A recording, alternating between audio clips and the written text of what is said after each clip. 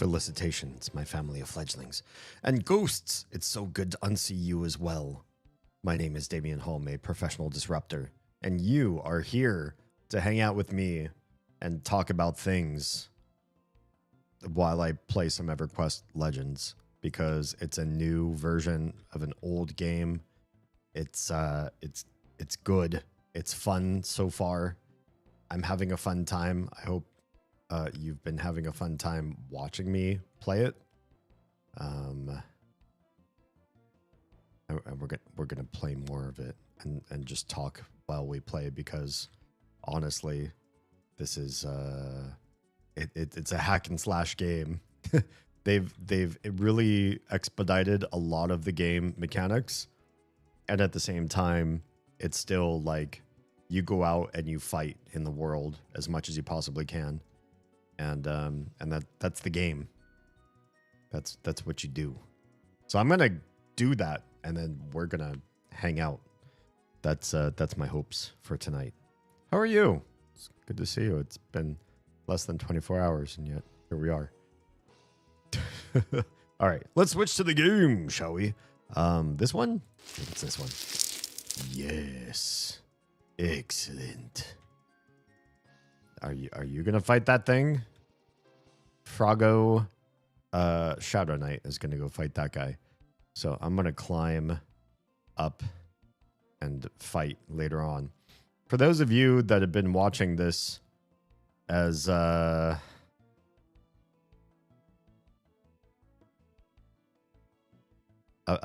progress stream, wow, I very blue screened for a second there. Like you wanted to see the progress of my character so far, sort of thing. Like things move really fast in this game. So last I was here on stream, I think I was around maybe level 10-ish or so, and now we're level 21. Your experience moves very, very quickly. Also, somebody stepped into Rivervale while I was hanging out there. I was like, hey, you look like a Lobby, and I was. How would you like a bunch of high-end gear? And I was like, naturally, of course. You know, I've already played this game for many, many years. So why wouldn't I take any advantage I can, even being a low-level character? Well, hello, first champion Troa.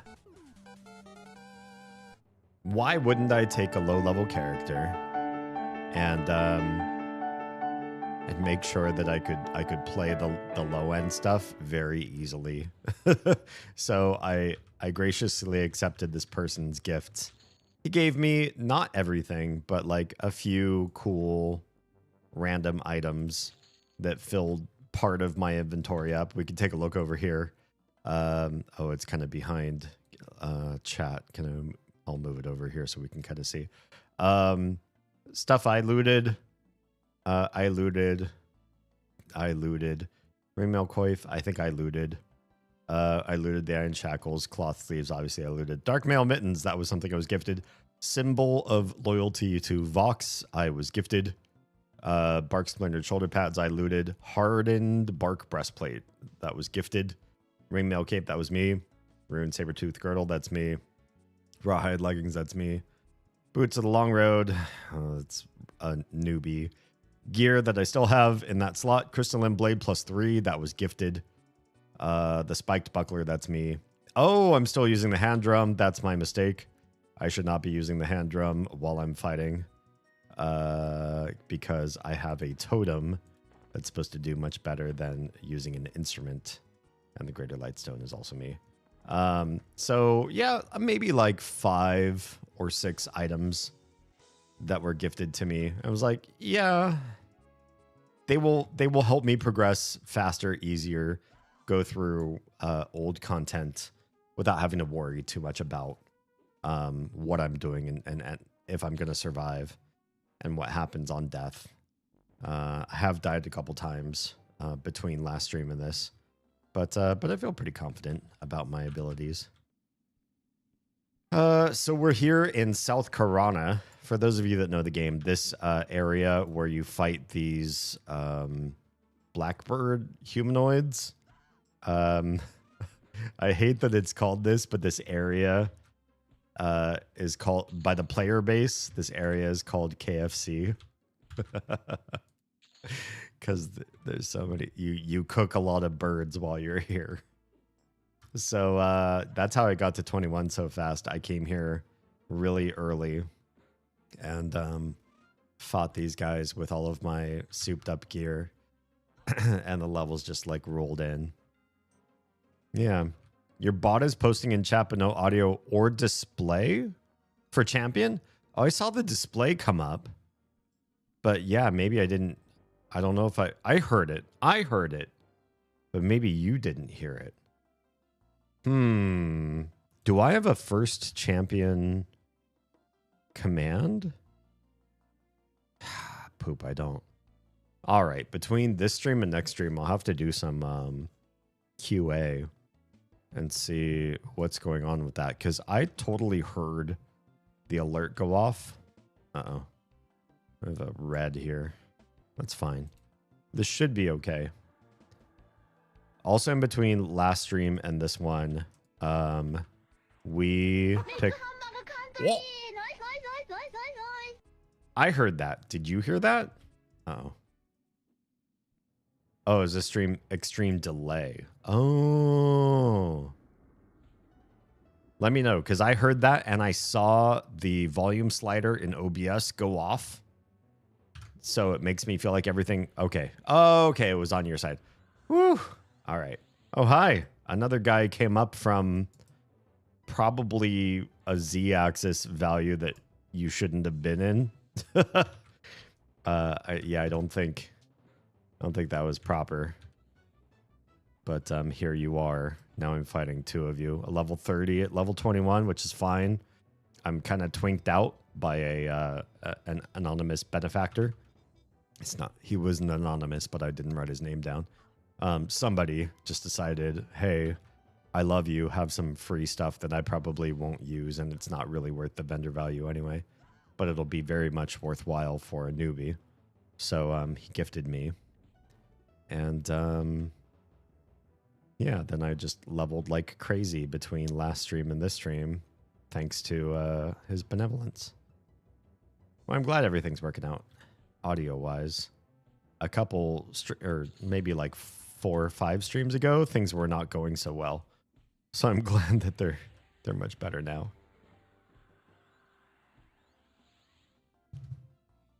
I should probably turn auto attack on. And I have almost full health. Maybe I should start healing myself.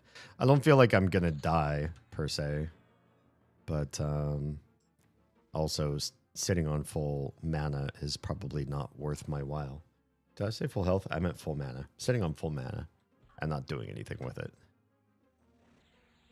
While these levels higher than me birds try to do their best against my overpowered armor, and they can't do it.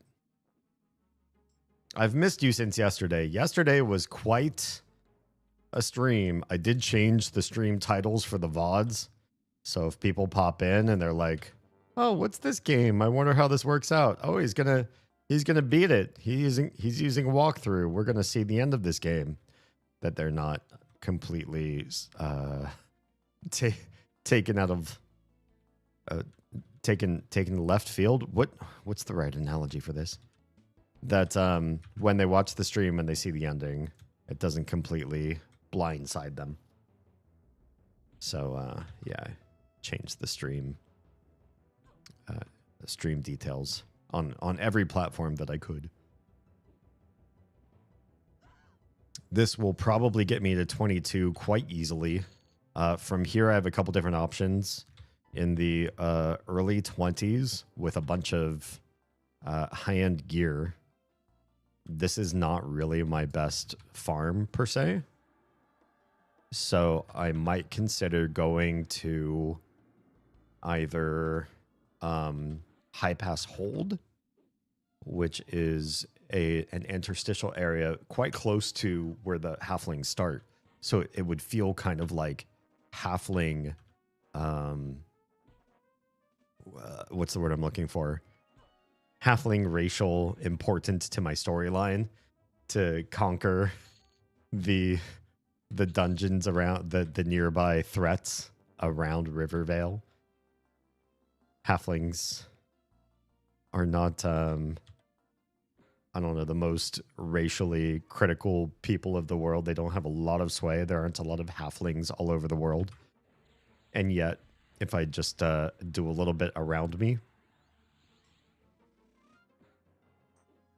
maybe it'll feel like I'm a better halfling for it. I'm protecting the lands near me. An egret and a rook. This should be easy. Closer to home, not far afield. Is that... What's that from? It almost sounds like Lord of the Rings, which we just watched with the girls. They really liked it. I feel like they really enjoyed Smeagol's character. I think there are different age groups that align with different characters. When I watched Lord of the Rings, I was very much a Legolas fan. My girls are Smeagol fans. Kind of. They see him as a frenemy, you know? He was helpful. He was critical to the movement of the story forward, protectorate of the main ring bearer characters, and yet also wicked at the same time. Really breaking expectations for what you hoped his character would be able to do for other people. It's an old adage. Oh, the closer to home, not how far afield. Farther from home, but closer in heart. Oh, nice. I like that. No wonder it sounded Lord of the Rings-esque. It's kind of an older adage. I do like linguistics, especially older linguistics, stuff that's sort of like been filtered through the course of time. We don't really say certain words anymore. I'm particularly, well, I'm a nerd for basically all linguistics, so I don't want to say there's this one type of word and it's the one thing that I'm really the most excited for. I'm just excited for words, period. I'm a wordsmith. But I will say one type of old word that I'm particularly excited about is the kind of word that we have a modern term for its antithesis, but not the main word itself. I'll try to think of some examples, because now that I use that classification to say, yeah, there's these words that exist, but we don't use them, but we use their antonyms, you'll be like, well, what the fuck are you talking about? So what's a good example? So unfazed. This is a great example. You go into battle unfazed. You are going to fight the good fight, and nothing is possibly going to stop or slow you down or mess with your determination. You're going to focus very strongly, and you're going to overcome all obstacles, regardless of how distracting or confusing they may be. That would be phased, right? Technically, to be distracted, to be set back, to be confused or beset by your foes. But we don't use the word phased. We use phase in a different sort of light. And so to say unfazed is sort of interesting that we don't have the opposite of that. Let me see if I can think of any others while we're talking about it. Let's use...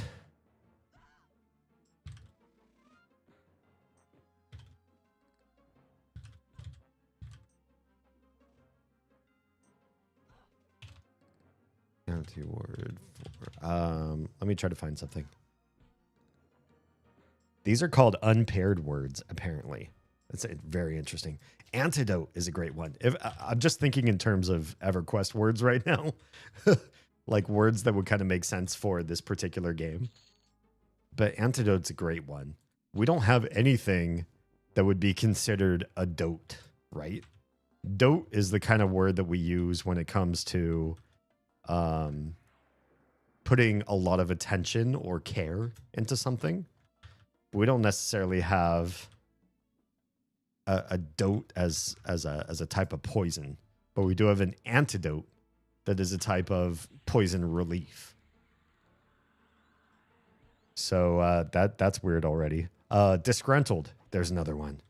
If you happen to be a disgruntled person, disgruntled employee, you're frustrated with everything. You're upset. You're dissatisfied. And dissatisfied and satisfied, those words exist, right? But if you're not disgruntled, are you gruntled? Gruntled would technically mean you are happy with things as they are. To say, I love my job, I love my boss, everyone treats me with respect, I feel like I have the right amount of work, and I get paid the right amount of money for the work that I do. I feel gruntled. It doesn't make any sense in modern English, right? And yet, if you say, yo, I'm really treated poorly, I am starting to lose my shit at this job, my boss is treating me like a cog in the wheel, and I just feel like nobody's listening to me, I could almost go into work and start some shit that I'm going to seriously regret. You guys, I'm seriously disgruntled. Disgruntled implies a gruntled term that we don't have. We don't have that word. It's pretty weird. Disheveled is another one. Apparently, there's a word, shoveled, that we've long since lost, which is crazy to me. Am I hiding properly? Yes, I properly am. Nonchalant implies a chalant word. I feel like chalant probably makes more sense, though. Like, nonchalant means you're calm and relaxed. So chalant means you're extra. Everybody's paying attention to you. You are trying to, maybe you're trying to pass as nonchalant, but you walk in the room and you make all eyes draw over to you because you're just too much. You're too much to contain in one body today. Hang on. I feel like there are a couple things that I want to make sure, a couple chats I want to make sure that everything's connected properly so that I can read your chat.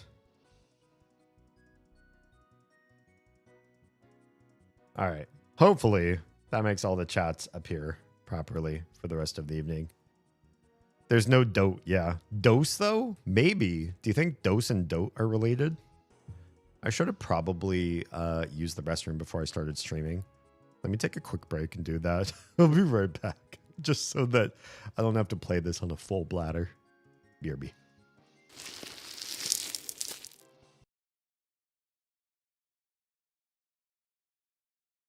The China interior is so different. That's cool. I can appreciate that in some regards. Can I read a document? Climatology statistics. Applying climatology for stellar body observation by Dr. A. Young. Chinese Climate Initiative, CASA. This thesis details advanced climate study techniques for application to non-Earth objects, utilizing the advanced technological strides made as part of the observation mission through the use of machine learning. Mars, why did you emote what you did?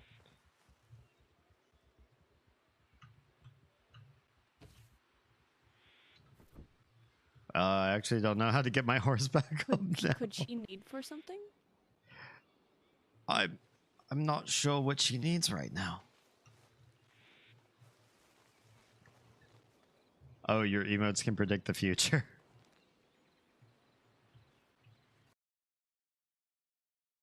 PP? But then if you say you're probably wondering what the fuck is my PP, that's something very different. Hey D, what's your PP? Oh. I'll show you in DMs later. Ow! Yeah, it's a lol shit. That means it's a horse. I know. For those who don't know. Sorry. Okay. I'm a bottom. I'm the bottom of the bottom. I'm the basement. I'm the grave. I'm 6 feet under. I know you could be watching this on VOD in your own sweet time. That's okay. I say night because it is night here. And I am a night creature who is doing a night. Having a night with you. Whatever your nighttime is. Sun in the day, bright in the sky, very high up sun. Still night. Still a night with us. That's one of my favorites. Honestly, that's one of my favorites. Otter, hi, hello and welcome. Hoi. Finally made it to the stream. I'm so happy that you're here. Welcome on in. Somewhat doubt the relation of dote and dose, but I'm gonna check. Please do. Sometimes linguistics surprises you, and words that are written very similarly together really have no relation whatsoever.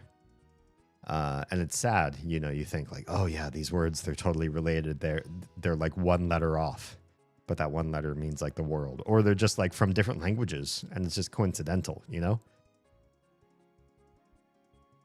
And yet, sometimes words that are linguistically related do really weird mutations.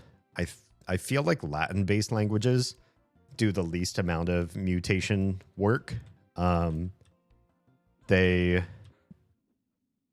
sometimes like a UE is an O somewhere else, and that's fine. It's just it's weird, but once you see it once, you kind of see it everywhere. Oh God, we're fighting everything in this room at the same time. It's fine. It's fine. I've got so much mana, and I'm so OP with all the gifted stuff that I was given. This really isn't a big deal. Although I should probably pull these guys this way because everybody runs to the north once they get hurt enough, and that's so the farther south I go, the more runway I give myself, so that I can fight these folks.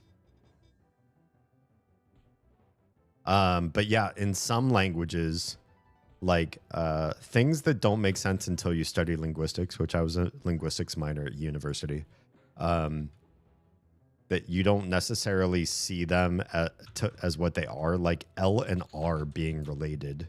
In English, hearing L and R as relational to each other really doesn't make a whole lot of sense. They sound pretty different. You almost think like, well, these are different parts of my mouth, and so they couldn't possibly be related. T and D, if you say T and D back to back, TD, TD, TD, like that, you kind of notice your tongue and your mouth shape and everything. They're kind of in the same place. It's true. The difference between like a very regular T in English. I won't talk about all the different American English variants on the letter T, but just your standard T and then D, they really only have one big difference, and that is that D has voice, like a voice sound coming up through your larynx, and T, you close it off, but you add a puff of air instead. So you get something through, but it's not quite the same sound because your larynx won't vibrate. All right, Avocet, you're only level 29. I should be able to fight you no problem with all my twink gear. And yes, it's called twink gear. There isn't a different word for it. There's no other name. I believe the term twink came forth through MMOs before it came through in other subcultures. But I'm not entirely sure. Well. Registered fangirl just subscribed. Happy 9 months, D. It's time for our stream baby Raoul to be born. It is time for Raoul to be born. I'm so happy you remembered the name. That actually brings me so much joy, because I remember our conversation about this, and I was like, I wonder if we will both remember, or if one of us will forget. And it seems that we both remembered Raoul. This makes me, yeah. Oh, thank you so much for doing that. This makes me, over the moon happy. I really appreciate that you remember our stream baby's name. Okay, let's catch up with chat now that I've cleared the top floor of this area. I'll let myself heal a little bit. Yeah. Ba ba ba ba ba ba. Yeah, they're not related on the surface level. Oh, dote and dose. But I didn't look all the way back to Proto-Indo-European. That's fine. PIE, as those of us who've studied linguistics like to call it. Proto-Indo-European is this crazy language root that really does span from like India all the way through, through most of Europe. Not all of Europe. Finland, and then going down south through the Balkan states and into Poland doesn't count. Poland got sort of assimilated by external cultures, but down to Hungary, which is very far south, actually. There are many linguistic trends between Hungarian and Finnish and some of the countries in between that are worth paying attention to. And outside of that, many of the other countries speak something that was related to Proto-Indo-European all the way across the Caucasus, all the way back to India. It's pretty amazing, honestly. That's not true of every language in the world. Of course, when you get down to Africa, PIE does not exist. The Middle East, definitely not. And then the Far East, China, and everything east or south of there, not part of PIE. But it does span a lot of different countries. Okay, so you may be able to do this for me. Explain umlauts. Umlauts are really just a diacritical for a system that wasn't made for every language, right? So the phonetic alphabet describes every language that uses it a little bit differently. So if you see the letter U as an example, you might not really map to that language's sound that they use U for correctly. But if there's no other competing sound for you, then hey, U is going to be whatever, this particular language decides to map it to. It's going to be their closest approximation to a sound that's similar to you. If a country or a language has more than one sort of roundy forward oo or u or some similar sound, they might need to differentiate between the sounds, and an umlaut may appear. Umlaut is not just used as a differentiator for a different type of vowel in English, and you might not know this. Oh well. Kit1004 just subscribed. Another sub. How about that? 17 months. I can't believe that. I really can't. I was just watching my subs lower in value today.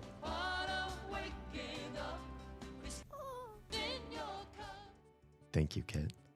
I was watching my subs lower in value today because a couple people's subs expired. And I was like, oh, this is fine.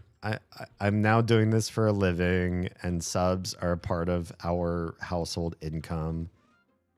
But when we see them expire, like something in my head says, don't look at that number deteriorate. Don't look at your total subs number go down and believe that you are doing a worse job at being a live stream. Oh, Rel! Rel_istic just subscribed. Oh, that wasn't Rel. That was Fangirl. How dare you? Thank you, actually. We miss Rel. And I hope they pop in thanking you for the sub. That was very sweet. Yeah, I was watching the numbers go down. I was like, no. People resub. They do. We shouldn't worry about that. Don't look at the numbers. In fact, I feel it very Han Solo.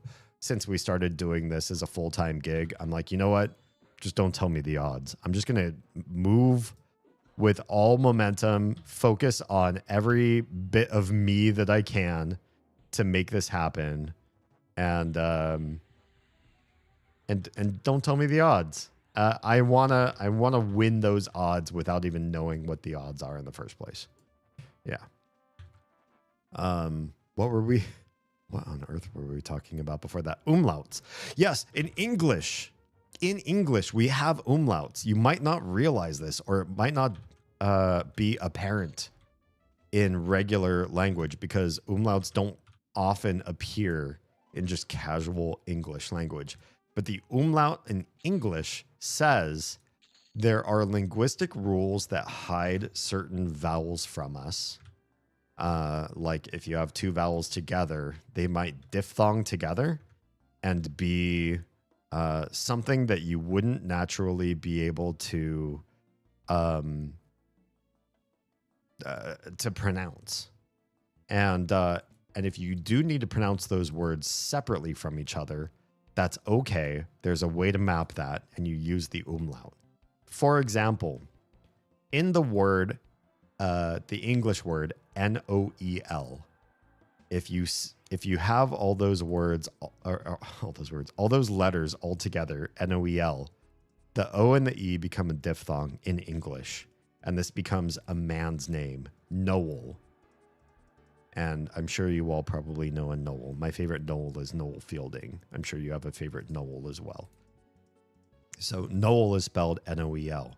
Now, there are some people that like to name their daughters a similar name, but with a slight different pronunciation, or talk about a festive holiday that is in some ways related to Christmas, and manage that through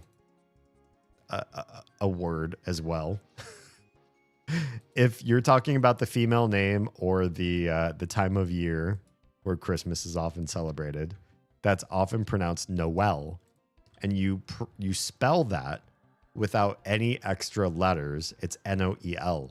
But in order for the O and the E to not diphthong together and become Noel, you have to put a umlaut over the E to scream, this is pronounced. This letter that you would normally diphthonging in, we are not going to, and we're going to keep it separate. That's why the name Zoe in Greek is just spelled Z-O-E, but in English, it's spelled Z-O-E with an umlaut over the E. It's screaming, don't pronounce this like Joe or toe. It's Zoe. Yeah. All right, let's catch up with chat now that I've had way too long of a conversation regarding umlaut. If you get me talking about linguistics, I will talk about linguistics. It's true. But yes, happy Raoul. Twink was used in gay culture before video games. It was? Oh, okay. So I don't know how it ended up being a video game term, but it ended up being a video game term. For obvious reasons, you know, it is an older, well-established character in an MMO who is then providing for a younger character and making sure that they are able to face all of the world's challenges thanks to their sugar daddy. Yeah. Umlauts are a result of a regular vowel shift in Germanic languages where vowels get rounded and heightened as a result from surrounding sounds to oversimplify. That is only one umlaut rule. Yeah. As I mentioned, the English umlaut rule is very different. It is not about changing the vowel sound. It's about removing it from the diphthong. Different countries use different rules for the umlaut. In Swedish, as a matter of fact, in Scandinavian languages, the umlaut often pulls a sound not about rounding, but more about heightening. So where A would technically, in Swedish, for example, because Swedish is the one Scandinavian language I know the most of, a traditional A would be pronounced with an ah sound. Not like father, but more like cot. The C-O-T, not C-A-U-G-H-T, because that can be different for English speakers, depending on what region you come from. But C-O-T, cot, like a thing you sleep on. Cot, ah. Then there's an A with a circle over it in Swedish, and that's more like father, all, like a more rounded and back A sound. And then there's the A with the umlaut. Oh, well, there's level 22. That was all too fast and unceremonious. Did we get any new spells? I feel like that's a no. 22 gifted us with nothing. That's all right. Even nothing. I'm still one level higher, and these level 29 warriors will probably be that much easier to fight. The A with the umlaut over it in Swedish, instead of being an ah sound, is more like an ah sound. It is higher up. It is more forward. It's more like cat than it is like father or cot. Yeah. Yes, I read the Twitch chat on screen. Oh, I don't know what that's referring to anymore. I'm sorry. Oh, my auto attack is not on. This Avocet will definitely kill me if I don't actually swing my sword at it. It's probably a bad idea. Our son will be the biggest of gamers and Twitch will bow down to them. Well, shit, as long as you and I get a cut of that. I know there are some rules when it comes to letting kids stream that they have to hold on to a certain amount of that money is like becomes their college fund or whatever. But they should also contribute to the household in some way. Just saying. Yeah. Pie is tasty. It is. I agree. I love pie and all of its derivative separate languages and all the weird ways that it mutates from edge to edge. It's absolutely beautiful. Proto-Indo-European is what we're talking about when we talk about pie. Oh, you're running away from me. How dare you? Wait. This other guy's going to absolutely aggro on us. Oh, they didn't. You must be too blue. When I was learning German so I could sing it and was working on the accent, those killed me. The umlauts, I mean, it's obvious that it is a different sound, right? So then it really just lands on, I see this as a different letter of the alphabet than what we have in English. And I will use my senses to know that being umlauted means I have to remember a new sound separate from what I know of English. It's not so weird. You know, many other languages have a multitude of sounds, and the alphabet usually does its job in describing those sounds to the people trying to speak the language. And German is one of those languages where if you see a letter, you pronounce the letter the way it should be pronounced, the way you learned in kindergarten. English is not that case. English's mapping of sounds is awful. We have the letter T, and we tell kindergartners, how do you pronounce the letter T? And kindergartners say t, t, t. And then we have 3 or 4 other pronunciations besides t that we say, okay, that's true, but later on, you're going to learn T is none of that t, t, t. It's so many other, or not none of, but it's so many other things besides t. You're going to have to learn by exposure and rote memorization, because the rules behind why you pronounce things a certain way are labyrinthine. And unless you start studying linguistics, you don't really understand why stop doesn't have the same t, t, t sound that you learn when you're in kindergarten. And if you can't hear it, practice between the word top and the word stop. The difference in T sounds. There is a big difference between those two. And nobody who speaks English natively is naturally going to glean the difference between stop and top. But it's in there. It's already baked in the language. We do love Zarel? Yes, we do. Rel is one of my favorite people in my community. Although I will argue the vast majority of you who are here in chat and who are here most nights are my favorites, period. I also do have favorites among people that rarely pop in. It's probably not fair that they're rare and they're still among my favorites, but that's just how it is. It's just hard for me to narrow down. I like these people and I don't like these people. If you're in my chat and we've had a chance to really connect on a deeper level, chances are I just like you, period. You're great. You're a great person. This person is a shaman, a necro, and a wizard. I don't think I'll mess with trying to stop and buff them. They're probably well buffed. This is my KFC, by the way. Go find your own. Yeah. Go do something else. It's okay, pal. Bean and I lost 5 followers. Can you map that onto something? How did you just lose 5? I've lost followers. Don't get me wrong. The vast majority of the followers that I've lost are waiting for me to do more High Valyrian content.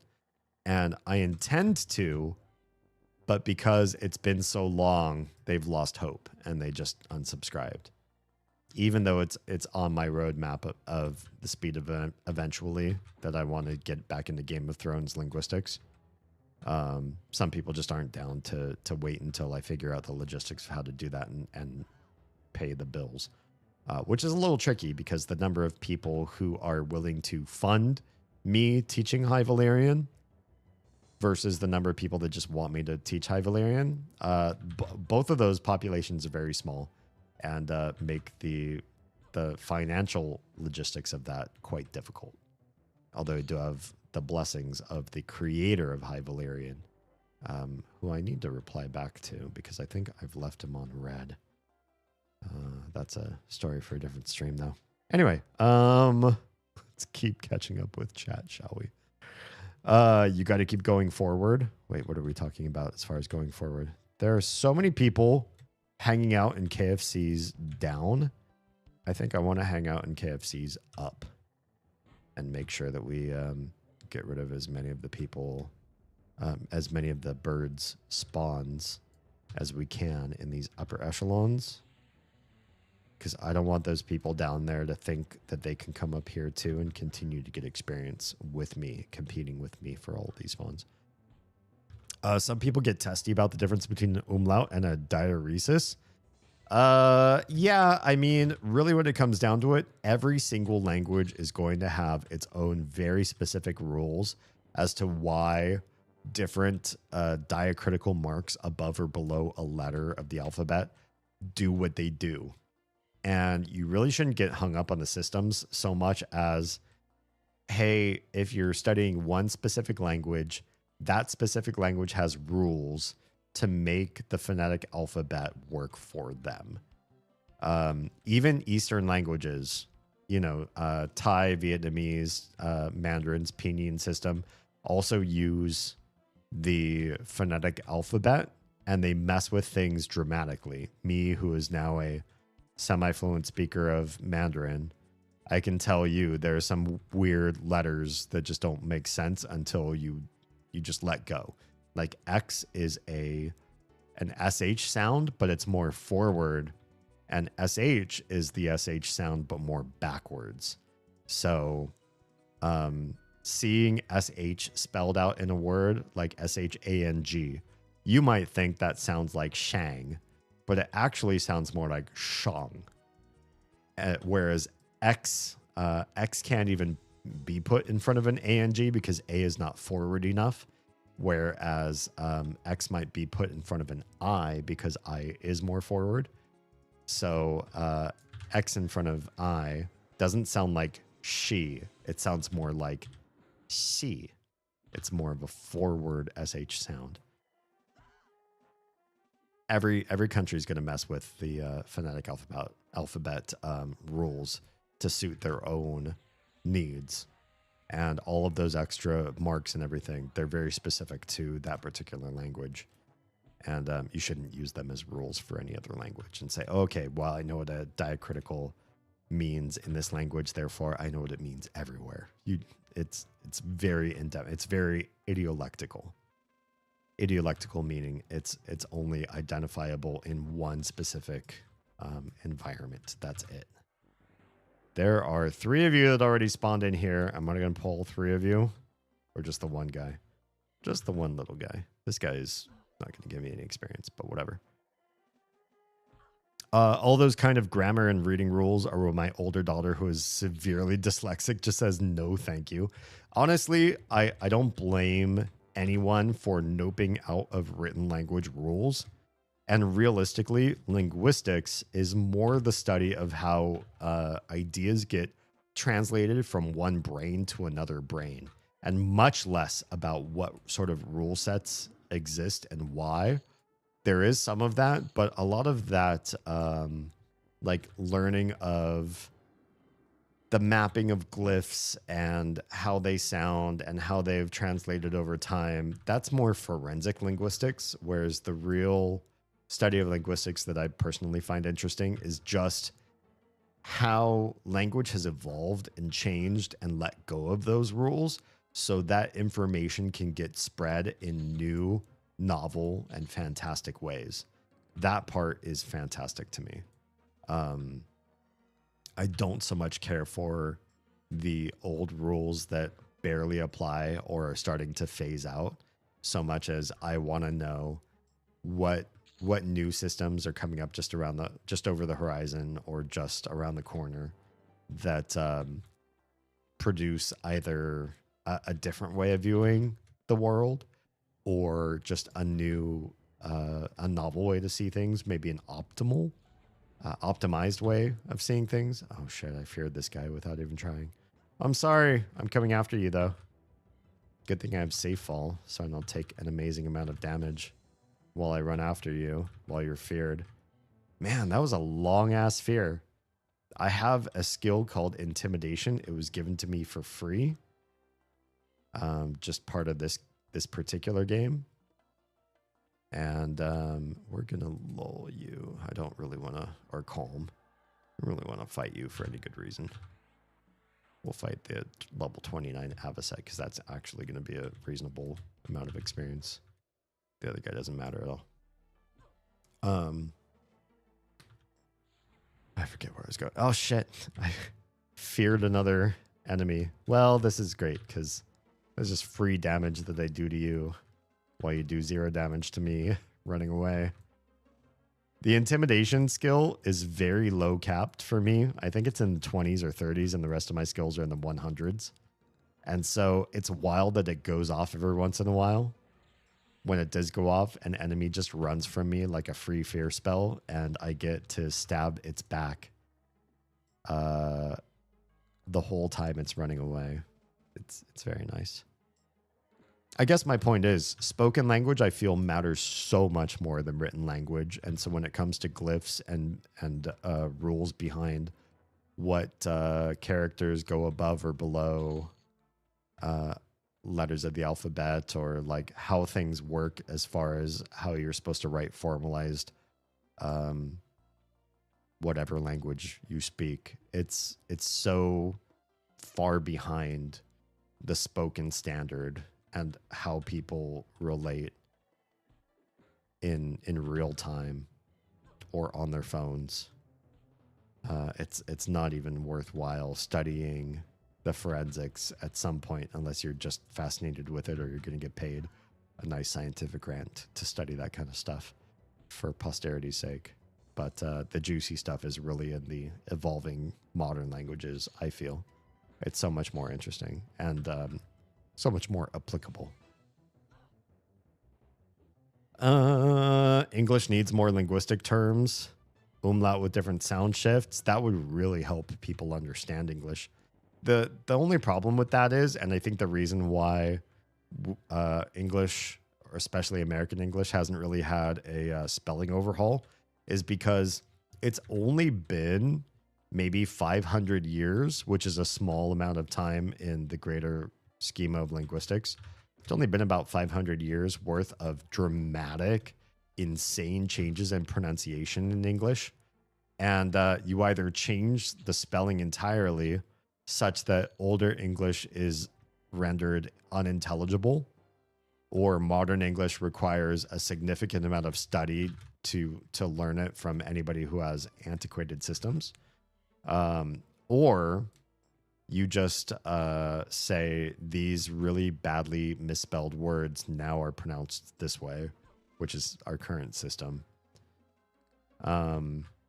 I don't know what the right answer is. Honestly, I think English has one of the worst spelling systems in the history of spelling systems ever. And so without some sort of solution that is both reasonable for new people to pick up and also useful for existing readers of the language to be able to like gradually shift over. I don't know. I don't know what the right answer is there. But yeah, it's awful. I do wish English made a lot more sense as far as the writing system goes. Or I think I done confused umlaut with different sound shifts. Can I get this guy to come down? Oh, hey, I got a friend. The Avocet's not going to join you guys? Oh, sucks to be you. We're going to fight these two, and the red is going to stay over there and not join in. I know too many, but not their names. There are so many sound shifts that have happened in English history. Not least of which, the fact that we have a lot of words that have an ending E sound that we no longer pronounce. That's a really large sound shift for a language. To have a sound that was the end of many, many words. Japanese oo sound without the lips around it, actually oo, would be a great example. Imagine a world where modern Japanese, and it's already moving towards this standard, to be honest, just absolutely removes the oo sound at the end of every word that has it. English already did that with the sound made by the E at the end of many words. Make, bake, cake, all of these have silent E's now, but they used to not be silent. Yeah, it's a weird language. Even within German, there's contextual sound differences, particularly with R and CH. When you say contextual, it's not just the context of the sentence and the word in question, what part of speech the word is, but it also depends on whether you're speaking in the northern part of Germany or the southern part of Germany. In the north, especially with CH, but a little bit with R as well, sounds are more back towards the back part of the mouth or the back part of the throat, whereas in the south, they're going to be more forward. And so you have a very different soundscape. This is true of many languages, and I think especially in the West. Western cultures that speak some derivative of Proto-Indo-European, you find a lot of geographical disparity between what they say in the north, which generally sounds harsher, more clipped, and more back of the throat, and the south will sound more forward and nasally and generally more sing-songy. Well, where the hell did you just come from? It looked like you fell from the sky, but I know there isn't an Avocet spawn right above where I am, so I have no idea how I ended up attaining you. It happened over the course of a few months. Oh, just saying no thank you to studying all of that. All those linguistic things in English. I don't blame anybody for giving up on English, to be honest. Honestly, the International Phonetic Alphabet is the greatest invention. I completely agree. I'm not much of a beer drinker, but IPA, which also stands for International Phonetic Alphabet, is one of my favorite inventions known to man. Just the idea that you can take any language, any weird spelling system, especially when it comes to things like English, and say, you know, I know that's how you spell it in your system. Here's how you actually pronounce it. IPA is the here's how you pronounce it system of writing words. You don't find it in every dictionary or every online resource, but you do find it here and there. And it is the way to know that you're pronouncing the word absolutely correctly, assuming you've done a little bit of work in understanding what each of the sounds in IPA actually map to. Yeah. I can't believe, like, we dinged level 22 not that long ago. I'm still catching up with chat. And I was catching up with chat while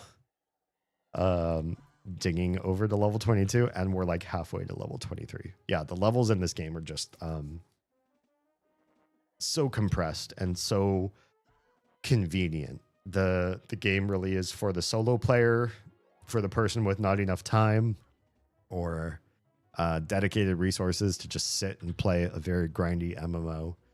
And being able to use 3 different classes at the same time is a treat. I have bard songs going off. I have cleric spells I can cast in the middle of combat, and my warrior class is just OP as fuck with all of the extra twink gear we were gifted, and that's why you don't see me casting a lot of cleric spells in the middle of combat, because I can just swing this OP sword and I'm doing fine, honestly. Yeah. I understand them better now, but an umlaut will forever fill me with dread. That and Brahms and a very strict voice teacher. I see. So it's kind of a more of a PTSD. It's like you were mapped to a certain negative experience, I think. That makes sense to me. I don't know that I have that experience with linguistics, really.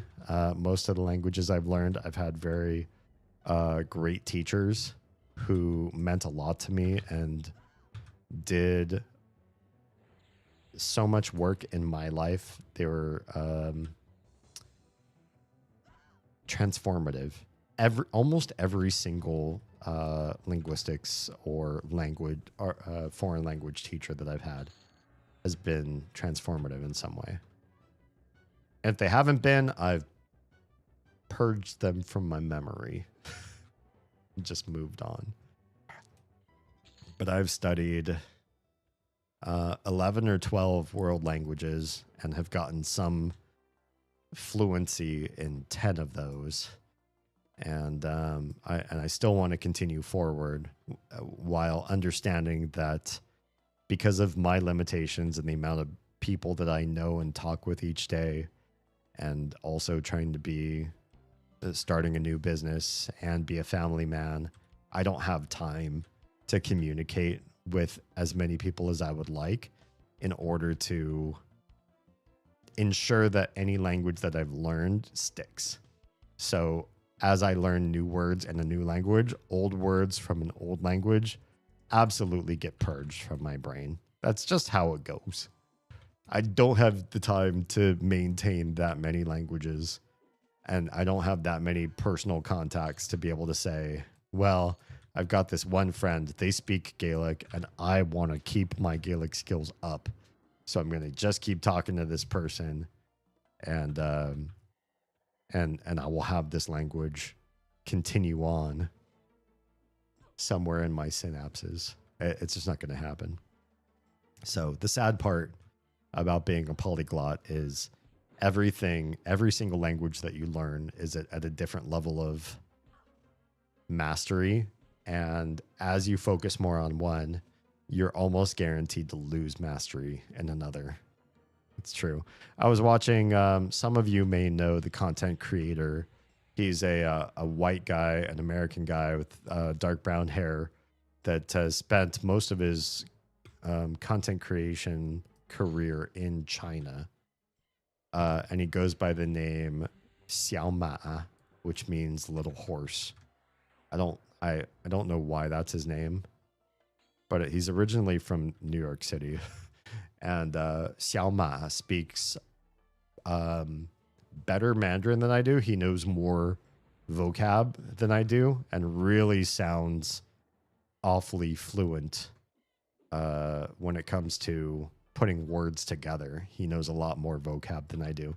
But his pronunciation makes him sound decidedly more American. I'm not saying that I don't sound like an American when I speak Mandarin.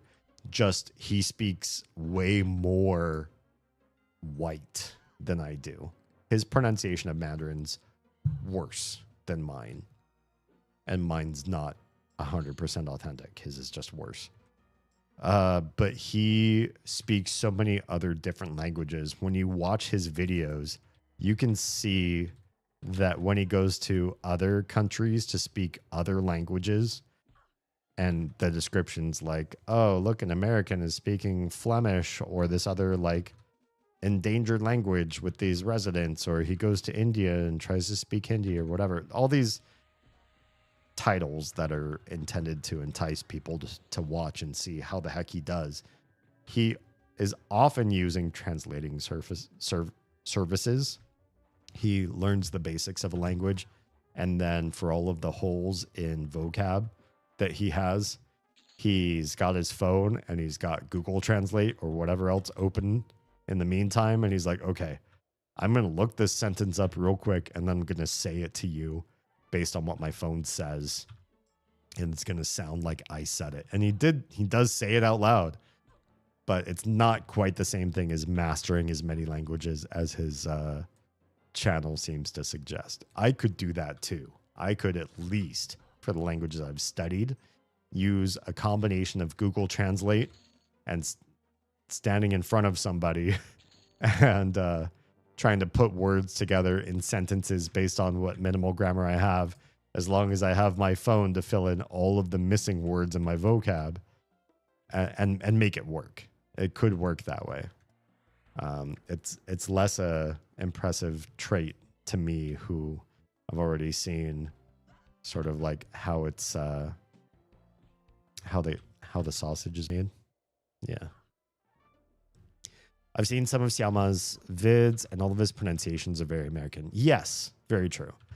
Doesn't matter what language he's speaking. I watched one where he took somebody from the jungles of the Amazon to Hong Kong to check out Hong Kong.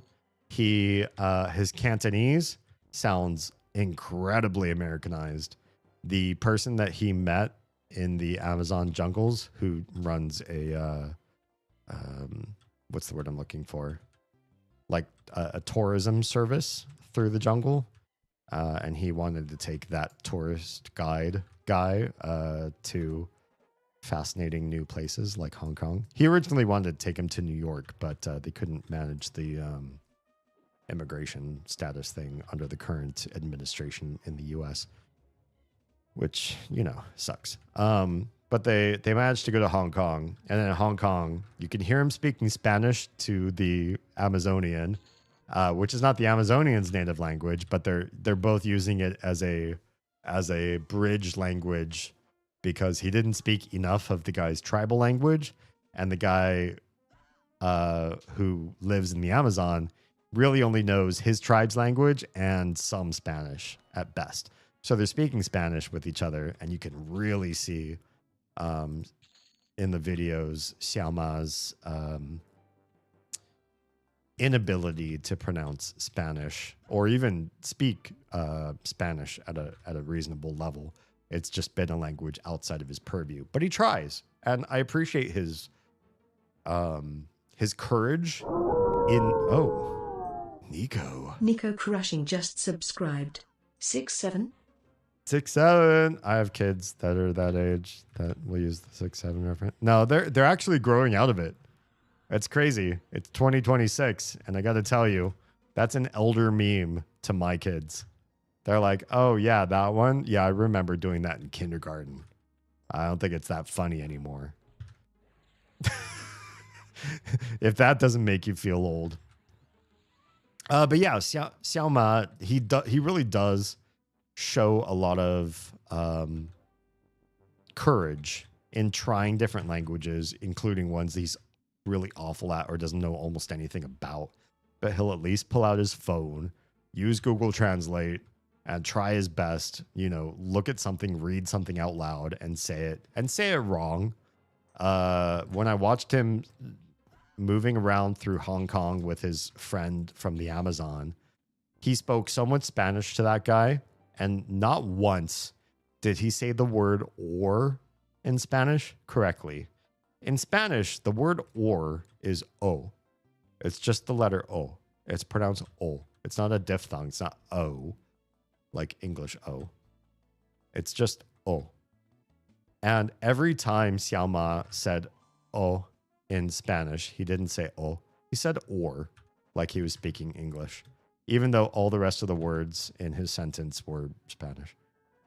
He's still a great guy, and he's still way more of a linguist than I am. He's massively better, more brave, more traveled, and more communicative than I have ever been in my entire life. But I'll still, pick apart his performance and say this could be better. This is a fault of his. This is less than the best standard it could be. But that's okay. He's getting ideas across. Honestly, that makes a world of difference. Just being able to get your ideas, the thoughts in your head, over into somebody else's head means a hell of a lot. Yeah. Particularly his Middle and Old English videos or sketch. I did not know that Xiaoma did anything with like older variants of English. That seems external to his purview to me.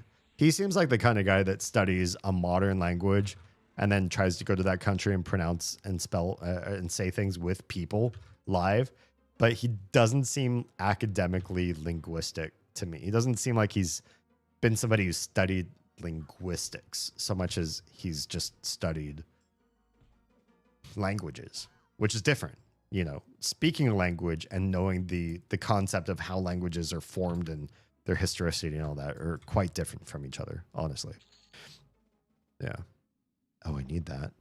What is this? This is new. Oh, pearl earring. I don't think I need that. I'm going to sell it. Actually, I should have checked. I don't think I have both of my ears. I have an empty ear slot. That was my bad. I'm going to open a bottle of my mom's homemade salsa. Share, please. It deserves a treat. I deserve a treat. I want some homemade salsa. Damn it.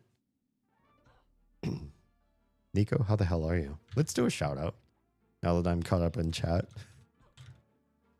Shout out to Nico.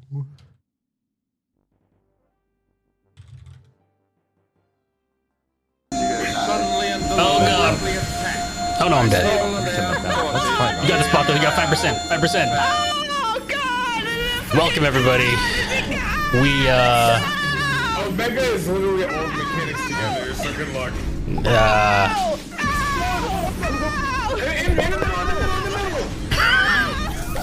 This started off as a good run, but it quickly turned into a big mess. This sounds like a big mess. Oh my god. Oh my. More dots. Put your dot on. Put your dot on. More dots. Heal yourself. Heal yourself. More dots. More dots. Oh shit. I regret to say that the more dots guys finished. Hold on. Hold on. Hold on. We're in there! Incidents will say the least! Dear God. That was a lot, Nico. That was a lot. Nico is a streamer that, while taking a very long hiatus to focus on other things in his life, you should go follow.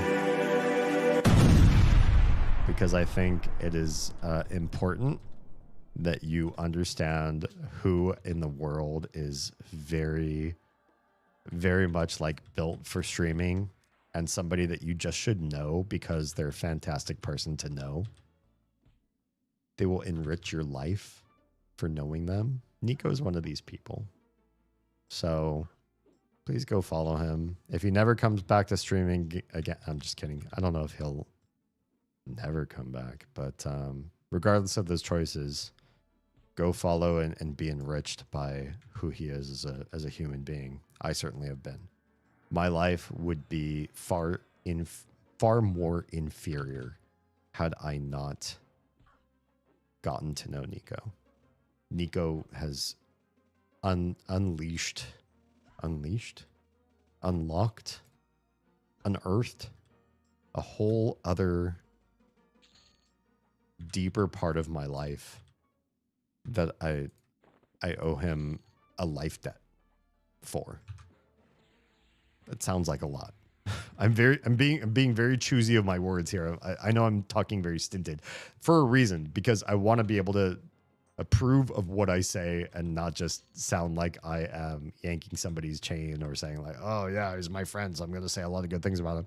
But like honestly and realistically expressing the level of depth of utility somebody has become in my life.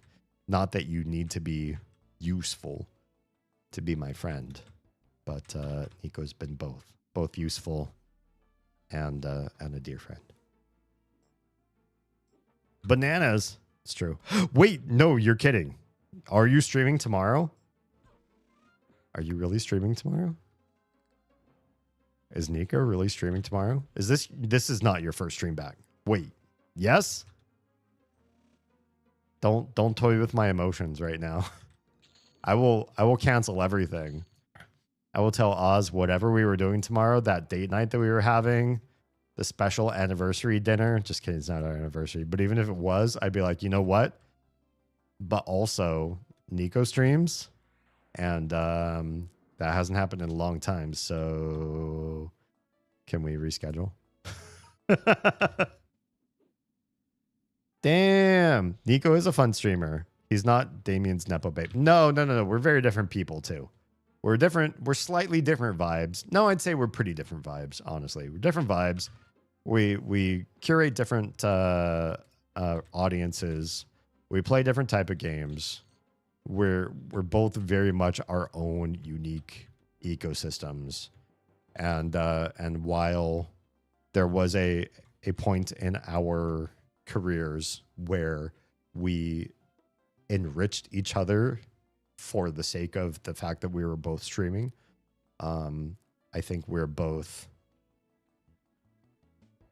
self-fueled machines now that do not require external assistance to find success. Yeah. Why are you streaming? First stream back since September 7th? Can you explain why? Can you tell my audience tonight a little bit about why you stopped and why you're starting again? I know a little bit about it, but you know, just to put it on personal record, I'm sure you're going to talk about some of this tomorrow. But since you're already here in my chat, why not give people a little bit of the inside track, a little bit of the scoop, and fill us in on what's going on?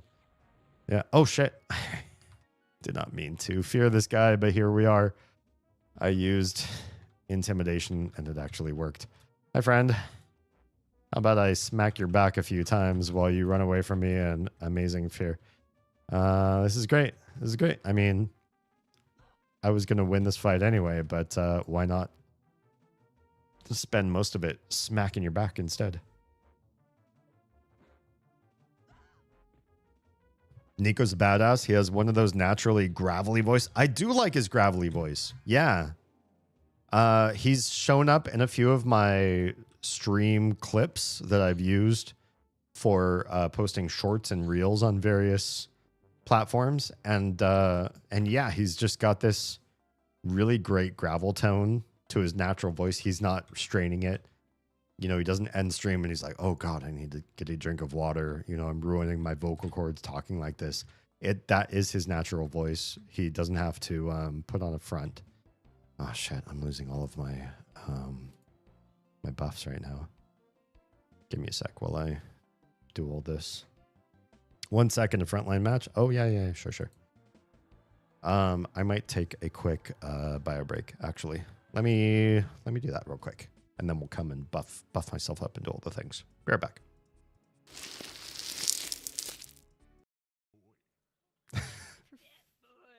Yes, Oz laughs like with all of her essence. Oz also burps with all of her essence.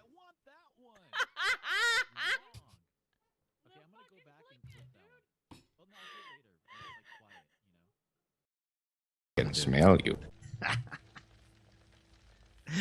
Mary, welcome. Wait, it didn't play the video? Wait. Give it a Where's- second. Okay. But it played the audio. The audio and the video are supposed to be matched together. Oh, it did play it? Oh, I must have been looking at the wrong part of the screen. When I heard I could smell you right in my ears, my eyes kind of darted around all over the place. I didn't see a video, but I also... I'm promising you on this stream, which will live on YouTube forever in the live tab, so you will always be able to come back here and quote me on this, that when I'm making enough money to run this household, I will come back to the principles that I stand by. You could break a hip. You could and may break a hip, especially if you are able to bear children. Every child you bear takes a little bit of the calcium out of your bones, and it's that much easier to break a bone from just standing to falling on the floor. All right, PSA over. That's my big thing. All right, let's help her up. Let's help Alma. She must have fallen while getting off the commode. Obviously. No. All right, I'm back. Hi. Some people are still in the cheap seats, and Nico's still doing his thing. Thanks for being here. Appreciate y'all. I had originally intended to pop on and sort of immediately talk about a deep topic that is more like modern pressing, I don't want to say breaking news. I kind of want to avoid the breaking news cycle stuff. Not least of which because I feel like a live streamer who speaks on breaking news is dooming themselves to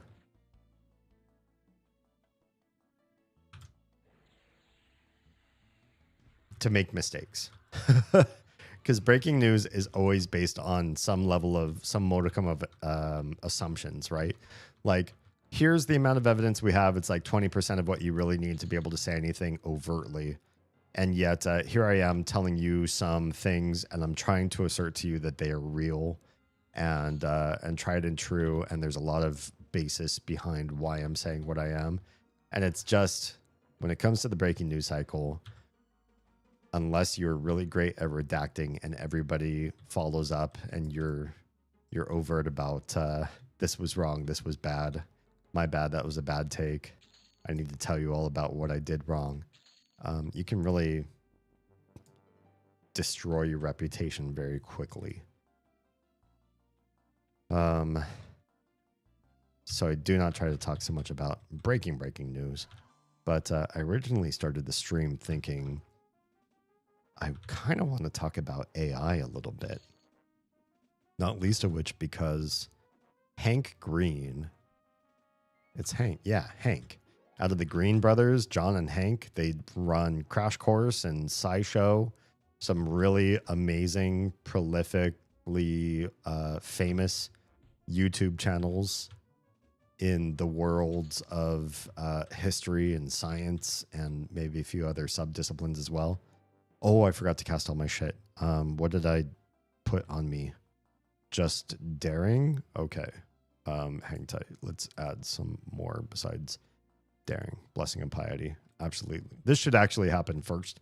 Blessing and piety lets you cast your other spells faster. So wouldn't you cast Blessing and piety first and then cast all of your other buffs? Hank Green, he was the one who is very famous for SciShow.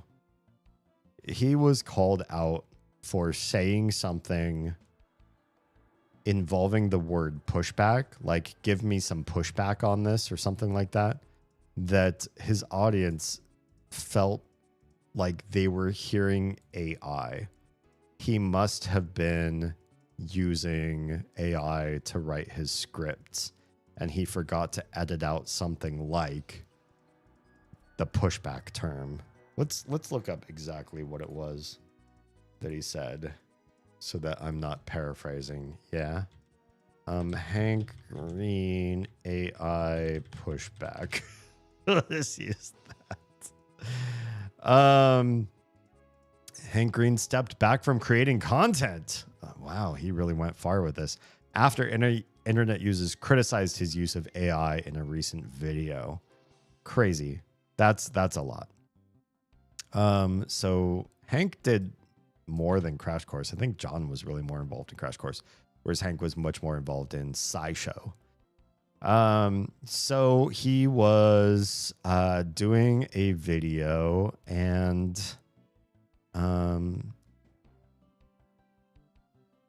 he said, "I appreciate the pushback." And the words "I appreciate the pushback" do sound kind of weird.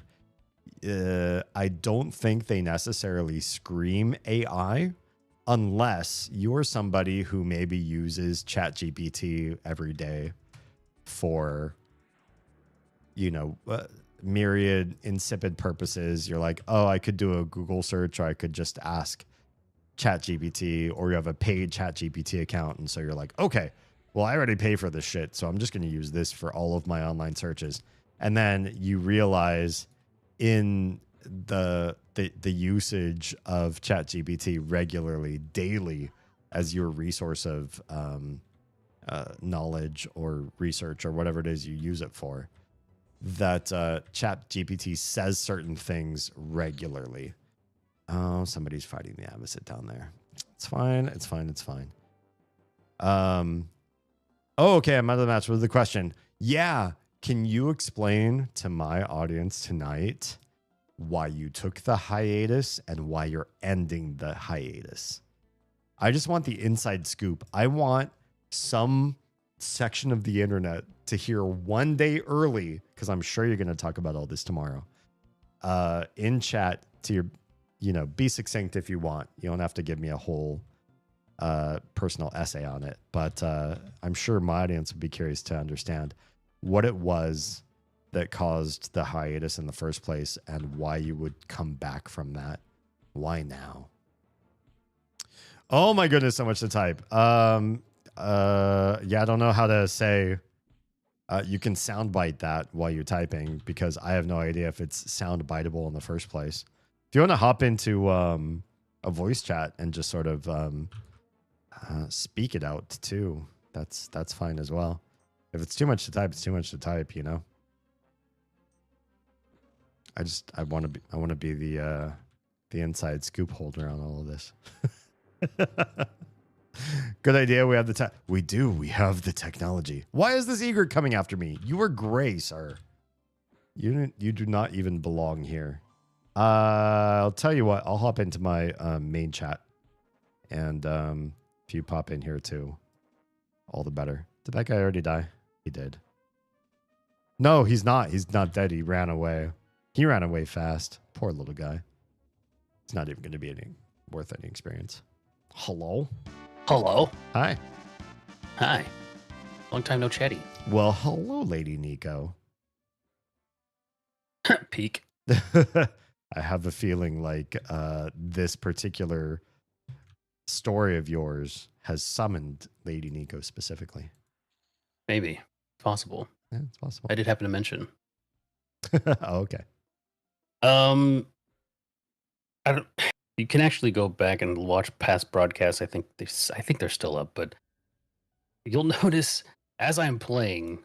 What was the last game I was playing? Final Fantasy X. Mm-hmm. I did not enjoy Final Fantasy X. Wow. And apparently, I'm not the only one. Like, who's Zanbei? Yeah. She was also playing it, and she felt the same way I was. Like, people who played it back in the day, as youngsters, enjoyed it. Sure. And then watching other people play it, it's very nostalgic. And they enjoy watching it. In the era, I think it suited well. Yes. But going back, I just playing it for the first time, I did not enjoy it. But that was just surface level. That was surface level stuff. I had a whole bunch of other stuff going on in my personal life on top of that. So while I was dealing with that in the back of my mind, trying to stream and hating this game at the same time, I was so grumpy. You could tell how grumpy I was, not in the right mindset to entertain people. Yeah. And I was like saying shit that could probably get me canceled. Oh. Interesting. Terrible. And do you think that was a byproduct of your your headspace, like the Absolutely. It was a lot of it was work, to be honest. Oh yeah. I mean, you know, Yeah. Oh yeah. a lot of it was work.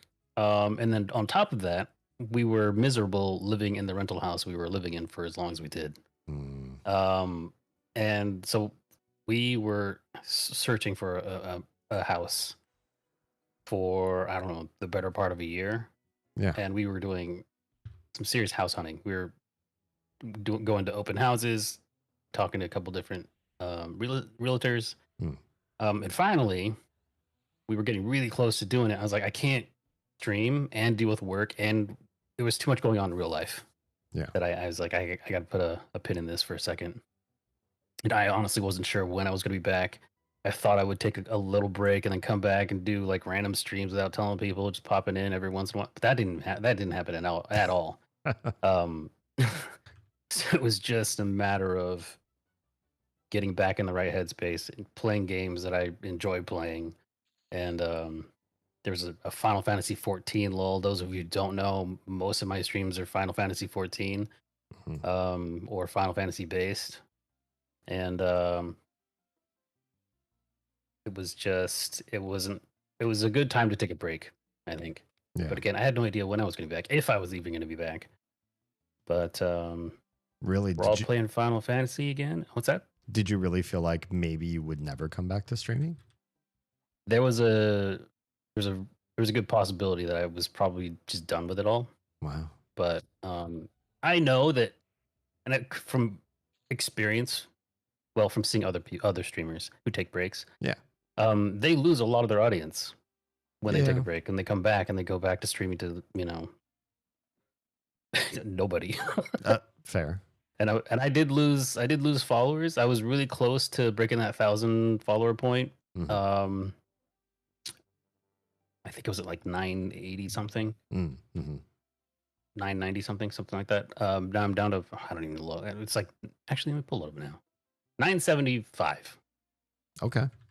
And you check in every once in a while, you see your numbers drop. And honestly, the first week I was like, oh, that sucks. Yeah. Or the first month rather. It was like, oh, that sucks. And then I stopped looking. I stopped watching. I wouldn't say stop caring, because part of me still did care, but I stopped looking. Because it affected, it continues to affect. Yeah, I mean, well, the watching and then not actually streaming to be able to do anything about it has got to feel just so Sisyphean. Like you're just seeing the boulder fall, but you're literally not able to do anything about it. So, right. Or if you did decide, oh, I'm going to do something about it, it's to the detriment of all those other systems that you say you needed to really focus more on at that point in your life. Yeah. Well, the other thing is, I've been thinking about coming back for months. As soon as we found the house, we did buy a house, by the way. Hey, those of you who don't know, thanks. And I was like, oh, this is gonna be really good for streaming. And then the closet in my office is big enough. It's a walk-in closet. It's not a huge walk-in closet like you'd find in a master bedroom. Mm-hmm. Sorry, primary bedroom. But it's a walk-in closet. But you're not supposed to say I'm thinking master about turning it bedroom into anymore. a sound studio. What's that? Yeah, you can't call it master anymore. But okay. Yeah, I'm gonna turn it into a sound studio and do some maybe voiceover stuff. Hell yeah. We'll see. That's the goal.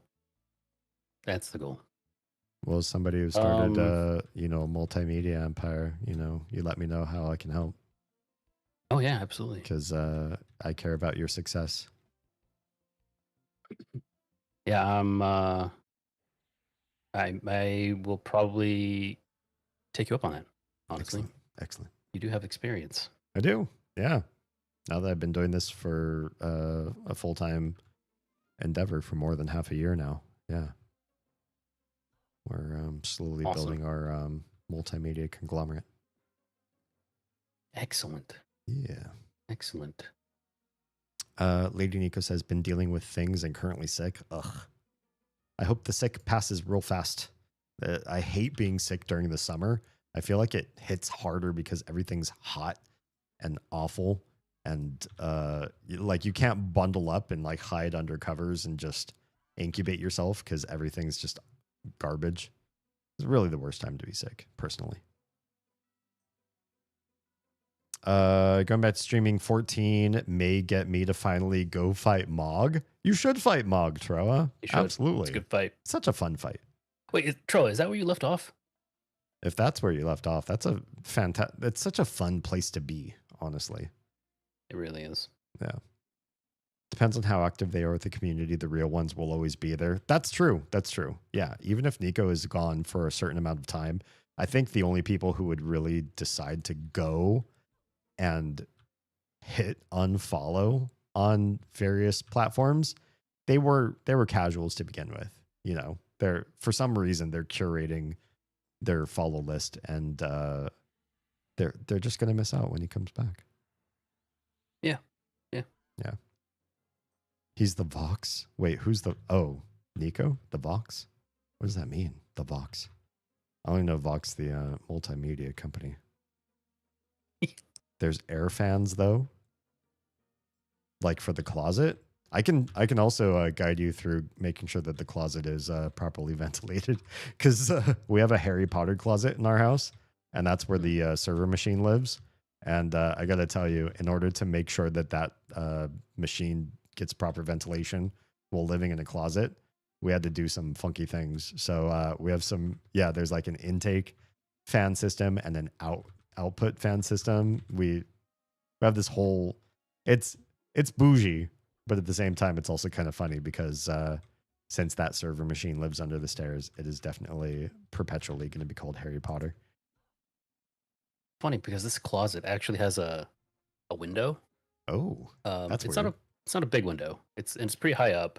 Mm-hmm. I'd have to stand on a chair to even see out of it, but That's weird. Faces northwest. Huh. Or is it northeast? It's northeast. Sorry, it faces northeast. So the first half of the day, if I close the closet door, it turns into an oven. So Yeah. if I was to do the voiceover stuff, it'd have to be at night. Yeah, absolutely. It would have to be at night in order to close the door. But we'll see. That's pretty weird. It's a weird setup. At It least is. it's a little bit more north and not south.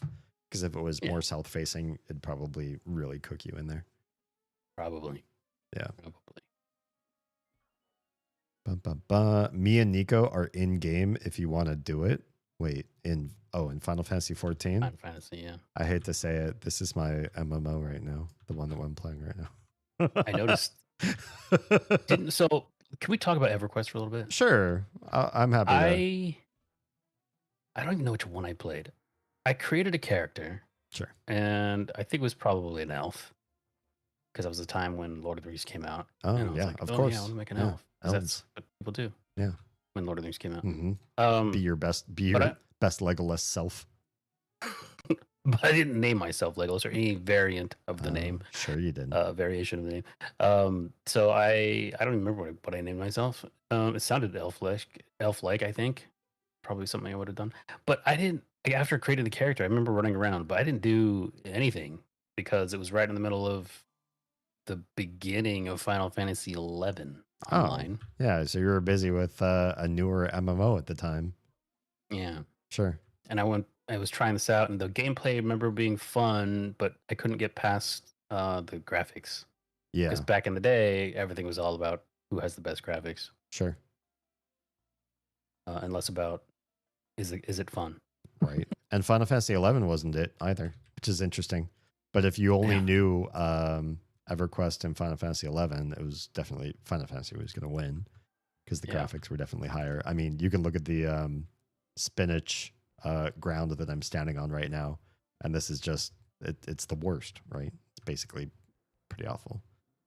But were there any? Sometimes they have that base ground. Even Final Fantasy 14 has it, where they have that the spinach ground, but they also add grass textures, model like actual models. Yeah. Did they ever add that to this? Sure. Yeah. Final Fantasy got me talking about the wrong game. EverQuest had an amazing graphical overhaul not long after the maybe third expansion.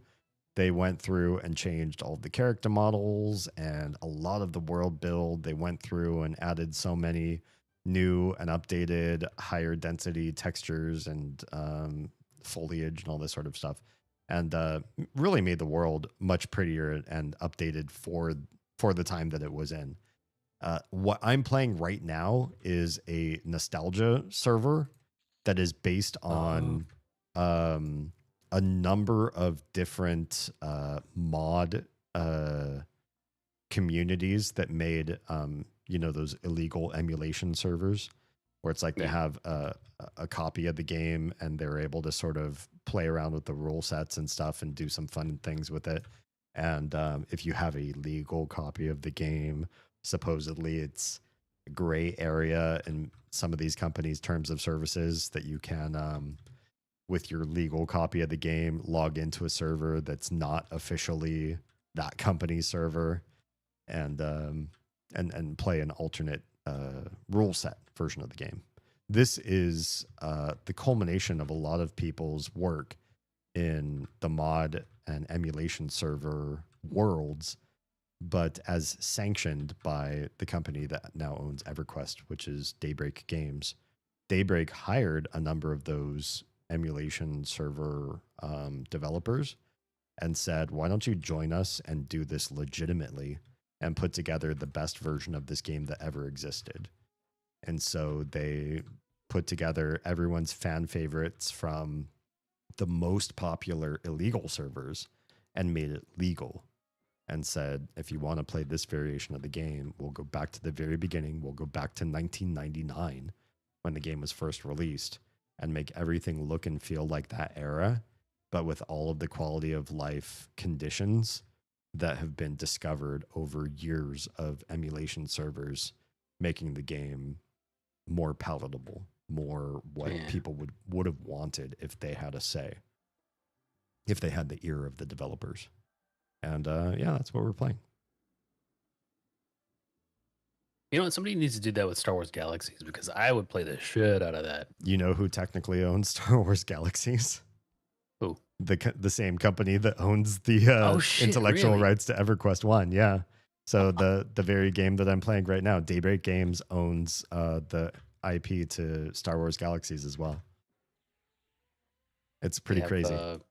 Old servers to join? I don't know. I have no idea if there are maybe, I don't know if they've left any of the original core game up for anybody to be able to join, or if they didn't, are there emulation servers that are out there that could possibly do some version of nostalgia gaming for people? No idea. Yeah, I haven't followed up on that. But I have so many fond memories of that game. I only played Star Wars Galaxies before the big overhaul. So that's the game that I really have nostalgia for. And that's the one that they decided was incredibly broken, and they patched all these changes and everything, made the game incredibly different to try to get in a wider audience. But I miss the original janky version of the game. Yeah. What did you... It wasn't even janky. It was just... I mean, it had... different and original. It had some rough edges, I think it would say. No, yeah, I'll give you that. Some parts didn't work as well as they should have. And my main was predominantly, I think you could spec in two different things. And I remember my first spec, or my higher spec, was in creature handling, and the creatures did not behave as well as they could have. There's a lot of issues with the AI around your pet management. Yeah. My secondary, I think I was in long rifles or something like that. I believe that was its own separate spec. Yep. Yeah. I think it's creature handling, combat medic. Okay. What race were you? Wookiee. Really? I was a Wookiee too. We worked at, do you remember Games for Less? Yeah. So all of us that worked at Games for Less, we had a couple guys in Tarzana's store. We had a lot of us in Fullerton, well, some of us in Fullerton, and then we had a crew in Huntington Beach. And we all had this like Wookiee village. And funny thing is, it was on Naboo. by the beach, and it was this huge Wookiee community, and then it just kept growing and growing and growing, and it was impressive, and it was so much fun. I wish I knew you back then. It's so I know, sad me that too. we it's cruel reality that we met way too late to go on motorcycle rides with the probably the same people that we both knew. And we're not gamers together with the same gamer crew that we probably both knew as well. Because we are absolutely part of the same circles. And Yeah, yet, I'm sure. And yet, passing man. ships in the I don't know how it never happened. Yeah. Let me catch up on a couple missed comments in chat here while we're here. On AI, says Otter, I worry that some of my papers might get pinged as AI because I write in a rather odd voice academically. I think writing in an odd voice, though, will probably get you off scot-free because AI is odd in its own regard, but it's odd in a very predictable way. And if you are odd in your own predictable way that is not screaming the red flags that ChatGPT uses, like certain M- patterns, or it's not X, it's Y patterns, you're probably going to be off the hook. People do have idiosyncrasies to their writing, but very few people write exactly like ChatGPT does so poorly.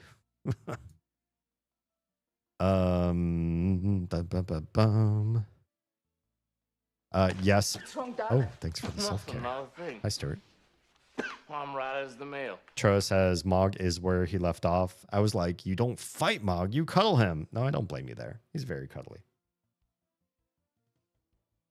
But my favorite Final Fantasy was 6. I would say 6 is up there for me. Definitely. Hope you're doing well. I hope you're doing well, you jerk. Say hi to Teresa for me. I have questions for Teresa, but I'll DM her. I don't need you to navigate that conversation and be the interim person between us. Yeah, Mog, King Mog. What is his name? He looks like just a big old cuddle bug. Wait, I'm the Vox. All knowledge of wires and multimedia. Somebody better tell Vox, the news medium, that I'm going to steal their name. I don't blame. I don't disagree with you. I think that when it comes to presenting information in a more factual sort of manner and keeping emotionality out of it and really showcasing both sides in a even-handed manner, I'm doing a better job than Vox itself. And I like Vox. They're a little more left-leaning, but I feel like they do come at things a little too biased, frankly. Yeah. Even if they're biased that I agree with, I don't think that that's correct. Moggy. Wait, what? Vox Techs trust us with your public image? That sounds creepy. The kind of shit makes my eyes hurt now. Wait, what makes your eyes hurt now? You haven't seen Has Been Hotel? Didn't we watch? We didn't watch it together. I watched it off stream with a group of folks that we probably both know. It was good, but if you are quoting it, I can't say I necessarily remember everything. It was often showed on Discord and very late, and I wish I honestly need to watch it again because I enjoyed it. I really did. Did you see season 2? No, not yet. Not yet. Nico, are you caught up on all that? Caught up on which one? Has Been Hotel. No, I have not started again. Not started it. Yeah. Hell of a boss. It's not really, I don't know. It didn't really look like my jam. I understand that it's awesome. Mm-hmm. And everybody loves it. But it just doesn't feel like my jam. Yeah. It's different. I mean, at its core, if I can eliminate a lot of other things that are maybe too spoilerific or too world buildy, it's like an animated musical, which is different. There aren't a lot of media out there that are both musical and an animated show at the same time. Yeah. It does a pretty good job at being both. Yeah. I think ultimately it's one of those stories where it creates characters and world building for people that have been longing for some sort of representation in the industry, to talk about stories and conflicts and interpersonal connections that have just been ignored or looked over in the greater multimedia landscape. And somebody needed to step in and say, hey, there are these stories that aren't really being told, and we're going to go through and tell them through a hellish landscape, because that's always fun. Has-Been might be okay for Nico, but I don't think he'd like Hell of a Boss at all. Oh, okay. Well, good to know. Don't watch that one then. It has really good character building, and what Damien said. Oh, thank you. Yeah. Ultimately, character building, I think, is something that as I get older, I feel like if a story does not build up characters that I can get behind, that I feel something for, so that when things happen to them, I root for them or lament for what's happening to them, I don't fucking care what happens. I don't care how epic it is. I don't care what the explosions or the special effects look like or the world building or anything. If your characters are vapid and if they die in the most horrific way, I'd be like, whatever. Where's the next big main character? Like, I gotta say, some of Game of Thrones, started to feel like that. And since Game of Thrones came and went, many other shows, I feel, tried some of the same concepts of like strong world building, deep lore, and these big complex systems where nobody is safe. And so you watch your favorite main characters die over and over again. But if you don't make me love those characters, who cares? They're just another cog in the wheel of you trying to stab me in the back and then twist the dagger. But a lot of that doesn't really affect me. If you're bad at doing character buy-ins, then whatever you subject them to doesn't bother me. Amazing songs, I would agree. Yeah, the songs are really well done. Who's my favorite character? Angel Dust, 100%, 1000%, actually, no lie. Yeah, nobody else compares even close. Sometime we'll have to talk on off stream as to why. Sure. Because it gets intimate as to the understanding of all that. But yeah. Personal? Yeah, it's personal. But yeah, it's a great show. It's a great IP, it's a great world build. And the animation style and the fast pace, I think, of both Has-Been and Hell of a Boss. They throw a lot at you very, very quickly. I feel like it's good for somebody who, like me, feels like I don't have enough time to sit and consume media. So if a storyline gets to be too slow, I'm already alt-tabbing, or like if I'm in a Discord call where somebody else is showing off the show, I'll be doing other stuff on the side. I'll be trying to multitask and whatever. And these are both shows that are faster paced and more like you really have to pay attention. And that keeps somebody like me connected to what's going on. Anything slower than that, and I'm already trying to justify why I'm going to work and watch at the same time. Lady Nico says, I love Nifty, but Alistor and Husk are personal favorites. I love all the characters, but yeah, nice. I think Nico would like Husk too. I could see that, honestly, from what I know about him. I don't want to say too many spoilerific things, but yeah.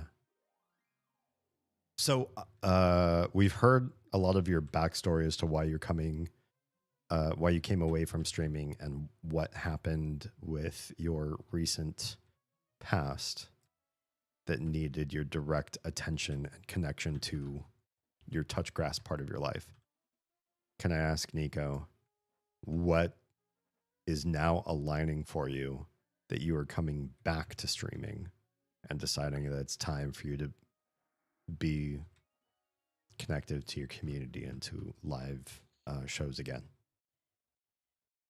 Sure. So I stopped.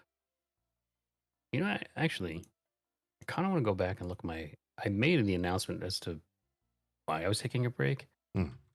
And I think a lot of it was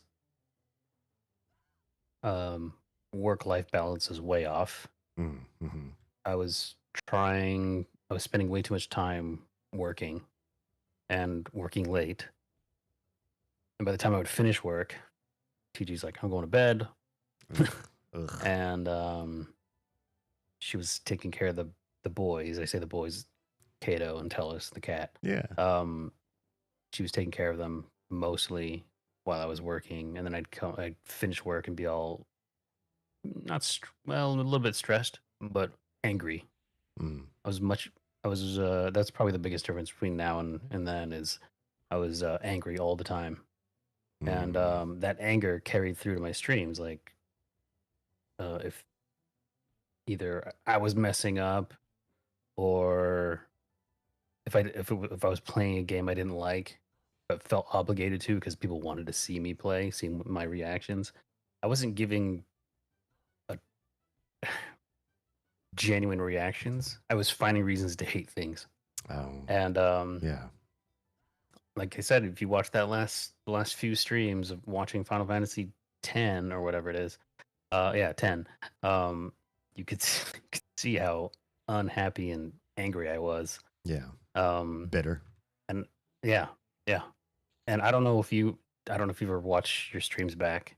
I did in the very beginning, and then every once in a while, if I was like, I don't know if that was a good stream, I'll go back and watch it while I'm working, put it in the background. And I was like, I couldn't even watch it. So at that point, I was like, I gotta take a break. And I said earlier we were looking for a house, and I really want to just focus on figuring out what I was gonna do with work. I was trying to get a new job, a different work. I mean, same job, but different company. Yeah. That didn't work out. I think I was. I mean, I don't want to get into that. I was aiming too high, and I didn't get what I wanted. I should have just sidestepped into that same role rather than going for management. I don't think I had any business trying to go in for a director role, but that's a story for another time, maybe off the air.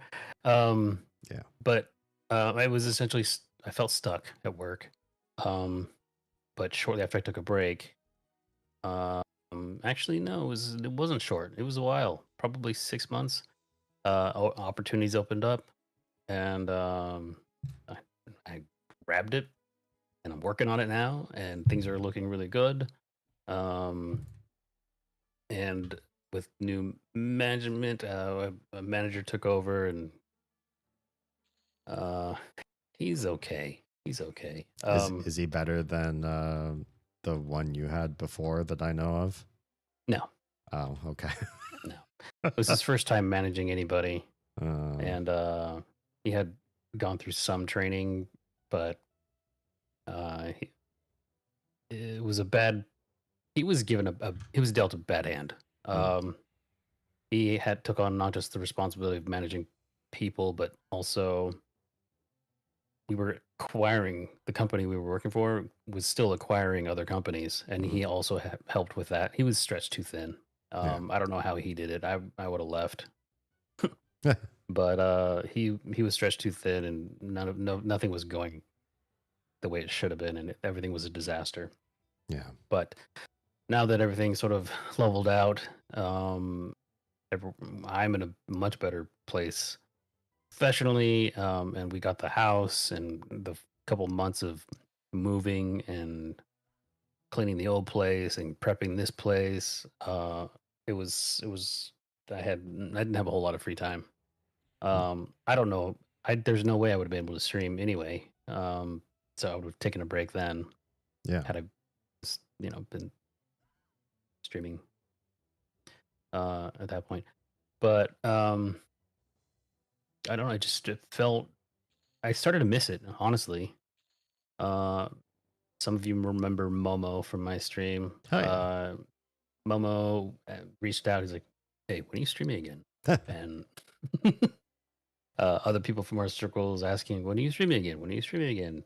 And I was like, I don't know. Maybe, I don't know. I'll think about it. And I did.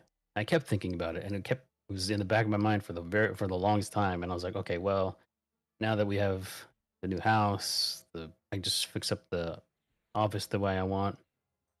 I have big plans for this office, this room, and some of it's done.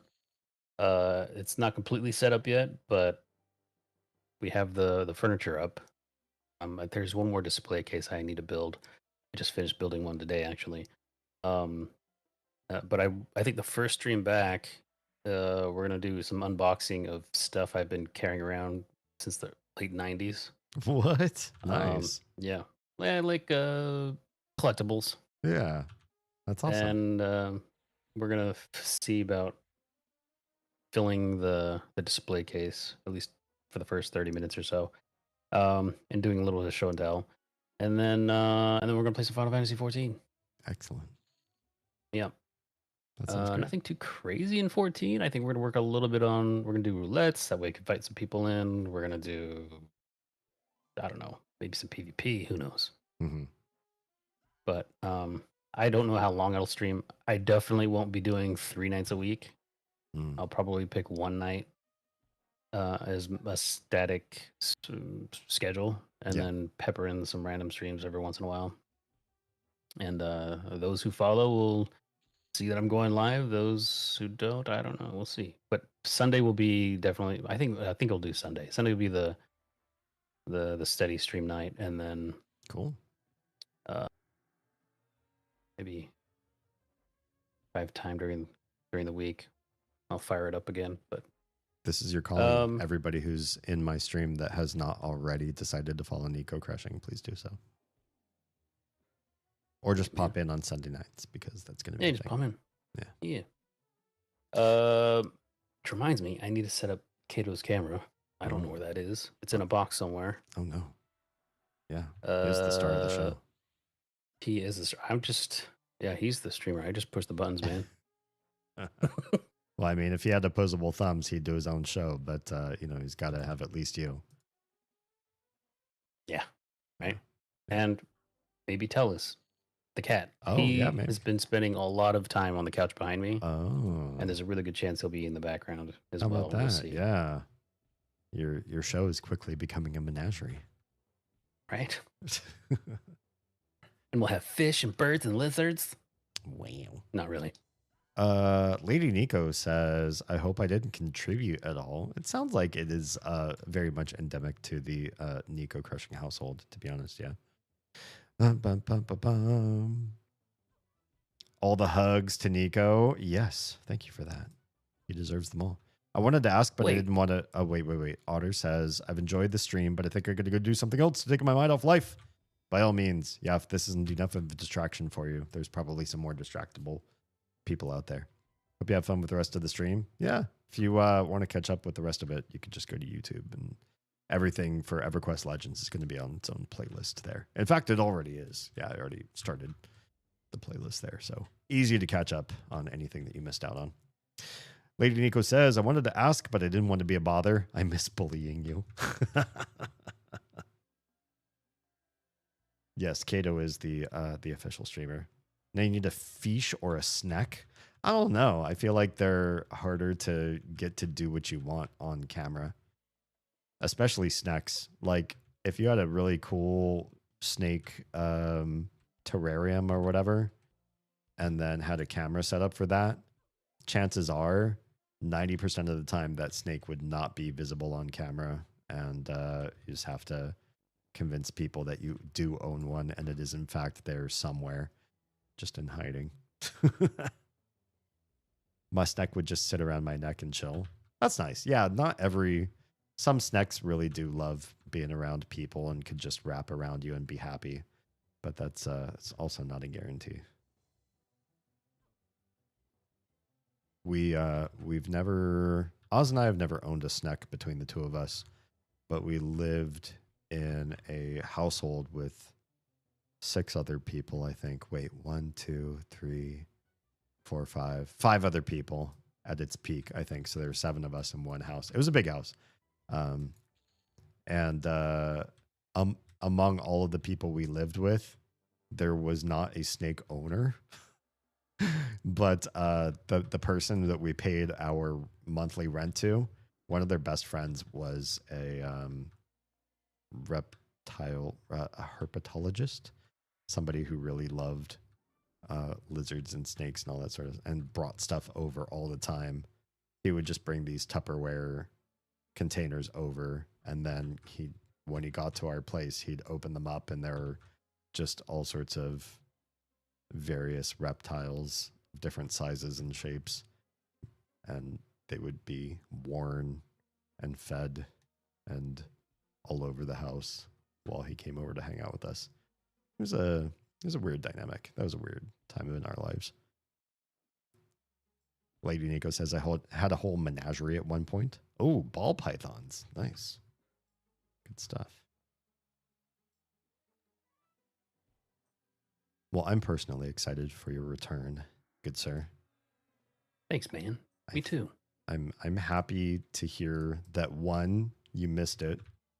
I know that seems weird to say, a negative emotion, like you felt a longing for something that you couldn't do, is a positive thing. But I feel if you were coming back to streaming and you said, I didn't really miss it, I just feel this sort of obligation, or I could use a new revenue stream or something, just sort of empty about it, I'd feel kind of bad that you were coming back to it.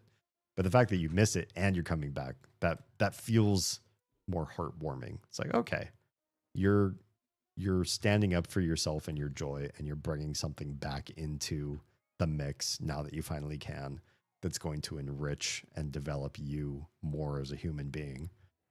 And you give so much to your community as well. Like, there's so many people that will be better off for your return too, whether you think that or not, whether you feel that way or not. Yeah. This place is honestly the biggest, let's say worry. Well, maybe a worry, concern. I don't know what you'd call it. A lot of people will do like return streams and expect big numbers. Oh, sure. Like the hoopla on having a return. Yeah. For me, I'm not expecting big numbers at all, especially considering I haven't even started to hype it up. Honestly, I should probably make an announcement post. I should have done that. Yeah, I'd probably 2 weeks ago spend some whatever bandwidth you have left within you tonight, and if not tonight, or if it just doesn't feel like you have the bandwidth, at least carve out some time tomorrow before you actually stream, and generate a little bit of hype up and tell people what's going on. Yeah. Just so people know what to do with their Sunday nights. Sunday can be kind of a tricky one for some people who have to work the traditional Monday through Friday 9 to 5. But true, people are going to bed early. Not actually, you know what? Not come to think of it. I mean, I'm obviously going to stream tomorrow. That's not changing. But maybe I might change my my regular stream day. Mm-hmm. I don't know what day that would be. Maybe Tuesday, honestly. I like streaming on Tuesdays. Okay. Yeah, I'd say as somebody who on Sunday nights we're resetting the kids off of their awful weekend schedule that breaks so many rule sets, and then it's like, okay, we need to tamp down and get you back into a school mindset. Sunday is sort of a crack the whip night for us. It's like, all right, this is the time you're going to sleep. These are the things you got to do. You got to make sure you pick your clothes out and do this and do that, and got to start off the week on a strong front. So for us, Sunday is kind of like extra hardcore nights to make sure that the kiddos are set up for success. They're in second and first grade. Can you believe that? That is crazy. Right? You just saw them and they were like toddlers, right? Right. Yeah. That is. Yeah. How long? What? 14-hour drive away. Yeah. Which I haven't talked about this anywhere except what I'm about to do right now. But you're not the only folks we know in your area. And Really? it might be nice for us to do another road trip out that way and say hi to all the lovely folks that we miss in that part of the world. Well, we got space. Excellent. Excellent. In fact, the house we're in now. You did see the old house. It's a similar layout. Mm-hmm. Okay. So the guest suite is downstairs, and it's ready. So mi casa es su casa. Wunderbar. Yeah, Lady Nico, by all means. I'm in a public channel on my Discord. You're more than welcome to pop in and say hi. As long as it isn't too late on a Sunday. Yeah, if Sunday is on the earlier side, I don't see an issue with that. But, that depends on Nico's other requirements. Hello. Sorry you're sick. I hope you get better quick.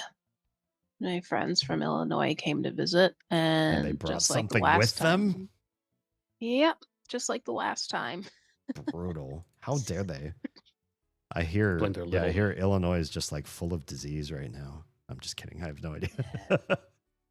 Yeah, they live in a not great city, so there's. But yeah, like she came up. She came for a protest. Something happened at said protest. Just I shouldn't say too much because the person is a bit of a crazy person. Let's just say the group that I have helped out with, they have someone who would stalk and troll their Facebook. And they somehow knew that we were there and started trying to make trouble. Oh no. Thankful nobody got hurt, nobody was hit, nobody was touched, but that dude was filming. My friend had her 14-year-old son there. It's just like, dude, stop recording. There's a kid here. Yeah. He wasn't listening. He just kept trying to get people to hit him. So yeah, that was fun. Oh, hello. It's a wild Troa. It is a wild Troa. Yeah. Well, come on in. Hello. But yeah, felt bad because that's the first protest she took her son to. Because I'm like, oh, it's gonna be low key. Usually we just wave over a bridge at people with signs, and yeah. But yeah, that was fun. And then, like I said, I don't know if you saw in a FC Discord, my border collie passed away about almost a month now. So yeah, been dealing with that. And then I've been sick the last couple days, so it's been hard. Yeah, it's rough. My condolences for your loss.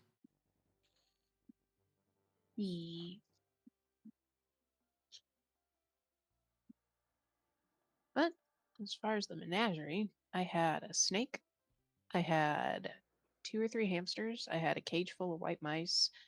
We had my border collie and her brothers and sisters and mom. We had my Pomeranian and we had my cat. That's still quite a pretty good mix. Oh yeah. Like honestly, I was sad I couldn't bring baby, i.e. the snake, with me because she was really sweet. Like it was always funny too because people come over and I'd just be like, "Hey, do you want to meet baby?" And they're like, "Oh my gosh, where's the little fluffy baby?" And I'm like, "Here she is." And they're like, "What the fuck? That's a snake." It's like, "No, she's so sweet. Just put her on your arm and she'll just sit there and she'll give you little snake kisses." And they're like, "No, no." Snake So is when I first, I can't remember how long ago this was, but Lady Nico and I jumped into a VC once, or VC with cameras on, and she was showing me. You were showing me your aquarium collection. I don't remember if you had fish or not. Did you? Did you have fish? Yes, I had a smaller tank when I was in Washington State, but when I was living in um when I lived in the condo, I had two different tanks. I had a smaller 7 or 8 gallon, which I later converted into a 10 gallon, and then I had a second 10 gallon and a 29 gallon. One of the 10 gallons actually got a leak in the bottom of it, and I lost my beta that I had. It was a blue and white one, like a like frosted blue, like not completely dark blue. But the African dwarf frog that was in that tank survived, so I moved that one over to the other tank, and then the 29 gallon was my rainbow fish tank. nice. That's a lot of tanks. Yeah. Like the one that I had the beta in, the second one, because like I had two tanks with a beta in each of the 10 gallons, because obviously you cannot put beta fish together. You have to keep them separate. Right. So the main 10 gallon that I had, that one was fully planted. And other than needing to do a slight water change once or twice a month, that thing pretty much took care of itself. Hmm. Uh, the big rainbow tank, that one was not planted. I kept meaning to, but never got around to it. That one was a little bit more to care for because there were a lot of fish in that tank. But yeah, honestly, I really do miss having the rainbow fish tank and my other one because I actually went and got a nice 10 gallon tank, water box aquarium tanks. They have really nice ones that have no rims on them, so it's just a complete glass box. It looks really, really nice. The only thing though is like my Siamese kitty Astrea, I know that she loves playing with water, so now I have to think about that because my other cat didn't care. Astrea will dip her paw into whatever she can get a hold of. Oh, So I'm no. probably going to have to figure out how to put a lid on that rimless tank, which is going to be fun. So I think me and Adrian have pretty much decided we're like, because we were talking about going down to Mexico, but we're probably going to just go straight to Europe. So if anybody wants a really nice water box tank, I Oh, have it. You can come get it. there you When you go. say go to Europe, do you mean visit or move? Possibly move. Mm. Like his parents are getting older. He wants to be there. I don't know if he'll make it there before his grandma passes, but she's like 101 now and Holy. literally is begging for death. Like she's not there. Oh, Like she's not there at all, yeah. sadly. That's a shame. Which is also fun because we want to have a wedding and we want to invite all of you guys to it, but trying to figure out between being able to afford that and then trying to plan for the trip and moving and everything. It's just so much and too much all at once. Yeah. I mean, oh no, if it's in Europe, we have to take a Europe trip. Oh dear. Just kidding. Yeah, and you guys can come visit us in Europe. Like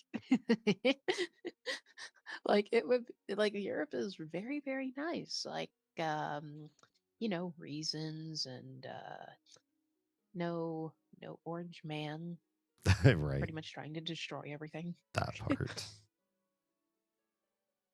Ah, but I'm yeah. choosing to escape to Canada because of Orange Man destroying everything. And your unique Yes. racial ability of being dual citizen. Yes. Nice. Must be nice. Born a benign dual citizen. Yeah. Like I wish like Canada's right there, but we also don't really have any of the real requirements that would make it easier to move up there. So it's just like, great. Yeah. Mexico would definitely be the more affordable option, but he's got family. He has the European citizenship, so Mm, we live there for 5 years. After we get married, I get my European citizenship. mm. That's pretty nice.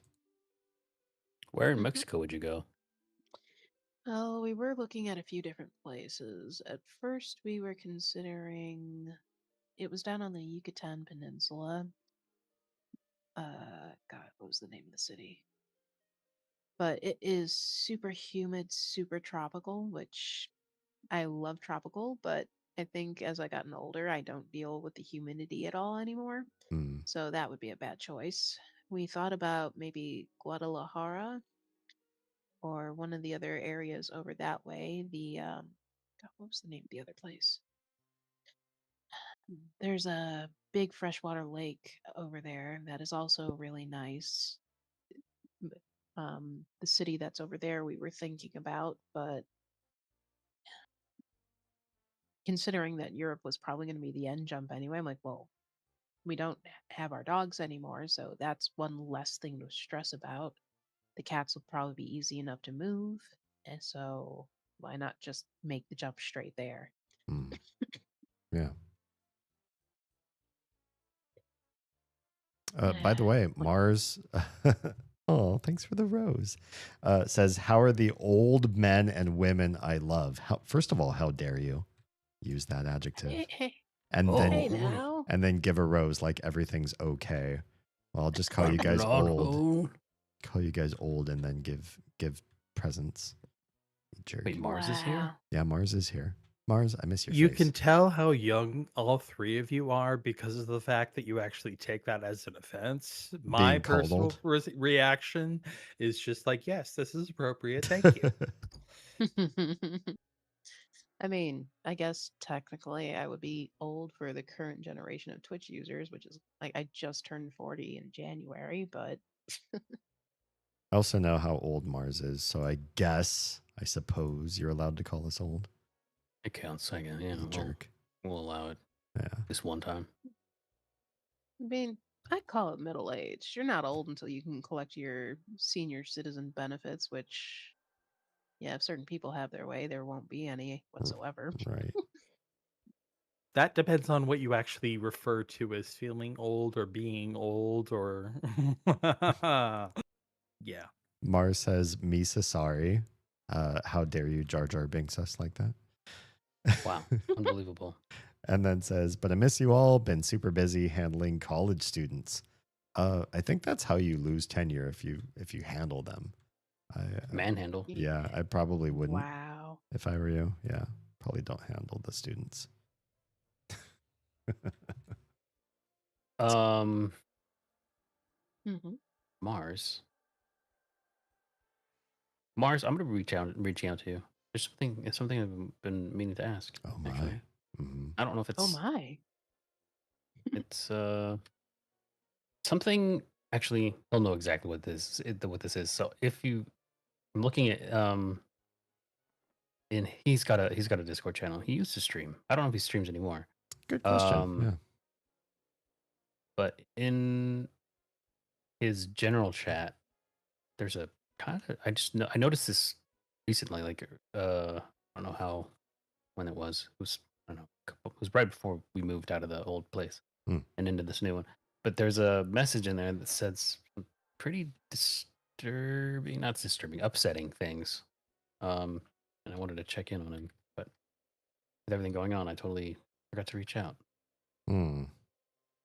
Are these things you're allowed to say on stream, or are they? I don't know. What's the Can level we of talk disturbing? about this or no? I don't see chat where he's chatting from. He's chatting from TikTok, so I don't know if you can. Oh, it's not going to be relayed to the live stream. Yeah. Yeah, TikTok's it's not not popping on on the the live stream stream. chat. Yeah. I haven't seen anything from Mars, so I've been relying on you to read them. Yeah. Apologies. I don't have a way to put TikTok chat up on live stream easily.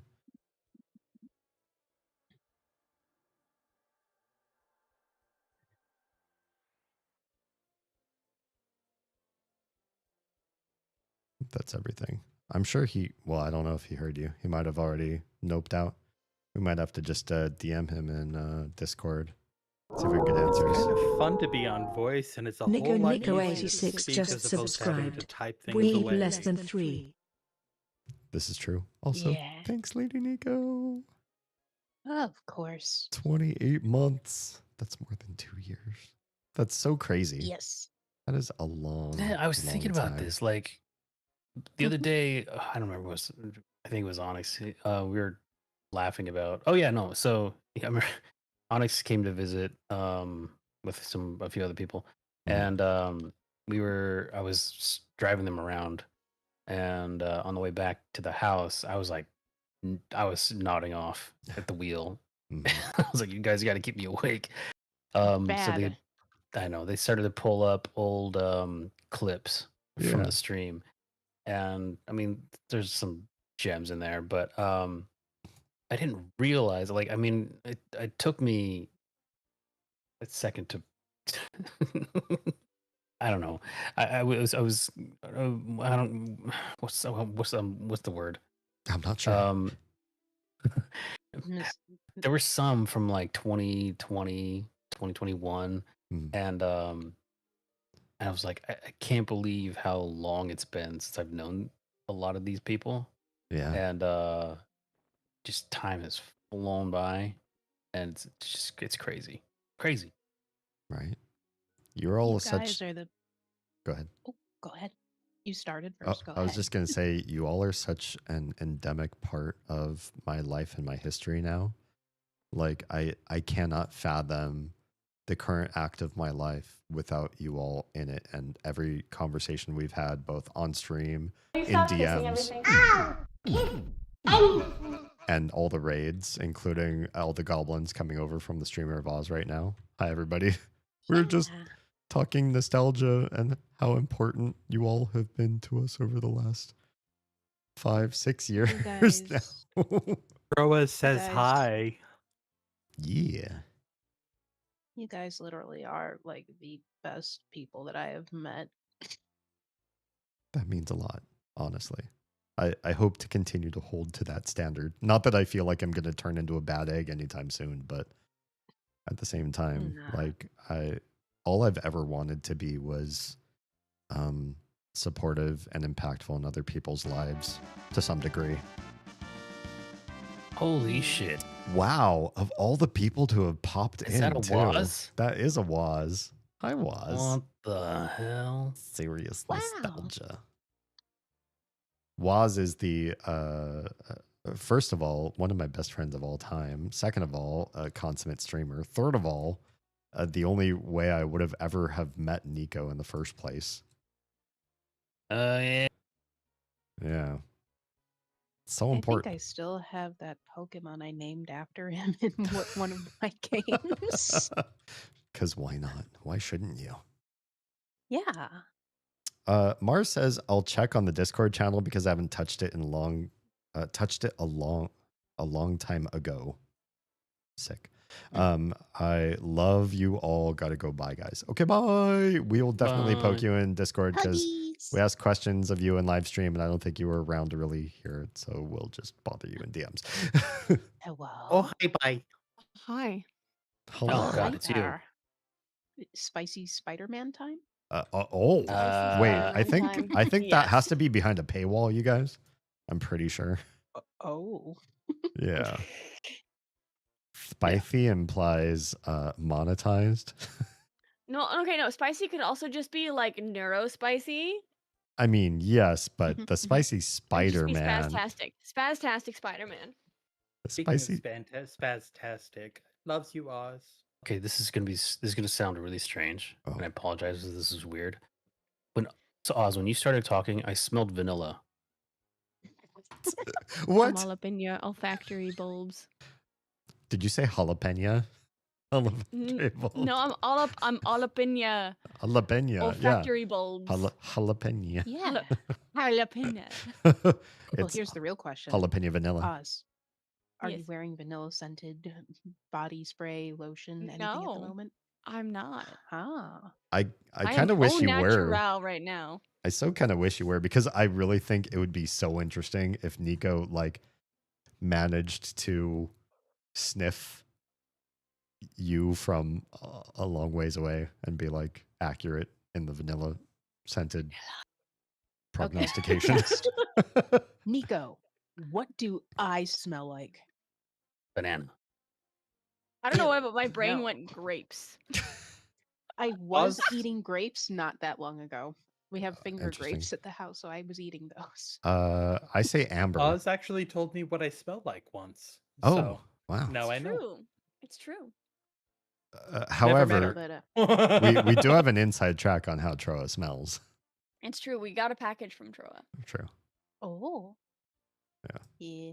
Like, to answer the question for anyone who is actually curious, most of the scents I usually wear are like orange, gingery, spicy, or even slightly woody vanilla scents.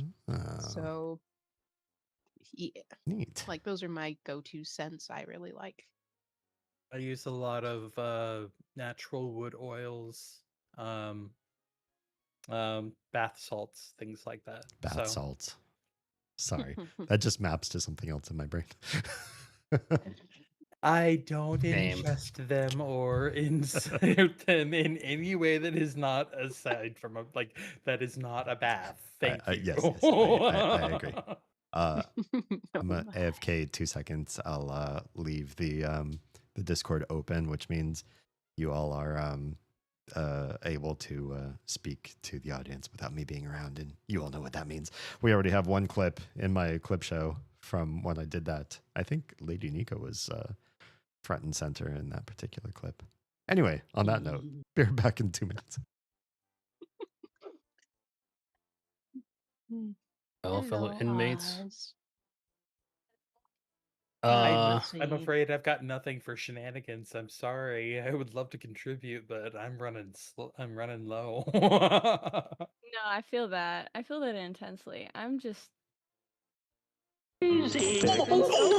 so low energy. Same.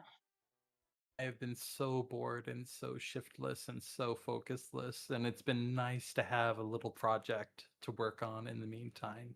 So this little voice acting gig, even if it is like an unpaid fan project, has actually been a massive relief, like a bright little spot in my day. So yeah. So I found a couple. Oh, go ahead. I found where I talked to you about what you smelled like. Yes.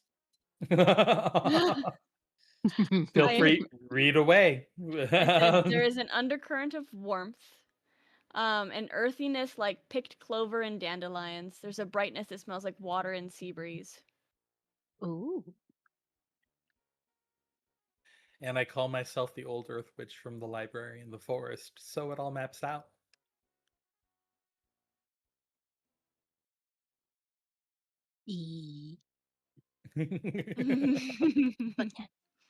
And then I got pictures of fur babies right underneath it.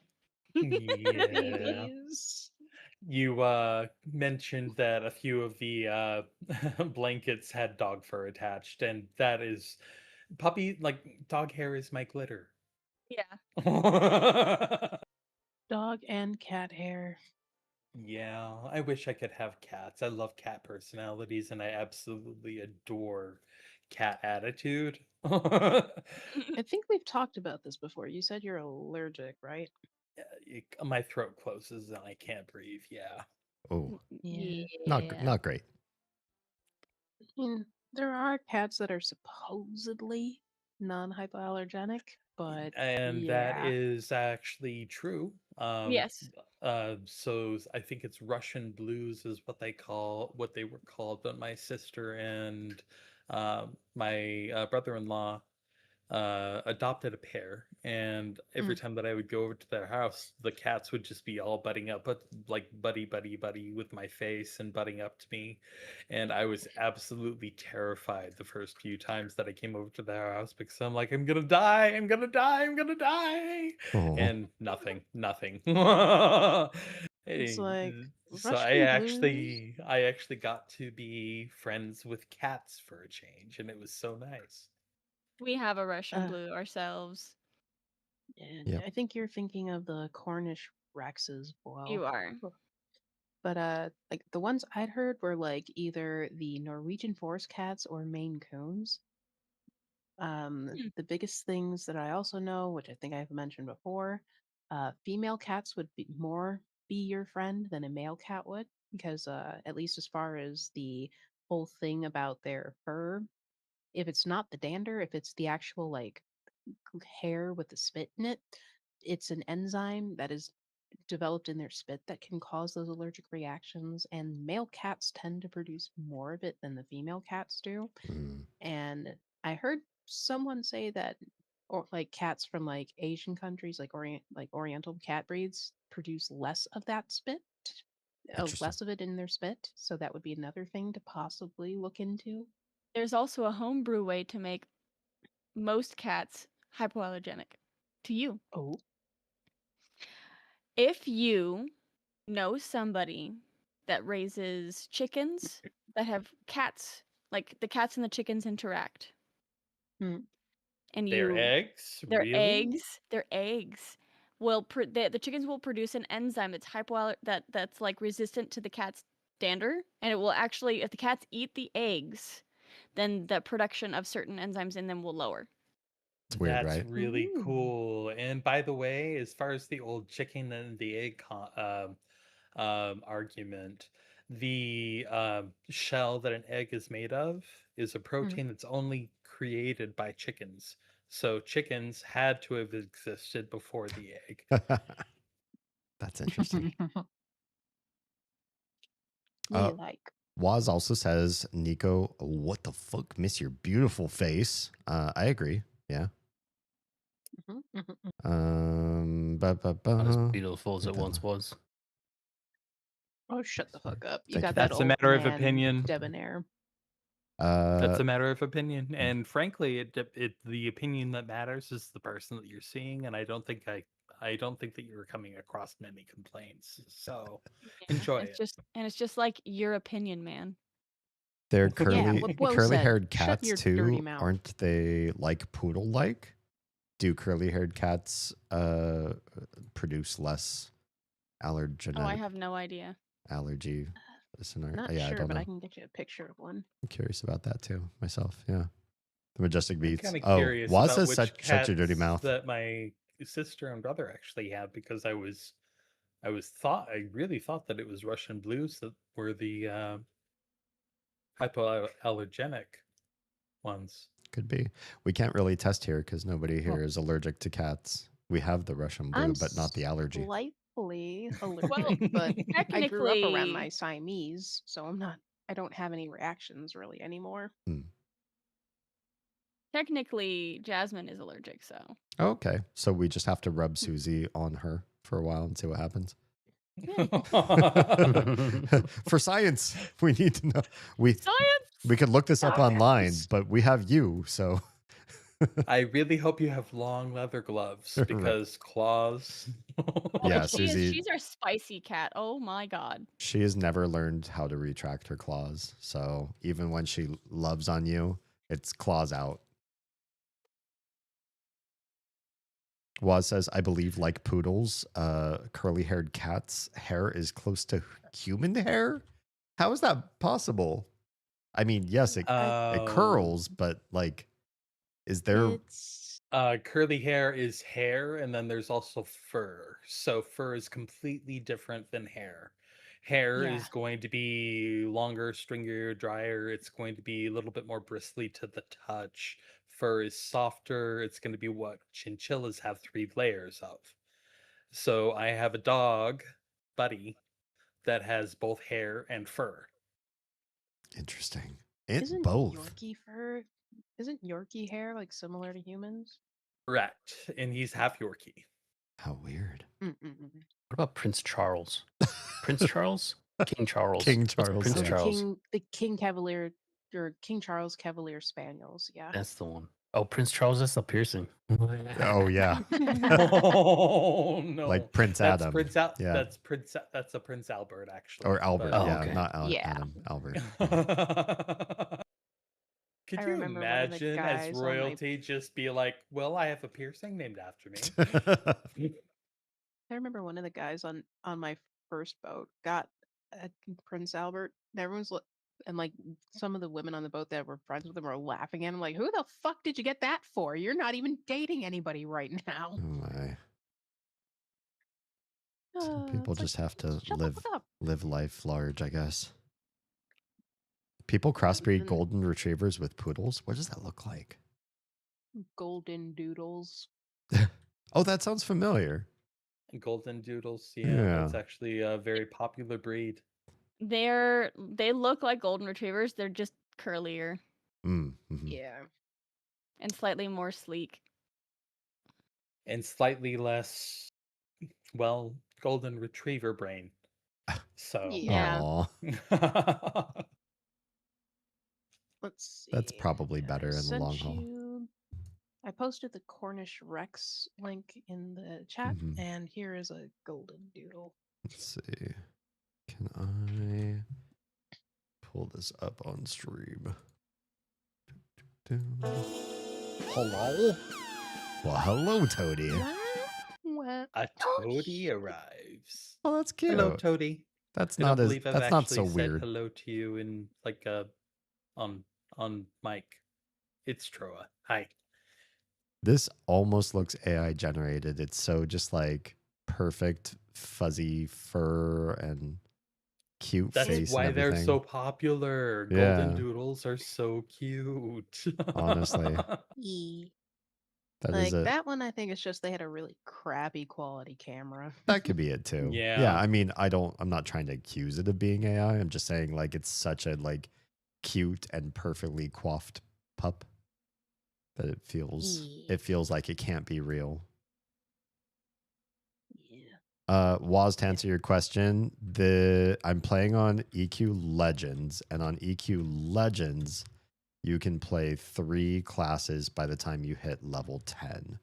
So if you look, you probably can't see because it's really tiny. I am a cleric, warrior, bard, because that's how this works. Uh-oh, those guys are skulls at you ready to attack. Okay, they didn't come at me. So are you saying you're a warrior poet? Yeah, sure am. Like Vivek? Why not? Sorry, I had to do it. Like I still remember torturing Nico with Are you 36 sermons referencing of Elder Vivek. Scrolls at all? Yes. Oh my lord! yes. Thank you. I was wondering whether or not it was that or the warrior poet king old sea shanty, and I was like, okay, she's got to be doing one of the two. But Yes. Vivek's kind of cool. I actually like Vivek. He is, but like I've kind Alicia of can tortured die in a Nico with fire. yeah. Like I was torturing Nico with the 36 sermons of Vivek.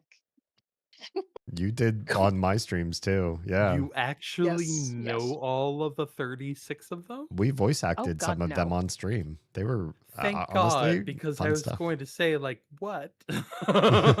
No. We pulled them up and like read them in like in voices for the thing. Yeah. It's good times. And he was like, "What the fuck is a milk finger?" It's like,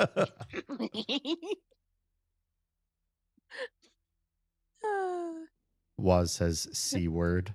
Nice. Wasn't that the name of the Arrested Development family's boat in season 1? It was called the C word.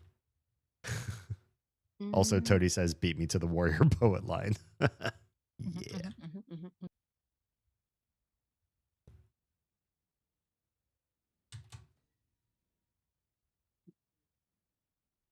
Yeah, like so what I remember from my friend who is very enthralled with Elder Scrolls Online and especially the sermons, like he would literally once a week do a reading of one of the lessons or two for people who wanted to just hear him read it. Nice. Oh I think he dear. said like the dude locked himself in a closet with nothing but cigarettes and coffee for like a week or two Oh, to God. write them all. Oh, God. Real labor of And then love. he got fired, but they couldn't remove it because it was already lore in the game, so the company was fucked. Well, it's canon now. What are we going to do? It's like it's canon, bitch. Waz says, have fun, lovelies. He's going to go lurk. Bye. Aw. Enjoy the lurk. Have safe lurkies. Always a pleasure, boss.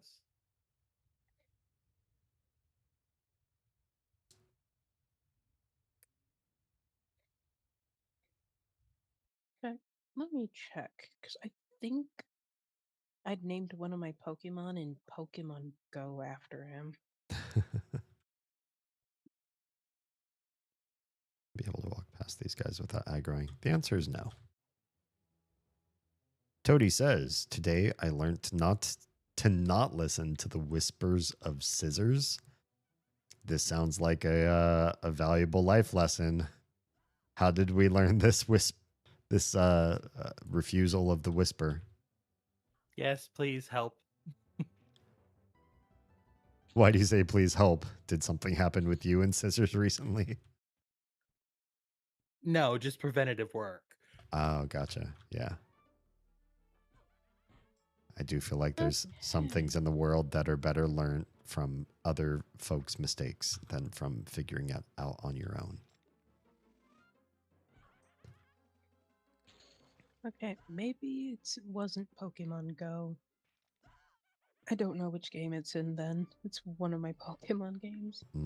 I mean, I used to have a habit of being hit by cars, so like anything that helps me avoid injury as opposed to running right into it, it's probably wise. That's pretty tricky. I can't say I know too many people who have both not been hit by cars all their life and know why. Because I personally have never been hit by a car, but I couldn't tell you what I'm doing differently from you. Does getting hit inside a car count, i.e., being the passenger in 4 or 5 different car accidents, count as not getting hit by a car? Jeez. I was on foot for each of them, so that's what I was referring to. So not a car accident. A car accident is a whole different story because that happens day to day. You have 2 people in 2-ton death machines flying towards each other. Oh no. That is one story, but no, I was on foot for every single one of them. Oh dear. Oof. So Toady expands on the scissors topic and says, not a good haircut, I can tell you that much. Oh no. What sort of scissor whisper did you pick up that that involved a bad haircut? Sorry to hear. How do you make a habit of being hit by cars? Good question. I was Troa? hit by a car at least once every single year for about 5 years. Oof. My parents actually bought me a car so that I would get off of the street and not be walking around everywhere. Oh my god. And then all of a sudden I stopped getting hit by cars. Oh, So good. my parents keep me in a car because apparently it keeps me alive. Right. But yeah, like I would just be aimlessly walking. I would have the green light guy go on, be walking right through, and someone would cruise through a red light as I was passing, and I was the one that was hit. And it happened at least once a year for 5 years straight. Oh, So no. it was. Cars Got seem my to happen hip to a lot, broken in 3 son. places, my leg broken in 2, Oy. 3 broken ribs, my collarbone, my arm twice. Jeez. Nothing to the brain, thankfully, and Okay. also nothing to the spine. But yeah, I think it can go without saying, do not get a motorcycle, because I feel like that would just amplify the number of I times you know, might get hit. right? I love motorcycles, but at the same time, if I were to actually drive one in public, no. Yeah. Yeah. I feel I like am not going to tempt fate at this juncture. I'm safe in my nice little car. I can go and get my groceries. We're good. yeah, your family had the right Yeah. idea. Like you seem to get hit by these large metal monstrosities. Let's put you inside of one to keep you safe. Yeah. Yeah. I remember one of the people I used to play WoW with. He had a motorcycle. And then somebody T-bowed him and flung him like 40 feet. Jeez. He lost his leg just like a little bit below the hip. Oof. Oh. Yeah. That sucks. But he is forever immortalized in an absolutely wonderful YouTube video. Oh, okay.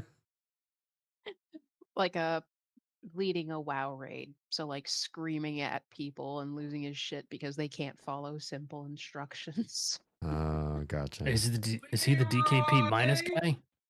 No, he's not that guy. Oh, okay. Damn. He's the one who's screaming like, right arm, the right arm, the one to your right. Like if you're fucking illiterate. Because like people were hitting the left arm instead of the right. Oh, jeez. Or then like him trying to tell people, hit the skull, target skull, because you know skulls are bad. And then somebody in the background was like, yeah, like it's, you know, skulls are bad, it's common. And someone's like, yeah, it's common, like Bulbasaur. So he lost his shit. He's like, you're on the wrong target, is what I'm trying to tell you, you fucking idiot. Get on skull. Nice. Wow. That's some road rage. Yeah. Or some I game mean, rage. This guy was in a high-end raiding guild on the server. They, like, it was during the Ulduar raid period, so like the best raid in early WoW. Mhm. And pretty much four or five other priests before him all got their legendary mace from that raid. He was next, and the rest of the group was like, yeah, fuck that. We're not taking you. We're burnt out of this place. We're not. You can go and pug it. Like, you What? can go find random people to get it with. Wow, rude. So he would take 10 to 15 people that he knew and trusted, and then had to fill the rest up with randoms from trade chat. And he would do this every single week because he wanted his fucking legendary mace. Jeez. That's So dedication. I feel for him. I understand his rage and anger. He has every right.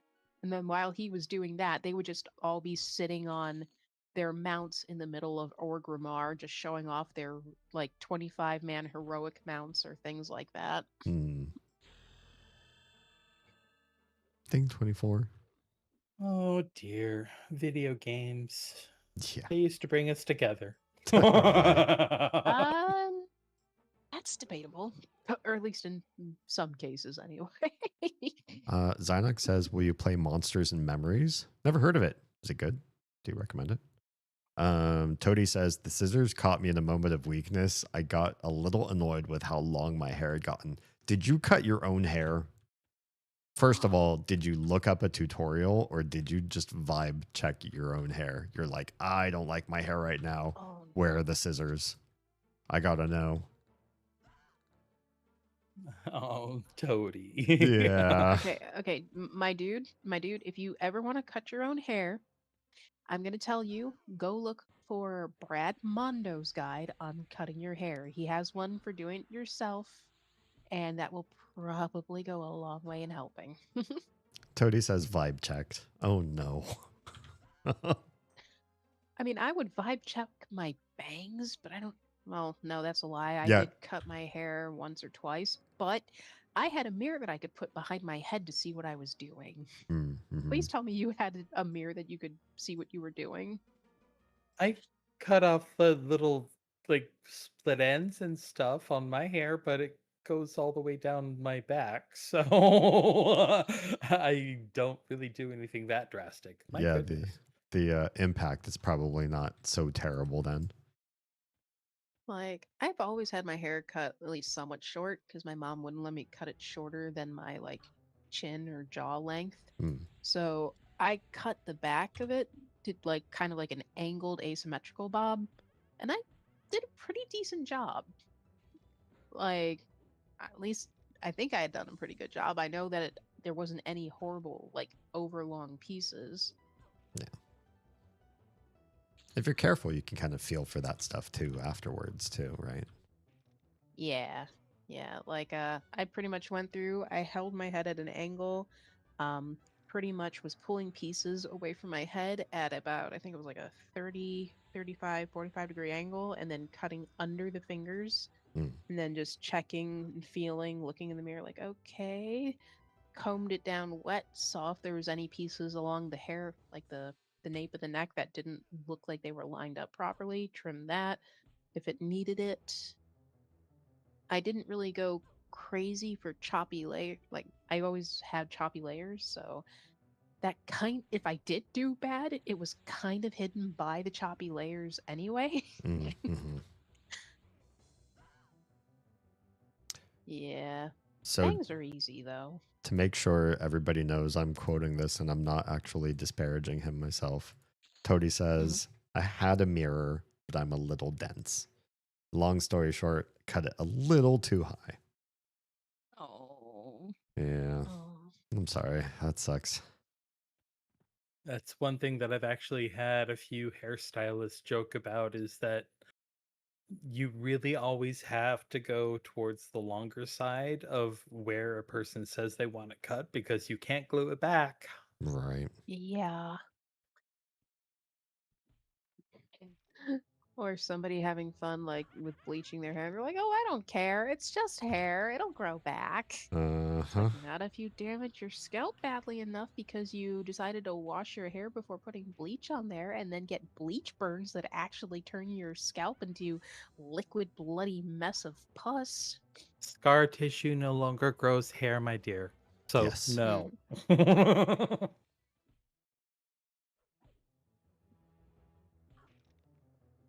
I mean, Yeah, at least scissors are not chemical. So yeah, it could be yeah. worse.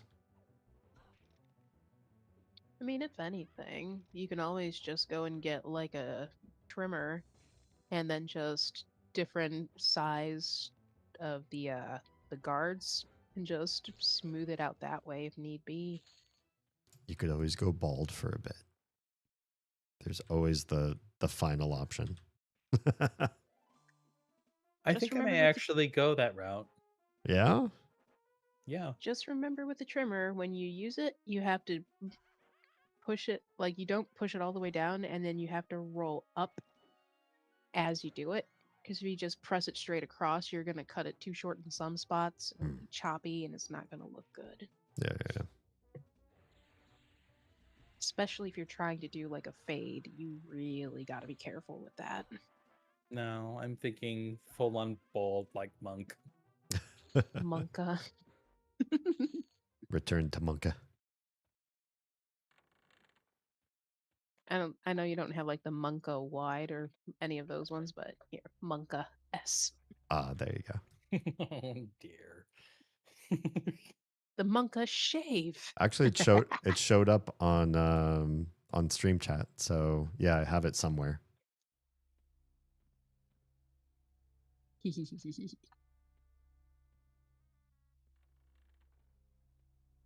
Okay, I don't really know where I'm going, but we're gonna try all this. There we go. Nice. Perf. Oh, it only did one.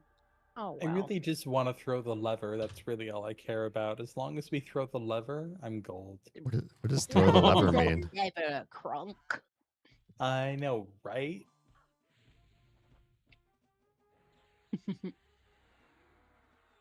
Man. I'm Then gonna- there's that dude, like on YouTube. Have you seen this? Oh, wait a minute. Toady says, no, changing it now, so I just gotta deal with it or become a hermit till it comes back. Oh no. I mean, you could totally change it. The question is, do you want to go that length? Yeah. And I can say from my perspective that being a hermit isn't really so bad. Right. Or you just wear a hat and hide it until it's at least somewhere where you're happier. Oh, this is not ideal.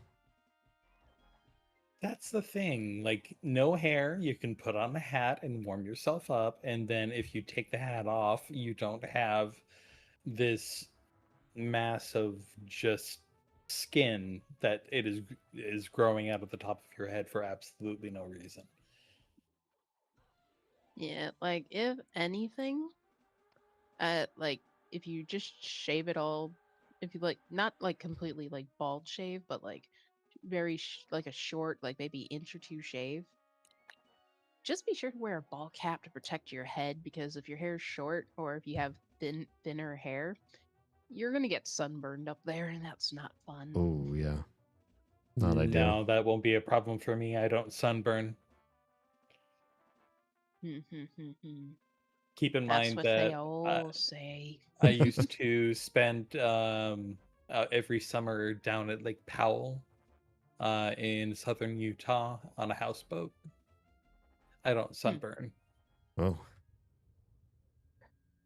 I mean, there's first And time for everything.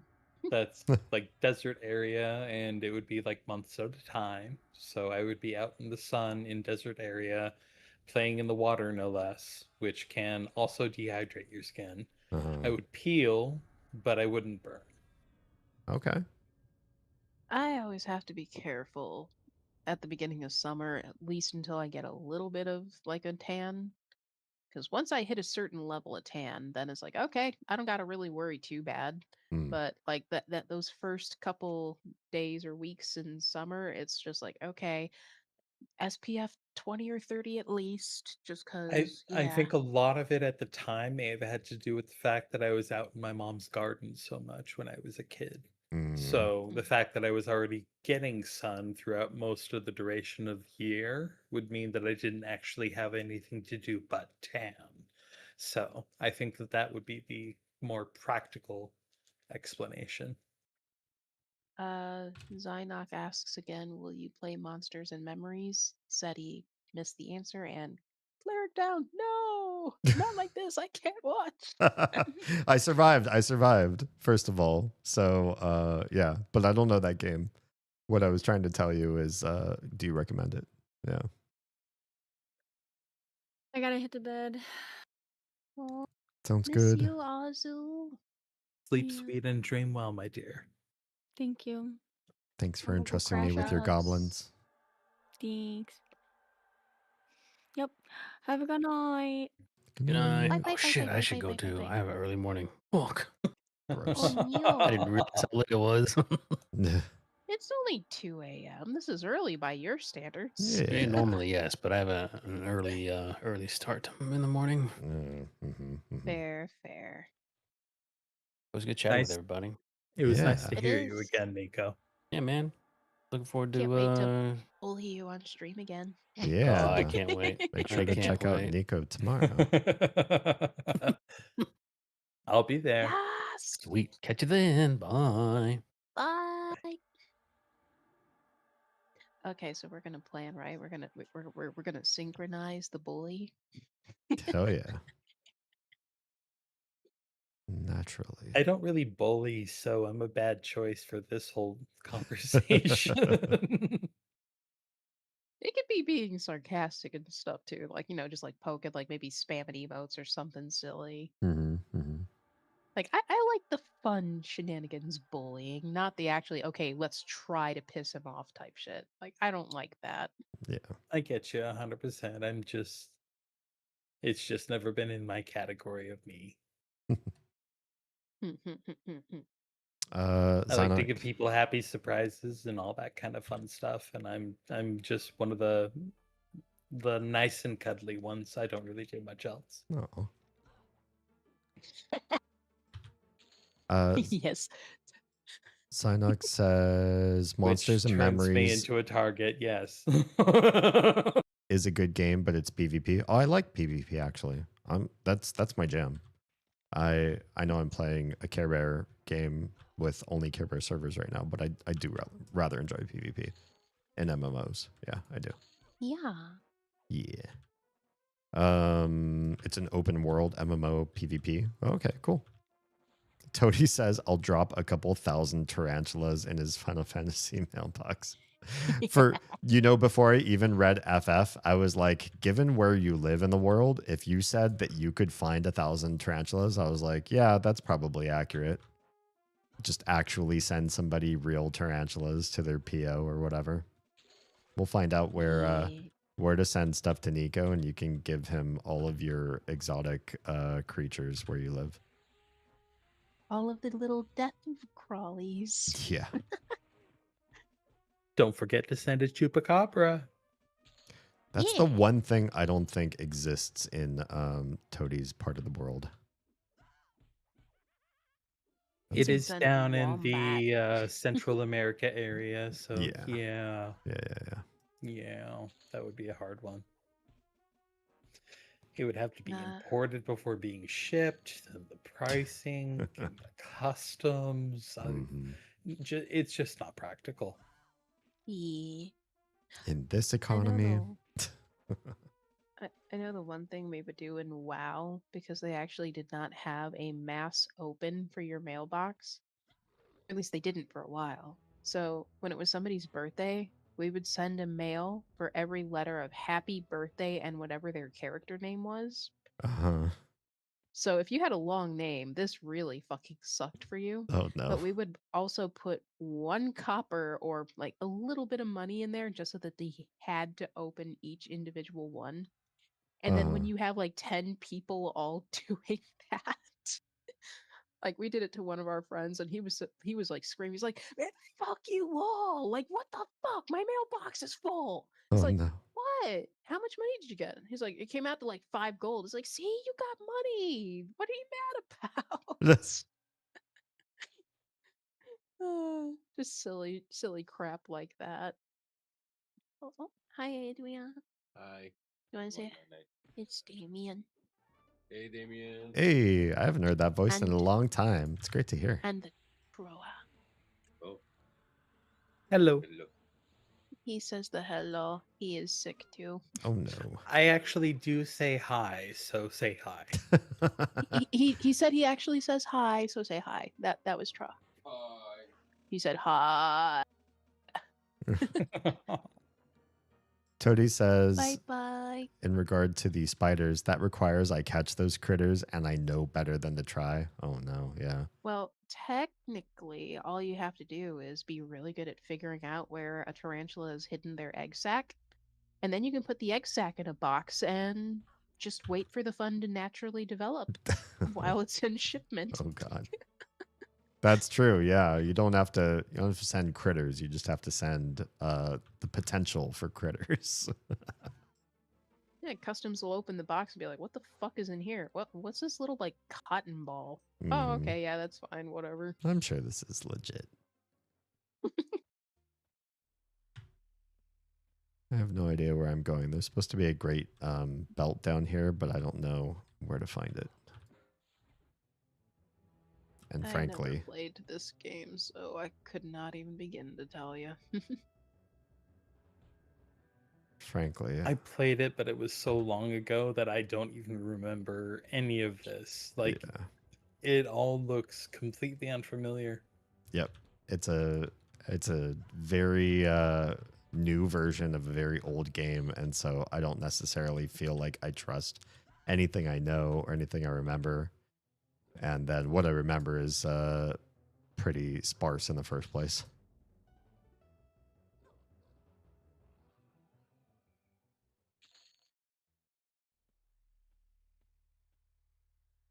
I think it was supposed to be an ogre that had a really good belt down here, though. Maybe I just hang out here and get levels. You are my dad. You're my dad. Wookie, wookie, wookie. Oz says, what time are you cutting stream? Somewhere between an hour from now and 2 hours from now. Is there anything you need from me after I quit stream or in the interim that I can do on an ad break? Need be? Switch laundry over or something of the sort. Catch some tarantulas and send them to Nico. I don't think we have tarantulas in Georgia. We have a lot of poisonous snakes, though. I know where to find them, according to that one neighbor that doesn't live by us anymore. We just go to his backyard. He left for a reason. My best guess is poisonous snakes. Oh, that was a pitfall.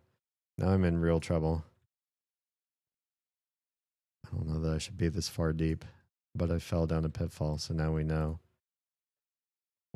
And we're stuck here. We don't have the key.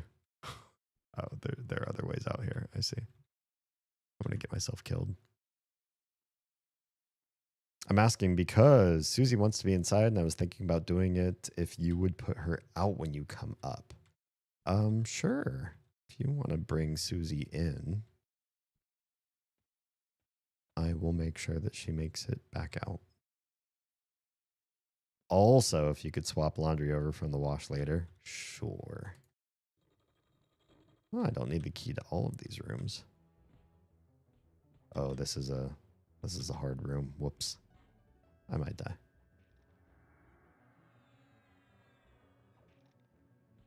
Hello? Hi, I can hear you again.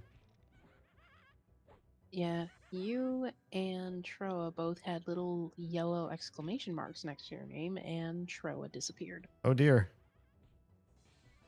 I made it back somehow. Hopefully the stream still conducted itself fine. Might have just been a Discord glitch. Yeah, it was a Discord one. There's Troa. Yeah, excellent. Stream seemed fine, but yeah, Discord went poopy. Mm-hmm.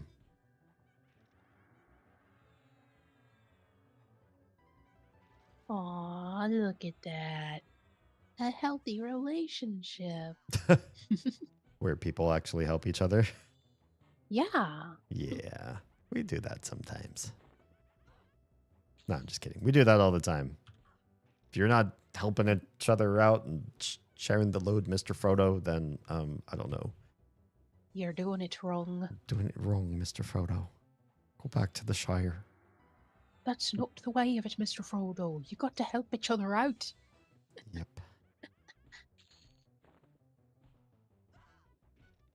There are a lot of these guys in this room. They are all higher level, or half of them are higher level than me. Spooky, spooky skeletons. And they're all taller than me. Why did I pick Halfling again? That sounds like just like a skill issue, you know? You didn't eat your veggies when you were a baby wee little dwarf, so now you're short. When I was 5 years old, I drank a lot of coffee. Now look at me. Stunted my growth. Locked yourself in a closet with nothing but cigarettes and coffee. Okay. Yes. Yeah. I wrote some really cool prose, though. Want to hear it? Exactly. Here. And then the Nichi man's wife said. It's like... Oh, God. Imagine what kind of mindset you would have to be in, though, to be able to go through and write out someone who's claiming to be a god's work. Right? Like, you know what kind of outside of yourself reality would you have to put yourself into in order for that to even be feasible? Is one question. The other question is, do you want to live? It depends You know on who what? gets to read your works, I suppose. Just for antiquity's sake, here you go, everybody. You can also enjoy the deranged ride into whatever this is. It's fun. I recommend reading it. Reading at least a It's couple. wild. Yeah. It's crazy to think that somebody like actually what's the word I'm looking for? Tortured themselves to a certain degree to make this happen. They literally put themselves into a food, like a words. I can words.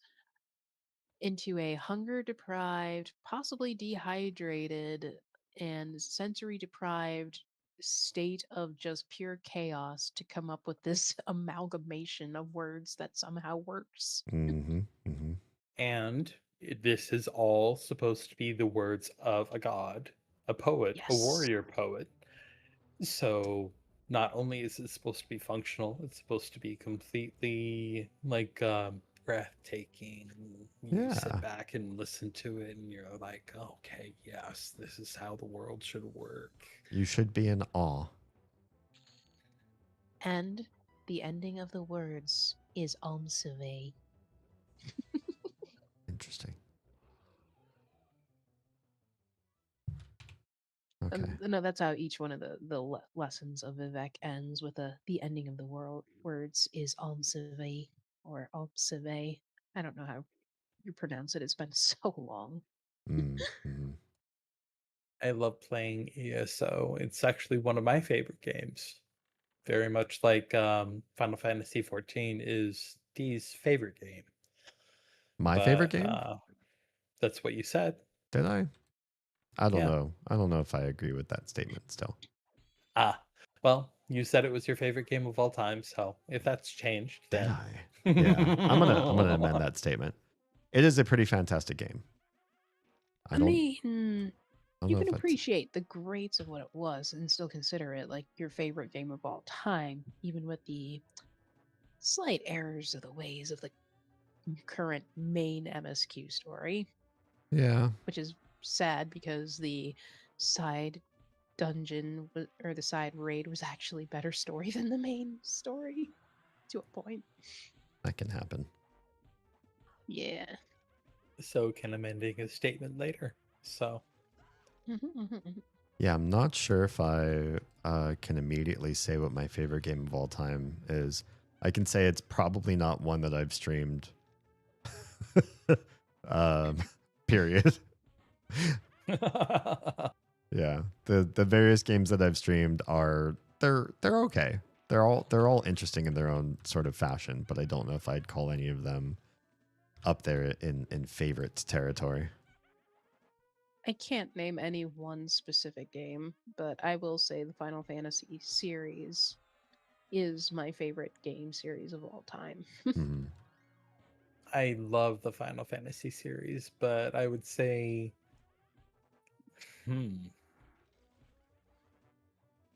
my favorite game of all time. If it's not Final Fantasy VI, it would be Baldur's Gate 3. Okay. I have that. I still haven't played it. Not for very long, anyways. I think Nico liked playing it, but people playing with, I think, is where the problem came. I think that might be why I might have not gotten the full buy-in just yet. Maybe I need to play it alone. Yeah, because like I know there's It the is individual one of stories. those that you individually go through and figure out your own way of getting through crazy shit. Mm. So, like for example, there's one moment where you were locked into a cage, or you can be, and I just tried out of the top of my head, like, well, what if I shapeshift into a cat? It's not like the bars are going to hold me down, and it works. That's fun. So, and then you like, got fucking bears. yeah. Literally. So, I was gonna say, yeah. are they? Is that what they're doing? Yes, literally. Yeah, really, you do. I mean, there's a song about. I'm in love with a bear. Oh There's my. a song about it. Yeah. It's a thing. I just remember that shit being blown up and memed so bad. Like it was fucking great, and people were like, "Oh my god, this game is so fucking fantastic! Fuck you, AAA."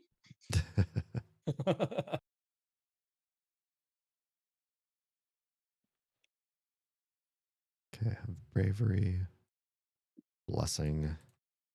I have too many buffs. It's hard to keep track of them all. Symbol. And endure magic. I don't have ward.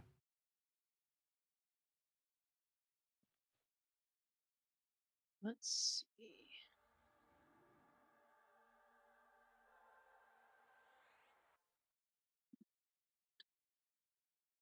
I should probably figure out a better way to organize my spell book at some point. We can move all these spells around and make buffing myself a little bit easier, but I haven't done Ooh. that. I just got a surprise text. Nice. Teddy is coming over. It's going to be an early night out for him. So I will be doing the disappearing act before too long, but Sounds good. Like, gasp. I mean, how dare you? Exactly. How fucking dare you, man? How dare you leave? Like, we're here, we're chatting, we're having a good time, and you're just gonna fucking take off, man? What the fuck? Gonna have a I know, social I'm life. so rude. I'm so rude. Oh. And Good all for times. chasing tail. Hey, you chase the relationship, not the tail. I'll have to actually say you're correct on that one. Yeet. I mean, if you want tails, like, I have 2 cats here. Well, one of them is super shy. The other one is decently okay with new people. The question is whether or not I would survive contact with either. Zynox says this guy is picking hoes before bros. That's not a friend. You'll fit in here just fine, Zynox. Yeah. It's like, oh god, what was I gonna say? I got distracted. Well, a tabby? Probably not. I don't know what she's mixed with. I just know they labeled her as a domestic short hair. My other cat is a Siamese. So Siamese are supposed to be less allergic reactive. Possible So for the might be okay. Siamese, but cats like me and I love them, which is part of the reason why I'm like, okay, it sounds like it's great in theory, but when my throat closes and I can't breathe and you have to get me outside of the house, and then there's the possibility of me having to be thrown on a cart and wheeled away so they can shove something plastic down my throat so I can breathe again. That's not It's Did they not give you an EpiPen? I'm sorry? Did they not give you an EpiPen? It depends on how severe the reaction is and how quickly we get to it. Yeah, like I said, my tabby, she's extremely shy and she doesn't like being picked up. So, the worst you're gonna get is her rubbing against your leg.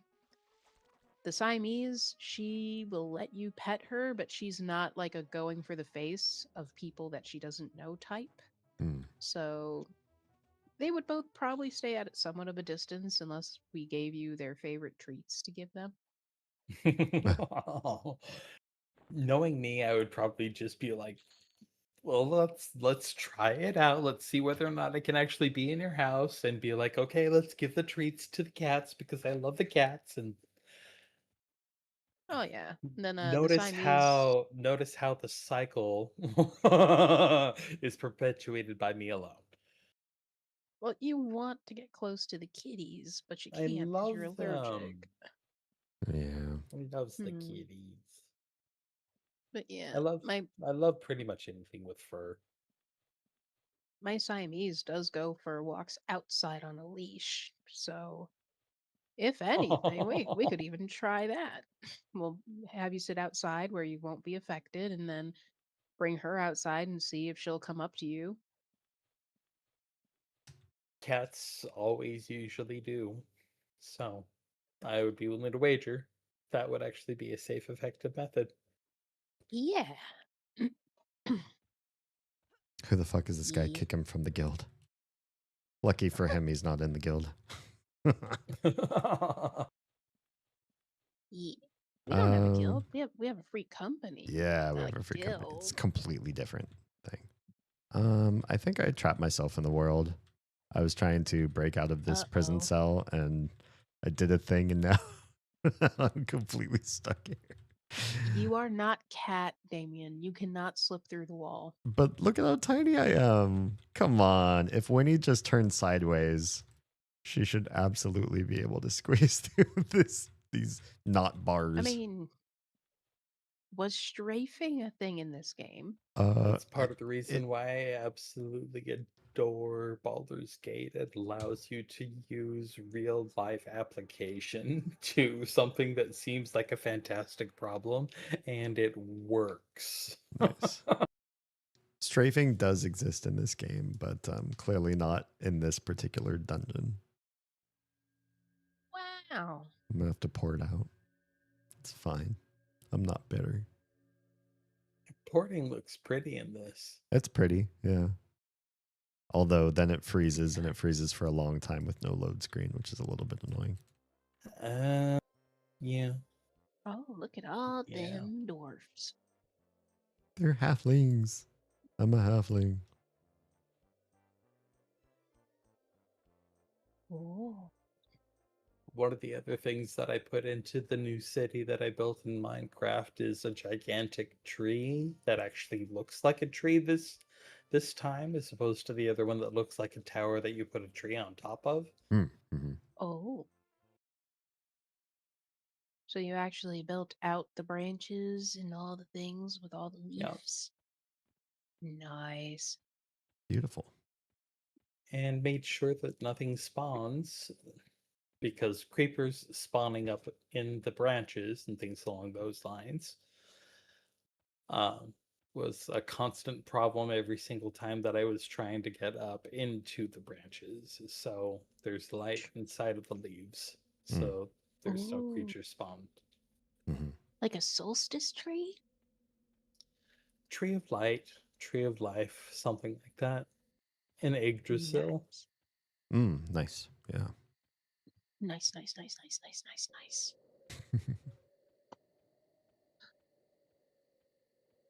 Reminds me of the Yggdrasil skin for Groot and Marvel Rivals. Okay, now I kind of want to see what that looks like. Just look up gay Groot, because I think that's what most people have been called. In fact, you know what? Screw it. Let me get a picture for you. I'll put it in the chat. Okay. Gay Groot. Yeah, it's just a big rainbow skin. Am I that obvious?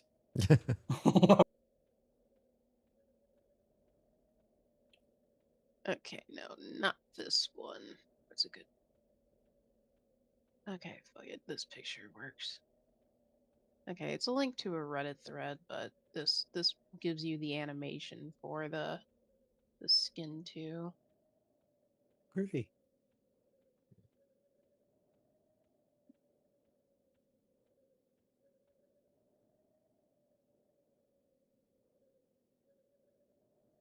And for anybody who hasn't checked in on Marvel Rivals recently that still plays it, they just added the hood this last week. That is a big boy Groot. Yeah. I don't really see the Groot anymore at all. He's a rainbow boy. Nice. Yeah, I think that the licensing and registration may not have been quite enough for Groot to be fully portrayed as Groot, because it doesn't look like him. Oh, they have other skins and stuff in there. Like if you want the any of the movie style looking Groot stuff, you're gonna probably pay more than you would for the basic skins. Like they always make the movie and Marvel movie related stuff really expensive compared to some of the other stuff. Interesting.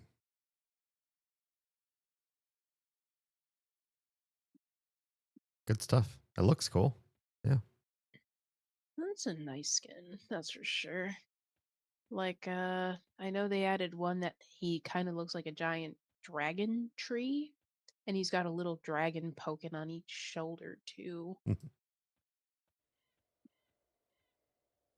I'm looking over the sermons that you sent over to me, and several of them are actually referencing like Boethia and some of the other Huh. Yeah, like it's a Asura, Trinimac, yeah. Villoff. It talks about the other like gods, demigods, and things in the game as well. Huh. Hence why lore. yeah. Like I said, this stuff is canon in the game, so they can't get rid of it. It's funny.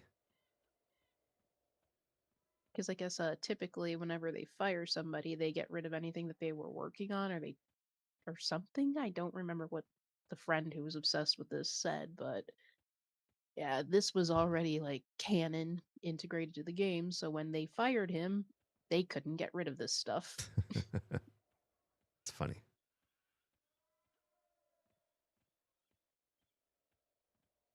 Huh.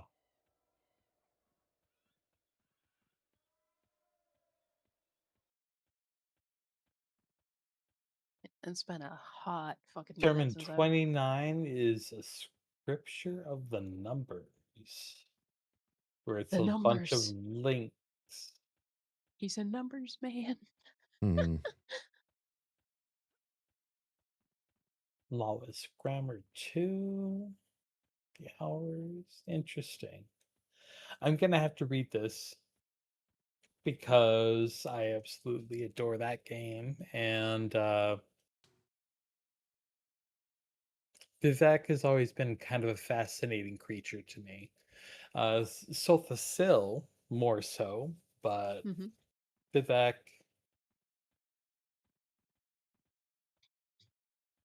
You know, for being could live or die by familiar my with hands. these scriptures, I don't actually Mhm. know anything about Vivek the character.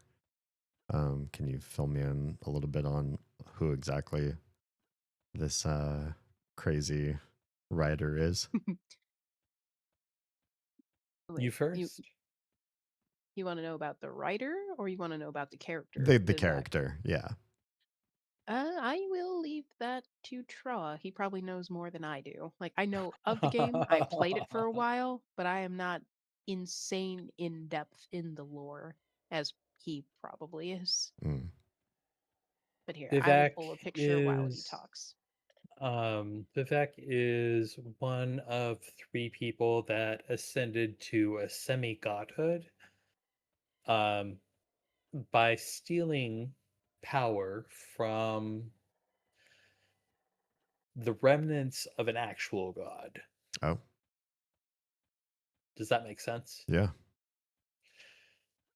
And that triad of people are Sothasil himself and a woman named Amalicia. There's a Uh, picture of him.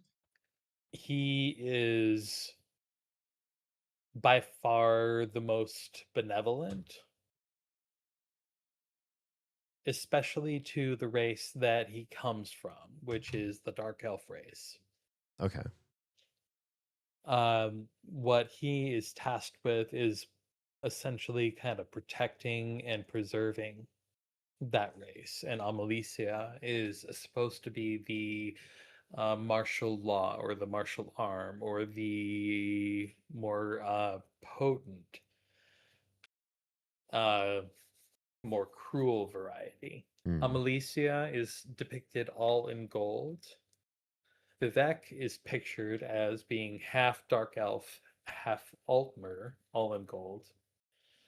He's also supposed to be pansexual, like pretty much open to everything. Mm. He is the middle ground. Amalicia is more martial, more demanding of worship, more demanding of, yes, I am a goddess, you will treat me as such. So Thasil is pretty much invisible. Okay.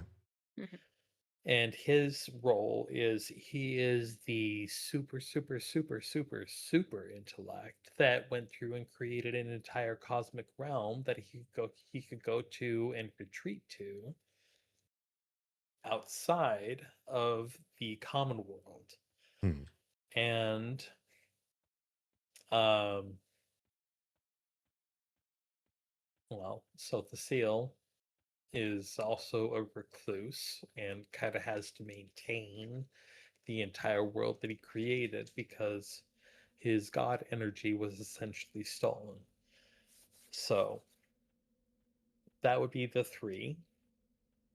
Vivek is very much before he actually ascended, if you can call it that, was a warrior and a poet, and best friends with there was a person that was called what's it called? What is the name? Starts with an N. Nevavarine? Yes, the Neververine. The three of them apparently betrayed the Neververine, which was supposed to be like the ascendant stronghold, badass warrior for half of the Dark Elf tribe. Mm-hmm. And they betrayed him, killed him, and ascended to godhood. Is more or less kind of the guess consensus. It's not actually lore, but with all the gaping holes that are left in the middle, that's kind of what you land with. Okay.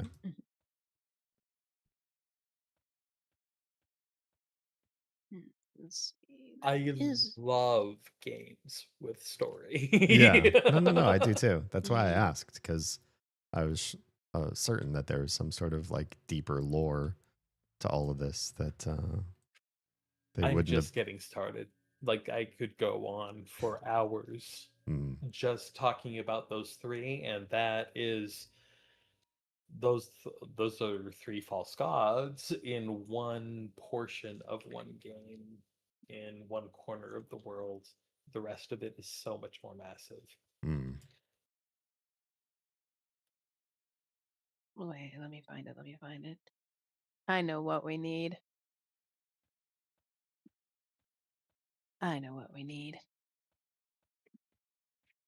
Just because we're on the topic.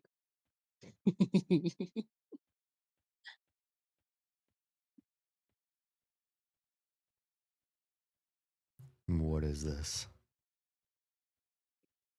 Trust. I wouldn't give you anything that would get you in trouble. Okay, because I've had a lot of copyright strikes on some of my YouTube stuff, especially in the last year. Take a look. SoundCloud and Bandcamp. I'll have to watch this one off stream. Yeah, I'll keep the link up, but yeah, as soon as something is posted on some sort of music promoting website, I'm iffy about putting it up on, at least on my live stream. Anybody can click on the link, of course, but yeah, I've had so many DMCA strikes I've had to fight in this last year. I will do a clicky, but at the same time, I completely respect your choice, D. Thank you. Like if you want to listen without putting it on the stream, you could do that too. Yeah.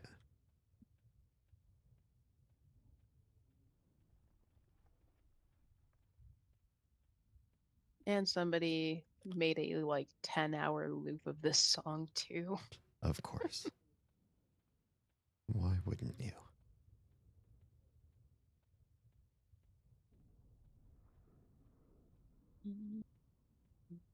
Okay. This was a long walk of shame. I hope I don't get caught in any more geometry.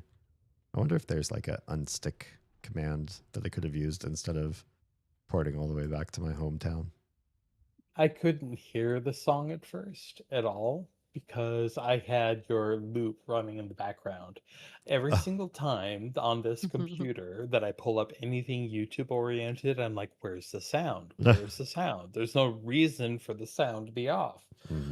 But I have the site muted because I have your loop running in the background, and I have to pause it every single time and then unmute.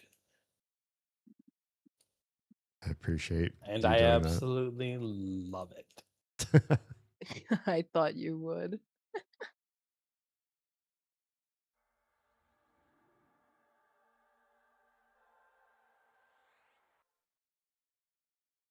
Oh.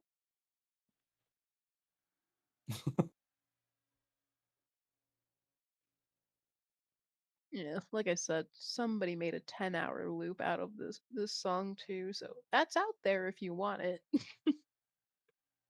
You never know. Sometimes those 10-hour videos are There are exactly some what you need. dedicated fans out there. I'm not this dedicated. Yeah.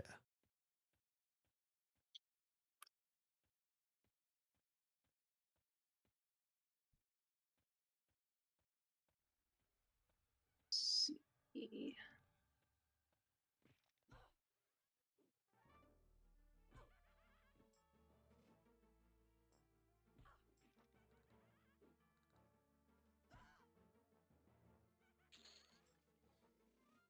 But yeah.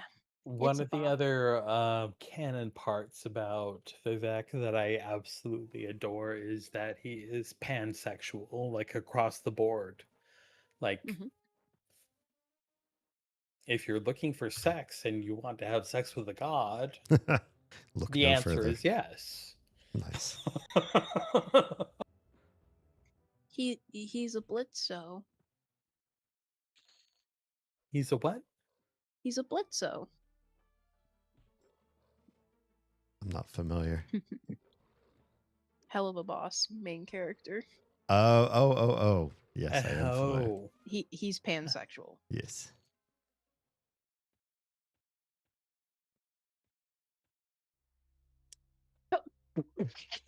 Oh my god. Um, I just like I obviously I had YouTube open and was playing that. I refreshed it, and guess what? The first video that popped up was you're gonna love this, Droa.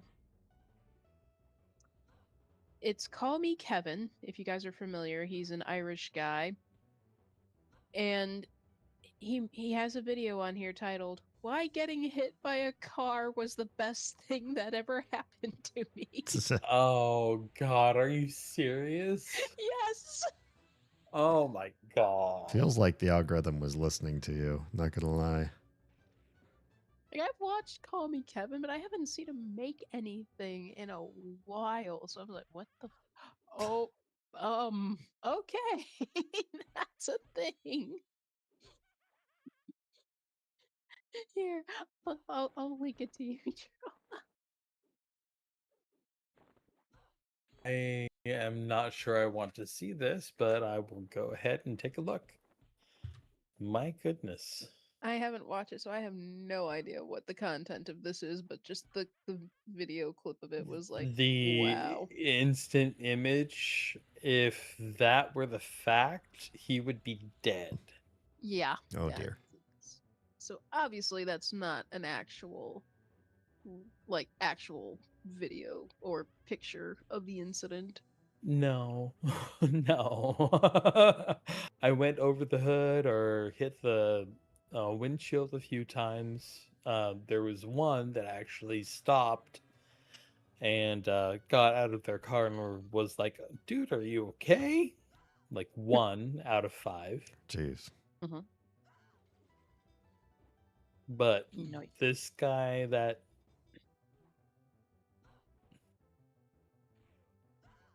Like mostly he makes videos where he just does really goofy or silly things. well, Or just tries to break I can games. say it's not funny. Yeah. I don't think I don't think the video that he was making was funny at all, but just you were talking about that and then that video popped up. It's like That is funny. yeah, that part is the funny thing, not the actual people getting hit by cars, obviously. Yeah.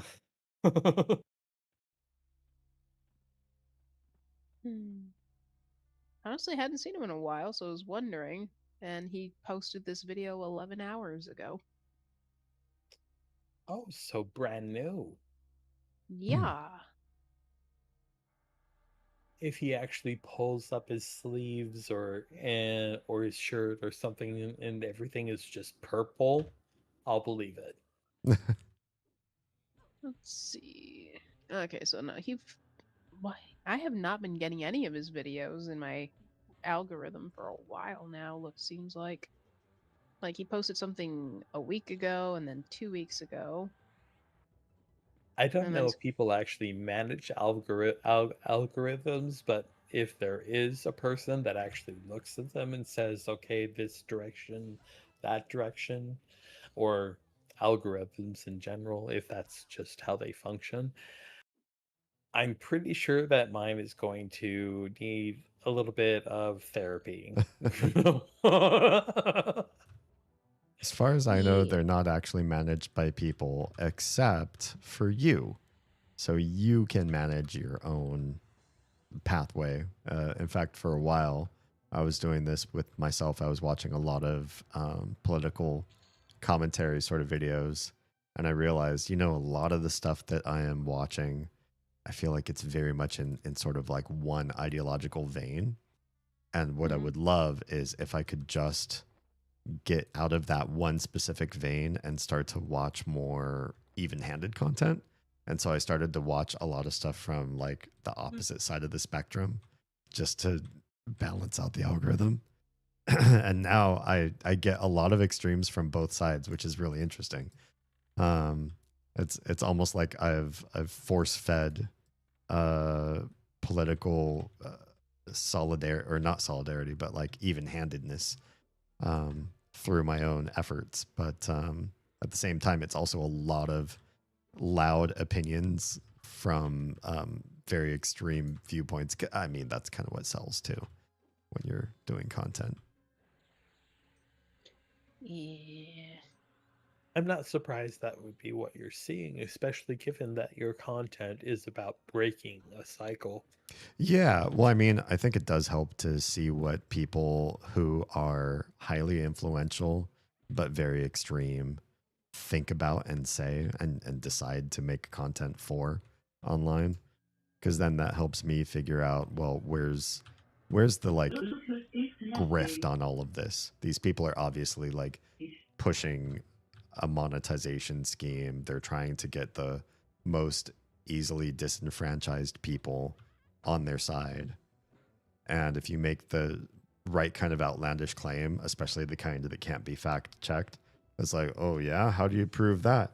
You're part of the system. If you say otherwise, those are exactly the sorts of claims that can make a lifer out of somebody who's naive enough to not realize that some claims are unfalsifiable, and then you can't you can't really stand by those unless you grab people naive enough that will follow you and say, well, unfalsifiable means true.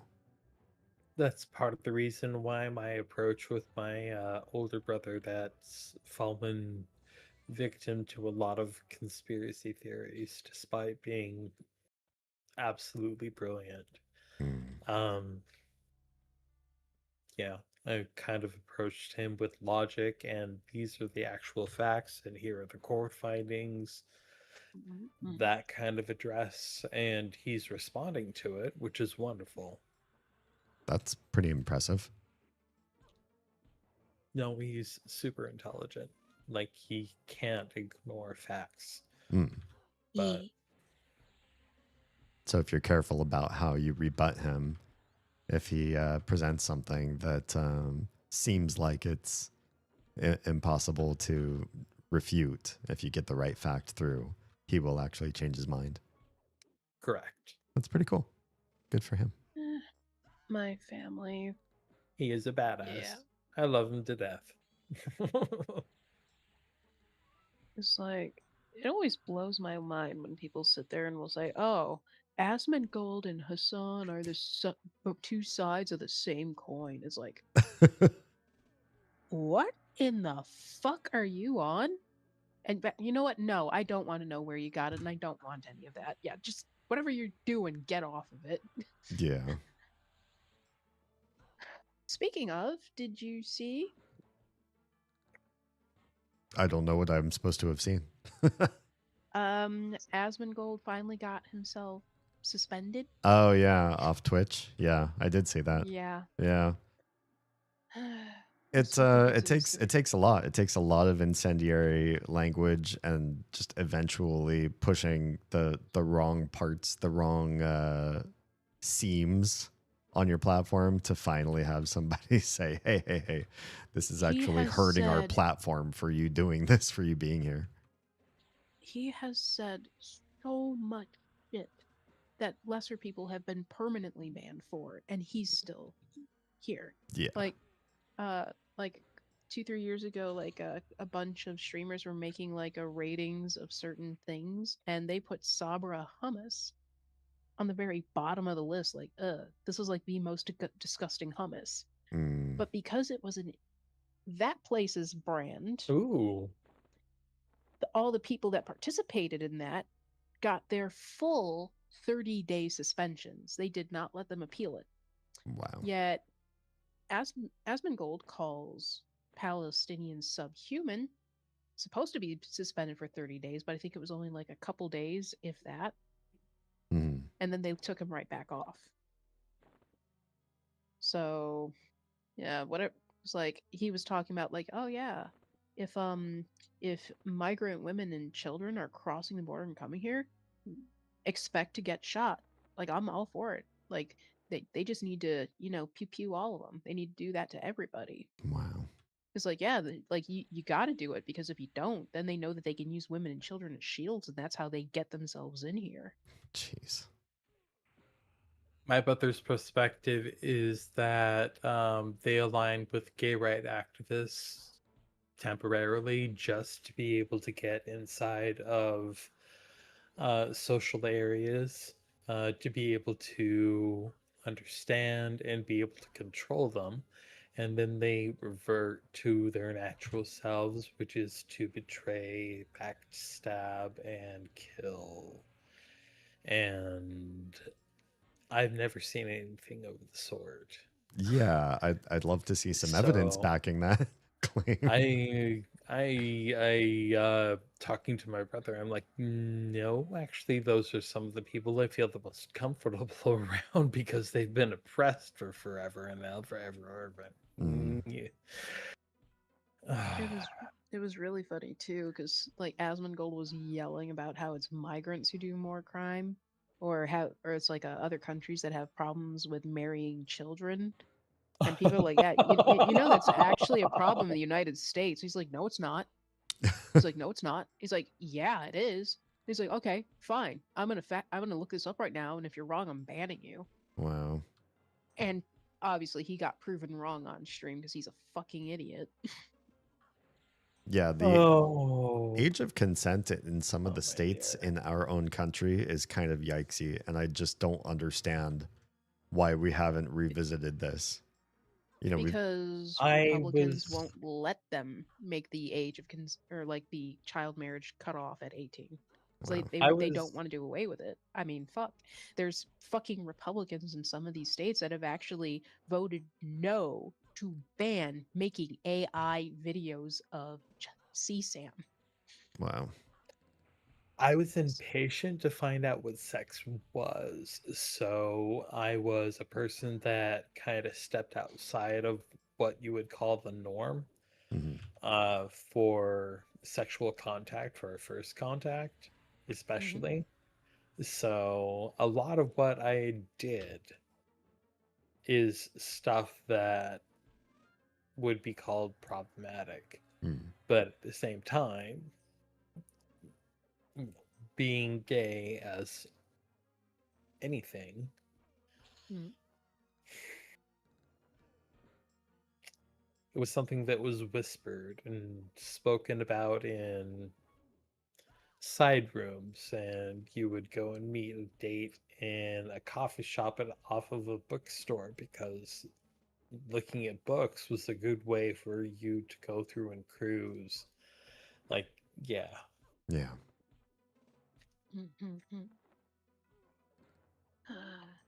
But yeah, like a bunch of states have tried putting votes against AI images making like CSAM videos or generating images of children like that.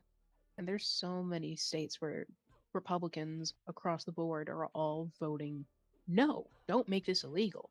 People like Republican senators actually arguing, oh, well, it's not an actual child. It's not hurting anybody. It lets them get those urges. That's like, what the fuck do you mean it lets them get those urges though? You need to go to a He fucking lets them mental get case. their virgin. What? Yeah. Like I don't know where it is right now. I saw it on Twitter earlier, like some Republican senator arguing that no, we need these. This is a safe way to let people get that out of their system. It's like, This yeah, is the until they're same making party AI. that tried to ban like first person shooters in Mortal Kombat because they were like, oh, if they do this in a video game, they will do this in real life. And now they're flipping the only script on this okay as soon as it's, yeah, they're to their benefit. Who said yes? We actually need to go through and have this. Like who? Let me see Do if you I can actually find it. know? Thank you.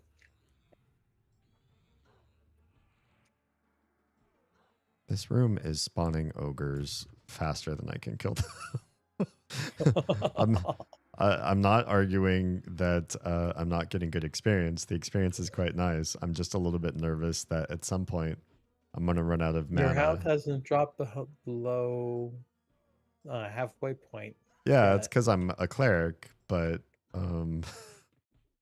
I get it. At some point I will run out of mana if this keeps up. I know. Okay. I can't find it via Google search because, of course, Google's going to be trying to hide or cover that crap up. Let me see if I can find it on Twitter because that's where I saw it. No, it was a video of somebody arguing that it's not a bad thing to have CSAM AI.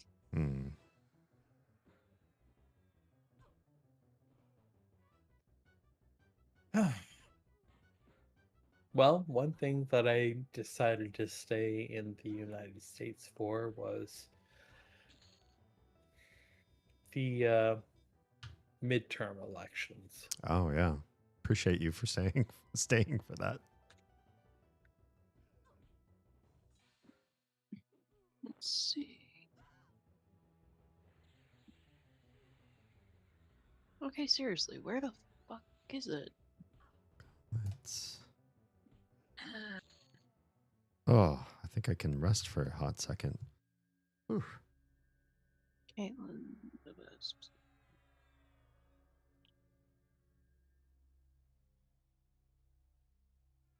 Oh, the dark mail mittens are actually better than these.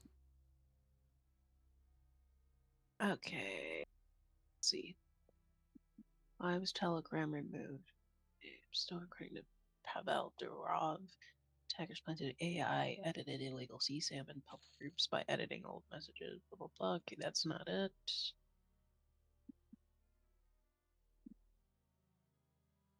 What exactly are you doing? Because it sounds to me like you're breaking into someone's back door.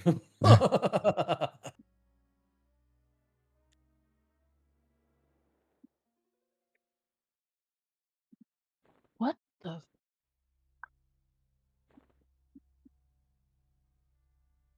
What do all these keys lead to? Fucking sickos.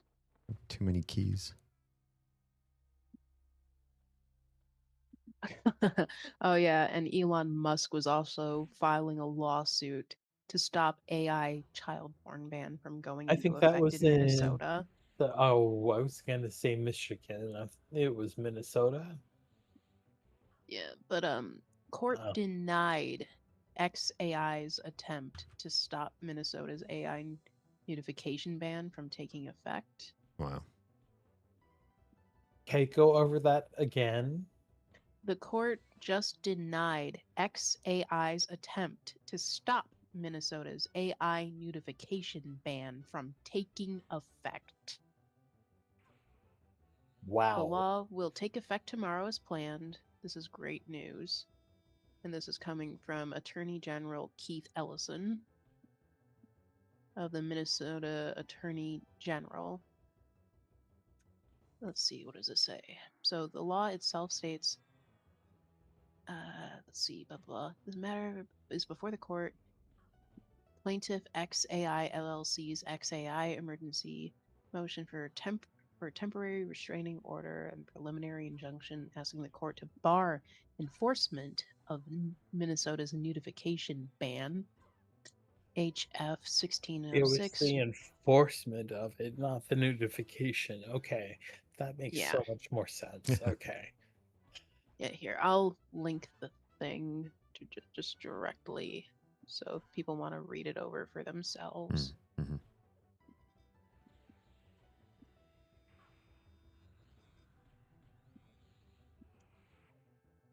But yeah. The ban will be taking effect, according to Democrats Deliver on Twitter, or Dems Deliver.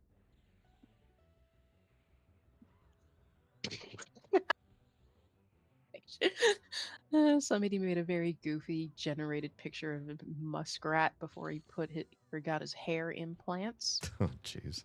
Oh, tender. Here we go.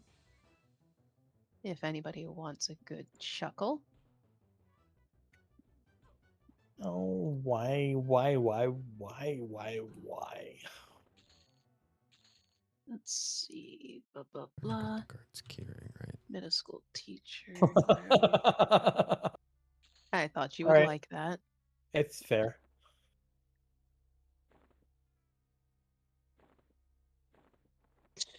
Fuck you, Zuckerberg, you piece of shit. And Meta CEO Mark Zuckerberg. His move to Florida because of their change in law and practice, and they're actually taxing millionaires, was a deeply dick move. Well, Florida actually protects certain higher tax brackets from getting taxed, but I forget the specifics of it. Trump's second in command / could have been the replacement for DeSantis, I believe it was. DeSantis. Hailed from Florida.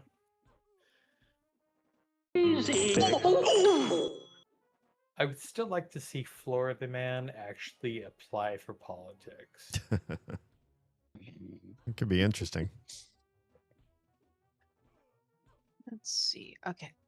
I think there's a guy in New York that is like Vermin Supreme or something along those lines that actually gets himself on the ticket. Mm.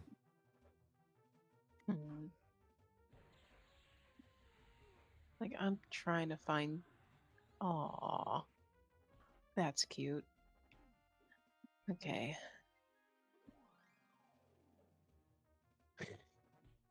Oh, this thing.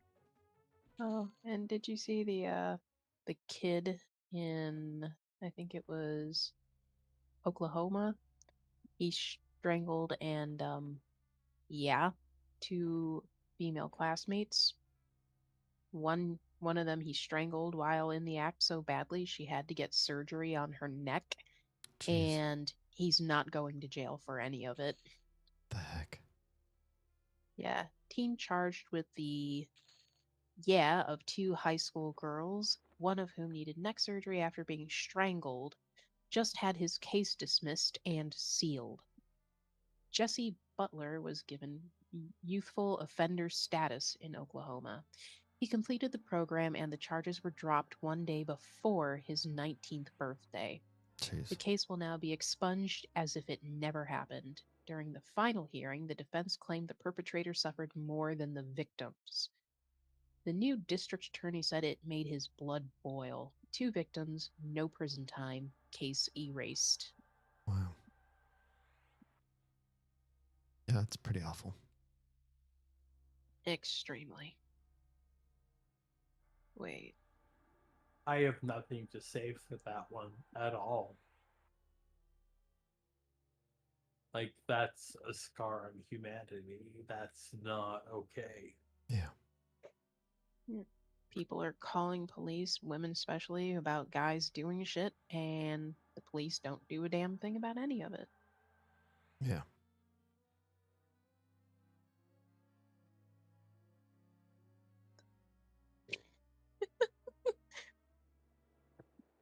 A cute little video of a little cat suckling on his mama's nose. Oh,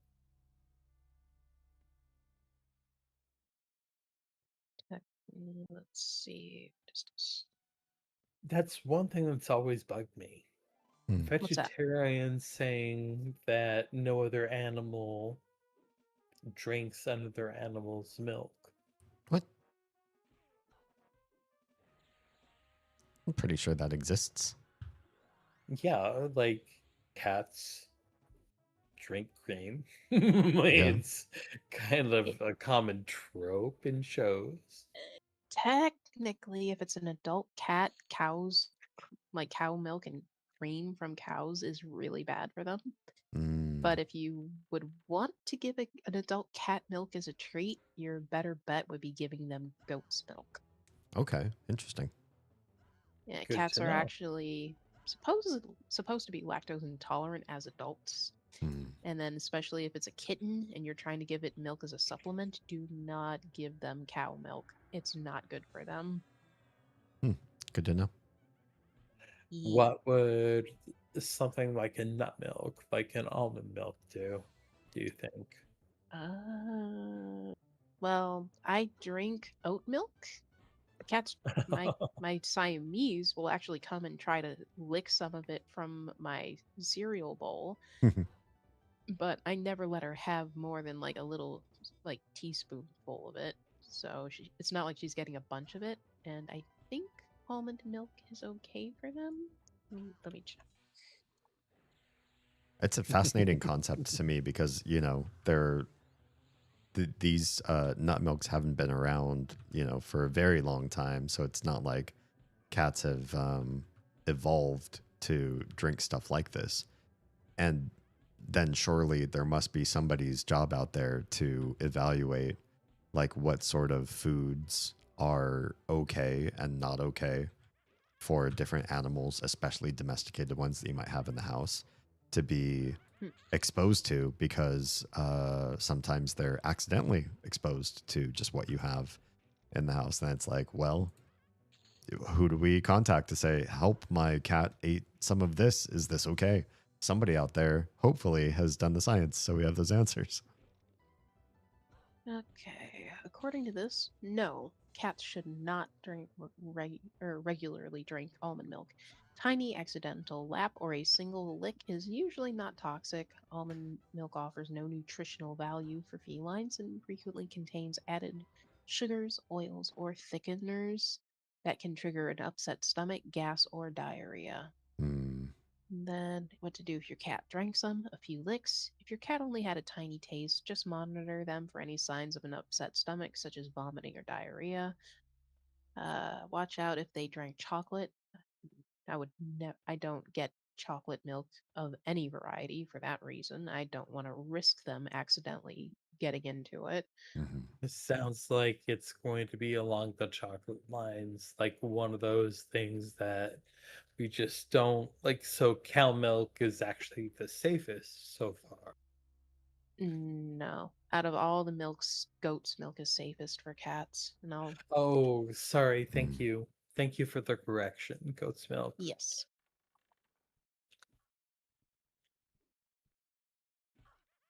So they do have like this specifically formulated for cats, like milk, like the little containers if you go to like the pet store.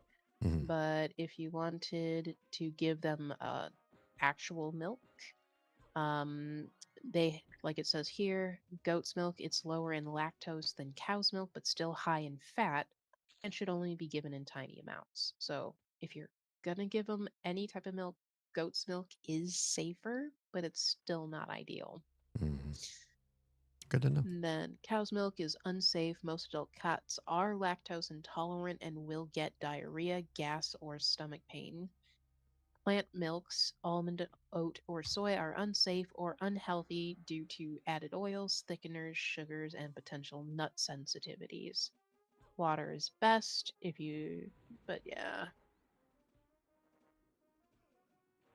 So they recommend the lactose-free cat milk, such as Cat Sip Real Milk Treat or Whiskas Cat Milk.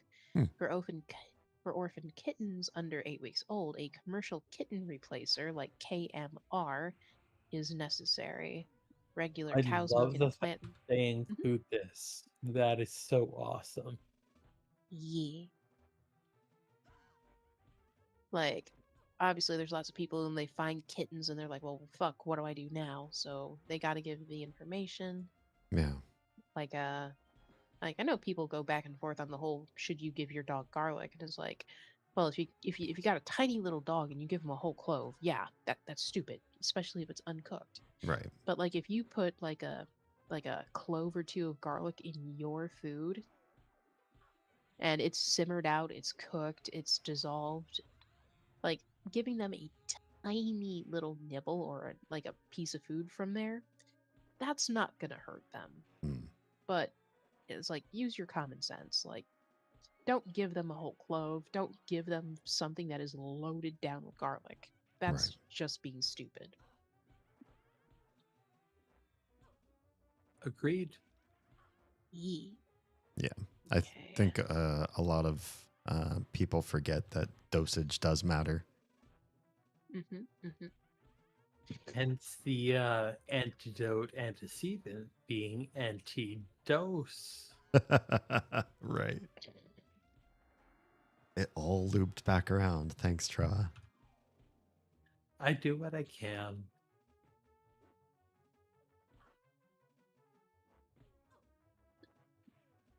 Oh, let's see. I just saw something really. Oh. The video's adorable, but the fucking caption they put on it. It's a video of a dog with its mouth kind of like looking like scared, like, oh no. And then it's looking behind it because there's a cow coming up close and sniffing it. But they captioned it every woman when Trump stands behind them. Oh, God. Okay. Oh. Oh. Okay, that is funny. But I'm not going to post that here. Like the room I'm Oh, in dear. is going to be my death. It's I very just touchy got humor, a let's just say that.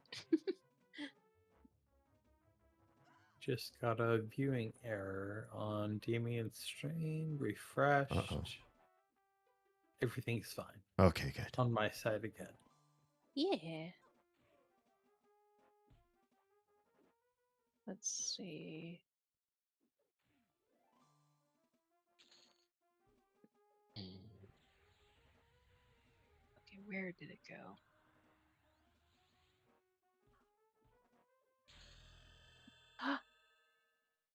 There's another level. What the fuck?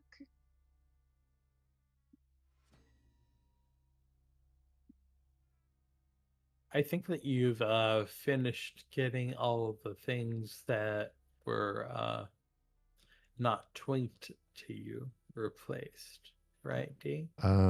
Maybe. I got a lot of things now. That's for sure. What the fuck is... I don't want to know. I can't process this right now. No, it's not a funny type of what the fuck is this thing. So, The apparently... main is me saying I'm not sure if I want to actually deal with it either. Yeah. Because if it's something that you're balking at, I'm probably made of softer material. Yeah. All I will say is apparently the daughter did something. So the father took her cell phone and pinned him pinned her to the ground in a very not okay way. She was on her stomach. I'll let you figure out the rest of that. Mm. And he was yelling at her, "You are going to get up and get in my truck and we're going to take a ride. Give me your phone password right now." Oh no. And he wasn't letting her up. And the way he was holding her down does not look good. Mm. Okay, okay, here, something good. Something good. Here, enjoy this. This is nothing to do with that. This is The funny. way people treat women is not okay, just as a general rule. Yeah. Oh, yeah. I'm tempted to agree with that. Like, I follow Tizzy. If you know, are you guys familiar with him? No. I'm sorry? Tizzy, or Tizzyent is his full name. Oh, so you said I follow Tizzy, not I volunteer. Yeah, As in volunteer. no. That's how I heard it the first time. This makes more So, sense. Thank you. yeah, no worries. But yeah, like people send him videos, or he finds videos of people doing just abhorrent shit. So he'll share it to his community and be like, "Hey, hey, community, people in this area, tell me who this is." Mm. And through the power of the internet, they track down these people doing abhorrent things and give the information to to the victim who had the issue with the person, or to the police so that they can get dealt with. Okay. Cool. So, like a recent example, there's this woman at a gas station, or I guess she was driving. The guy pulled up alongside her and was like yelling at her, and then even like slaps at her phone inside the car, yelling at her.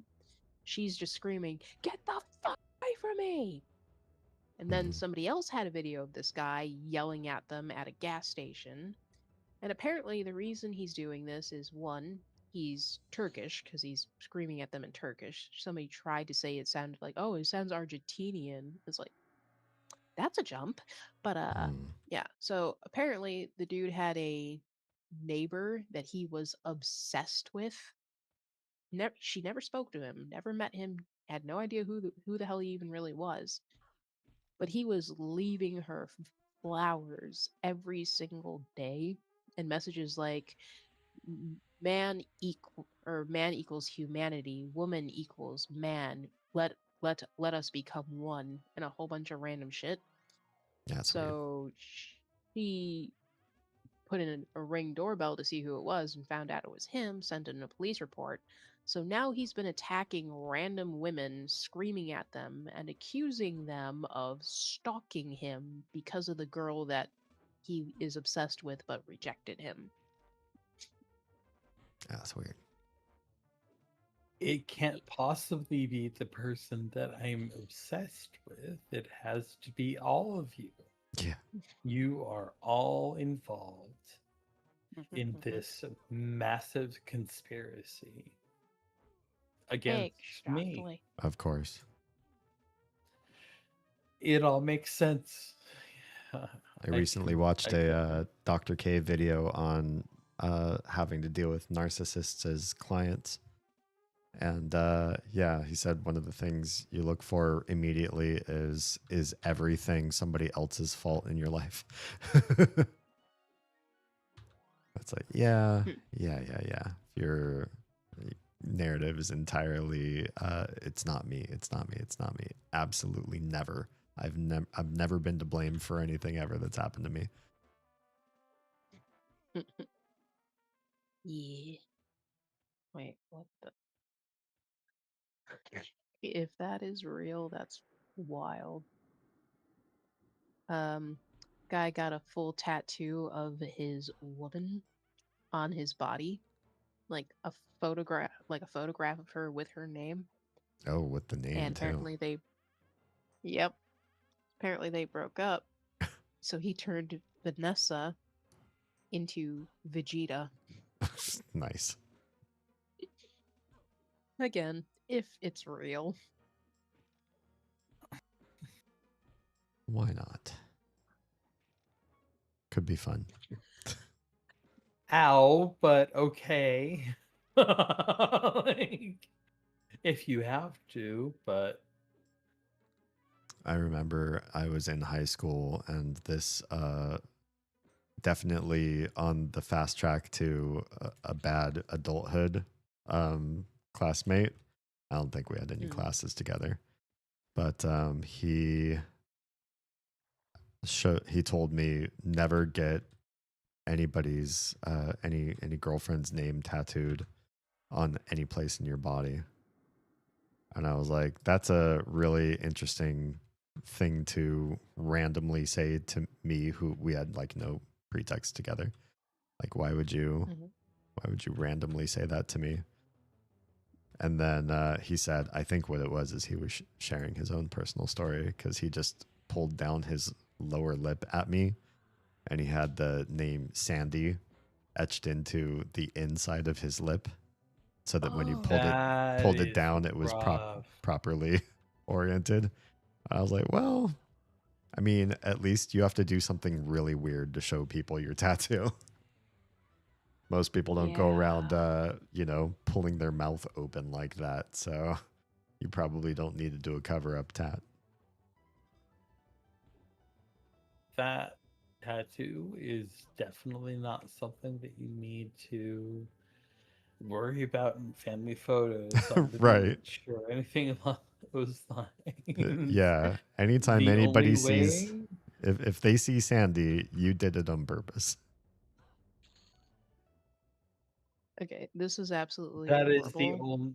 is the only way that I would actually say that a name tattooed on your body is acceptable.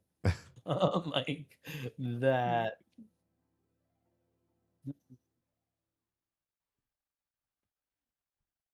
Yeah, this video is absolutely adorable.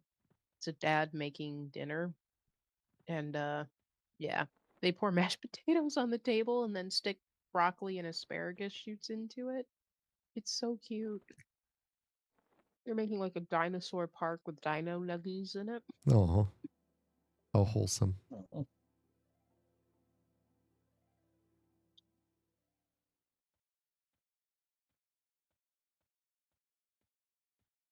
There's another key I need in here, but I'm also nervous about where I am. Everything's gotten a lot higher level.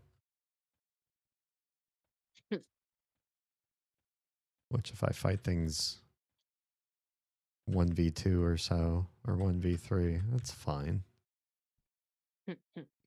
The character model is actually very similar to Mecha Chameleons.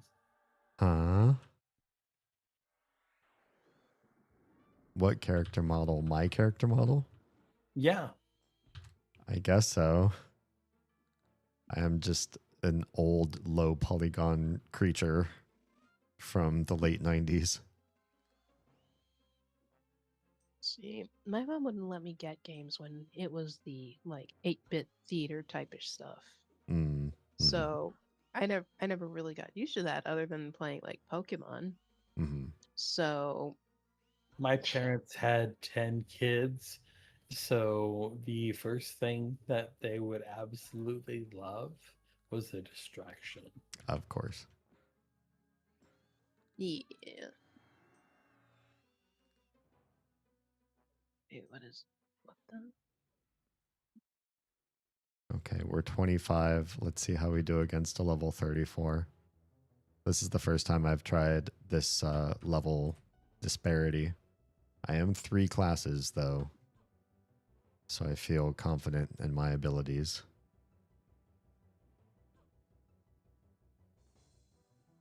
We're doing okay. We're surviving. I thought you were referring to the giant spider that you just killed. Oh no, the spider was just a little bit higher level than me. If the nameplate on the thing I'm fighting is white or yellow, it's right about where I feel comfortable fighting. If it's red, red means anywhere from a little bit too difficult for the normal game to will 2-shot me. Yeah. This one's level 34, so it is 9 levels above me. In the vanilla game, this would absolutely trounce me. But because I have so many class abilities all connected together, and a bunch of twink gear, if I can use that term. You can use that term. I give you official permission. Oh, thank you. Yeah, I feel like it's a lot better then.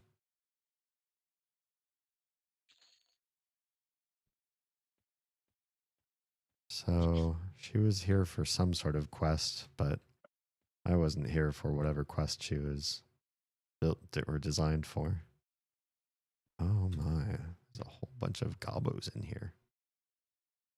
I don't think I really want or need to fight them.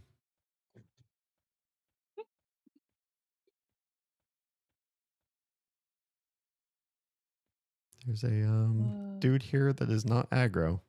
That's pretty weird.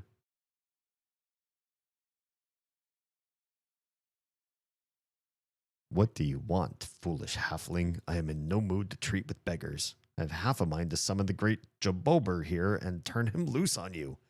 Well, don't keep me waiting. State your business or be off with you. Oh, he's for a quest, and I don't have whatever quest he's seeking me for.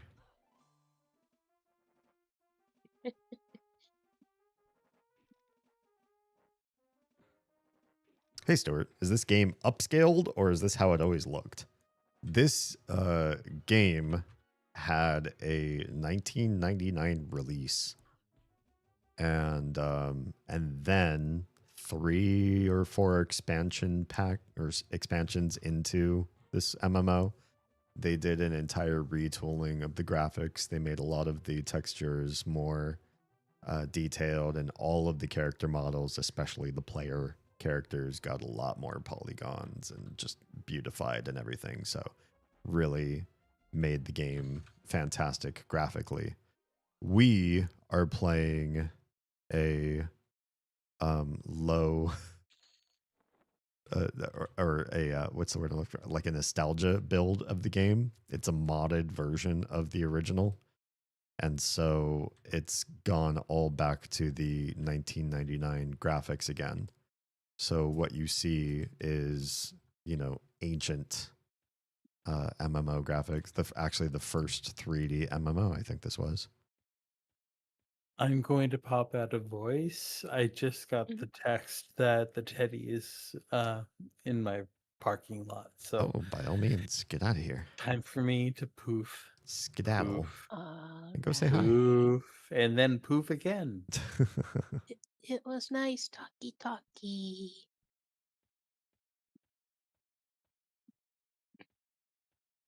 Okay, so that's all that. I think we have to leave this area. Oh, There's a key. hello. Oh, sorry. Would you? Oh, hello. The voice chat is open on your stream for once.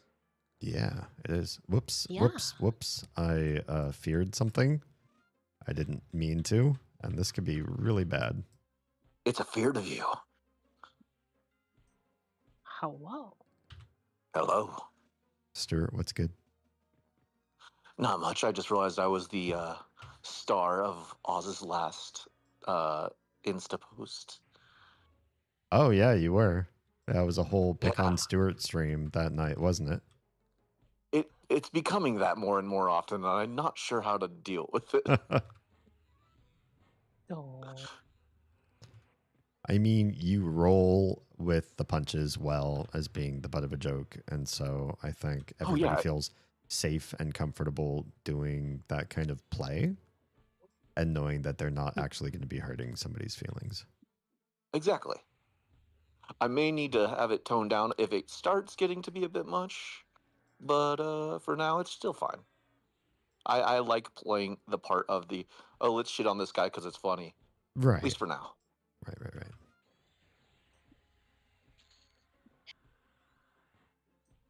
By the way, I haven't seen, this is Nikoni. Nikoni, who's kind of sick at the moment, but yes, it is me. I haven't heard from you for like a minute. It's been a hot minute.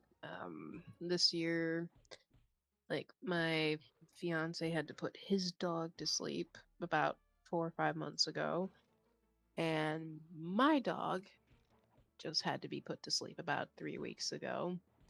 So I Do haven't. I was gonna say, I know your pain. Still Yeah. sad about mine, even though it's been years. Would you like a dark humor joke to fuck with people?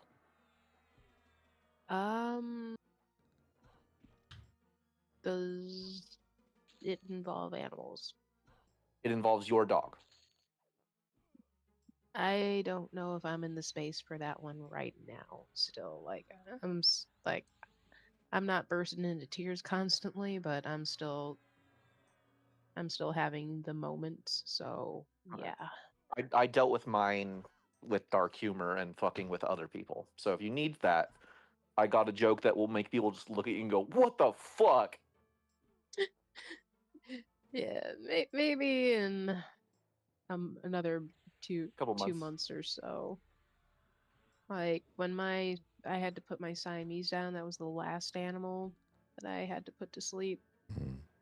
I was fucked up for 4 months afterwards. Like, just could not stop crying. Was constantly on and off. Like littlest thing or reminder would just I would be ugly sobbing all over again.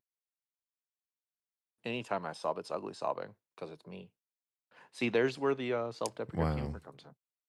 See, that's why people make fun of you. Yeah, Because it's just you kick it low-hanging off. fruit. Yeah. Yeah. Like I just like the other day switched my profile pic over to my puppy, so I can look at pictures of her now without completely breaking down and sobbing, but yeah. Yeah. So what prompted you to open up the voice channel?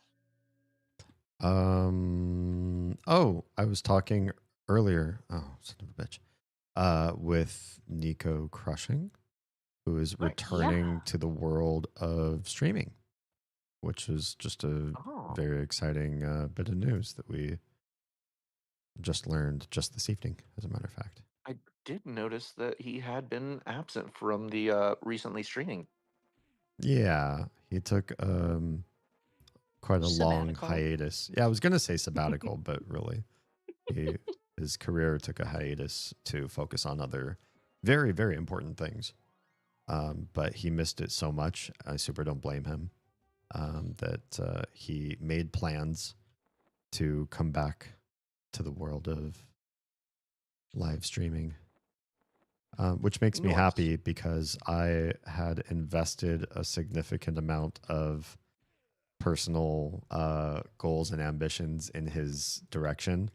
I started doing the editing and creation of shorts to publish to multiple platforms, like I'm doing right now with Oz and myself and the other thing we don't talk about on stream. I started doing that with just me and also Nico. And he didn't actually publish a lot of the stuff that I edited, because that was right about the time where things got really crazy for him and he really needed to focus on other stuff other than content creation. But my point being, like, I was already doing stuff for him in the back end, like, hey, let me do edits for you, you know, let's get more promotional stuff out for you, let's get your name out into other places besides just doing live streams, let's get recorded stuff. And we were even talking about some other deeper project spaces that we would both enter as well. And yeah, there's a lot of good stuff in the works, and then life sometimes gets in the way, you know. So Life finds a way. well, life wasn't finding a way; it was, you know, in the way. Don't stop me from quoting him. Life was beating on the square hole with the big triangle or rectangle. Where does if you've this one seen the go? video I've seen, that 100% works. That's right, the square hole. Teddy says hi and brought snacks. Oh, what kind of snacks? Yeah, once you tell us, you can go about your business. You don't have to hang out with us going forward. I just want to know what snacks we're Yeah. talking about here. Okay, you got the homemade salsa. I have homemade guacamole that I made with Calabrian chilies. So, Amazing. That sounds so good. I oh, it was very tasty. I want tacos. That's all. I want tacos. I want street tacos. Not Street like tacos. Oh, yeah. yeah. Not like Del Taco. No, I'm not gonna lie. As a Californian, apparently this is pseudo sacrilege, but I hate Del Taco. Honestly, no. I mean, a lot of the fast food places are just kind of like Tex-Mex stuff that's not doesn't taste It's very not authentic. actual Mexican. Yeah. Well, Like I prefer like Taco Bell over Del Taco. That's kind of sacrilegious. I've never had Del Taco, but I cannot imagine it being worse than Taco Bell. So what I eat at Taco Bell, I don't eat much. I eat their soft tacos and that's it. They're not great, but they hit a spot in my tummy that makes me go, okay. Yeah, it hits the spot in your tummy that turns into cannonballs in the toilet, right? Yeah. I'm actually one of the lucky people who have like not iron stomach, but I have got a pretty good like I don't shit myself when I eat hot stuff. Taco Bell doesn't make me have massive turds or diarrhea or tummy problems. Okay. Partially because of I don't add stuff to it. Mm-hmm. It's just meat, cheese, and lettuce and meat in quotes. Right. I mean, I'm still kind of pissed. Like I remember hearing that somebody had a lawsuit going in some other state because the Taco Bells there were not making their tacos look like the advertisements, i.e., like that little thin strip of meat, and then not putting anything really in the tacos. Mm. And they took them to court, and then they started actually making it the way they do. Like, there's so many fucking places that have advertisements for their foods looking one way, and then you get next to nothing when you actually order it. I will say another thing I found that's actually pretty good at Taco Bell, and it sounds crazy, but it's true, is their chicken nuggets. That's weird. They use like real chicken. There's like fried chicken balls. They like take a chunk of chicken breast, batter it, and like fry it or Mhm. bread it, and they put the taco seasoning on there, and it's like actual like white meat chicken. It seems. Mm. And I would say they're worth at least a try. It's one of those things where you look at it and you go, "This shouldn't be good," and it's way better than you would anticipate because they're like crispy and crunchy, and now I want that too. You're just making yourself hungry now. If I'm not even hungry though. If I ever ate Taco Bell, I don't do chicken. So ground beef would be the thing. Mm-hmm. The last time I ever had food from Taco Bell, it was the cheesy gordita crunch. I don't think that's there anymore. Hmm. Let's see. Oh, by the way, D, I don't know if you saw, I did leave something on Notion for you. I saw that there's something there. I just haven't had a chance to look at what it was. Just another one of those maybe thoughts. Okay. Thank you. Probably a no-go. Yeah. Well, according to their website, they still have it. It may have been something they brought back. I just know that they keep doing this thing called the decades menu. Where they take stuff that's like been gone for no reason, like, oh, we're bringing it back. Here's the 1990s stuff that's no longer served here, but we're going to bring it back just for this special occasion. Hmm. And you go, cool, that was gone for a reason, for the most part. Yeah. Sierra, hello and welcome. Hi, Sierra. How are you? Hello. Feel nervous about going. Okay, that's a dead end room anyway. That I think is a pitfall too. I don't trust this dungeon anymore. I'm not gonna lie. This game just makes me want to take it and modify it into like the first floor or so of Dungeon Crawler Carl because it would work really well. Maybe. Just something.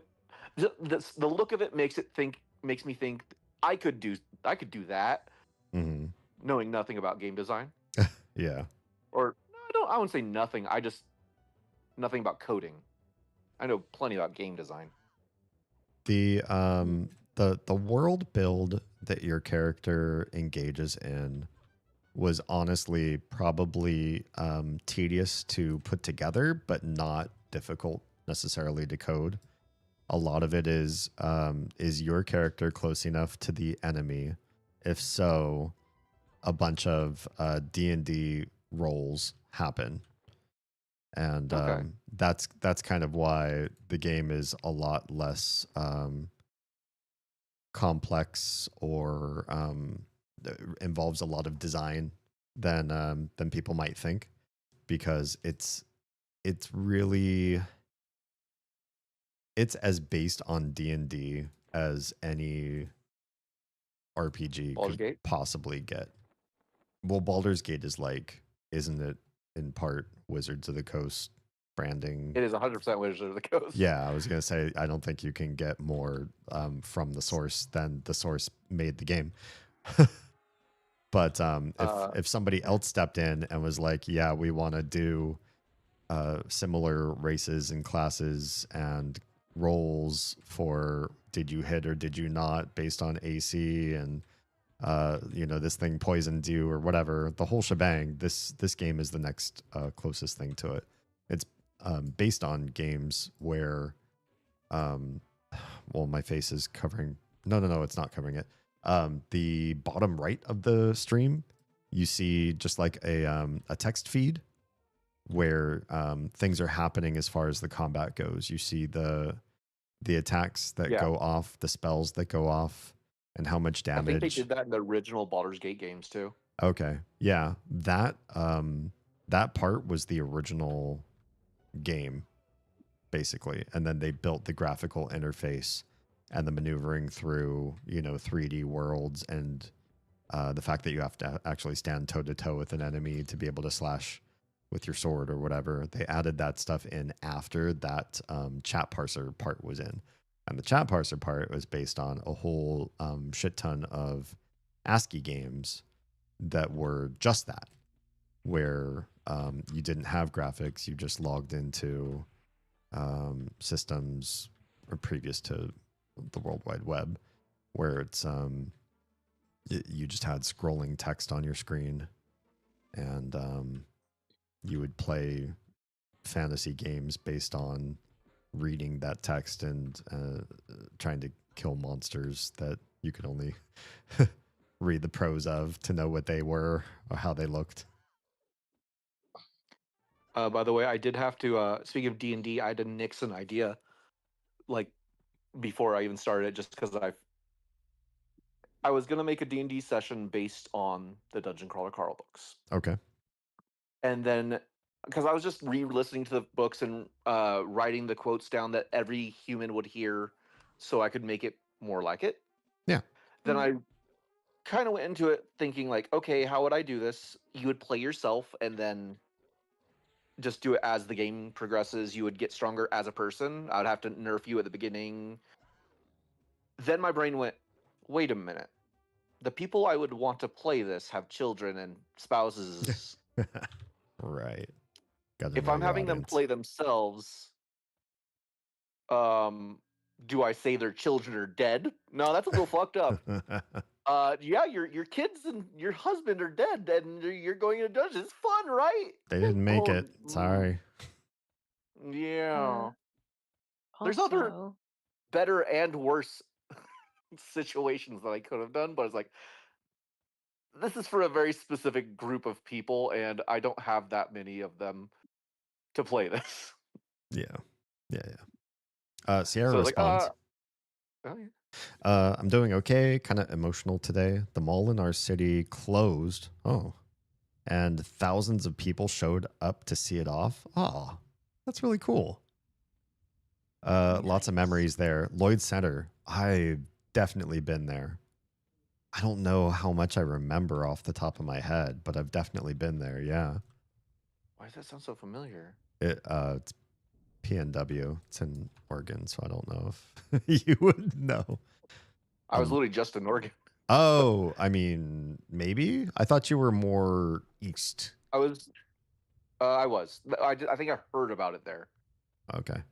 Interesting. Also, Sierra just hit. Wait. Oh, a 3 stream streak. Okay. Yeah.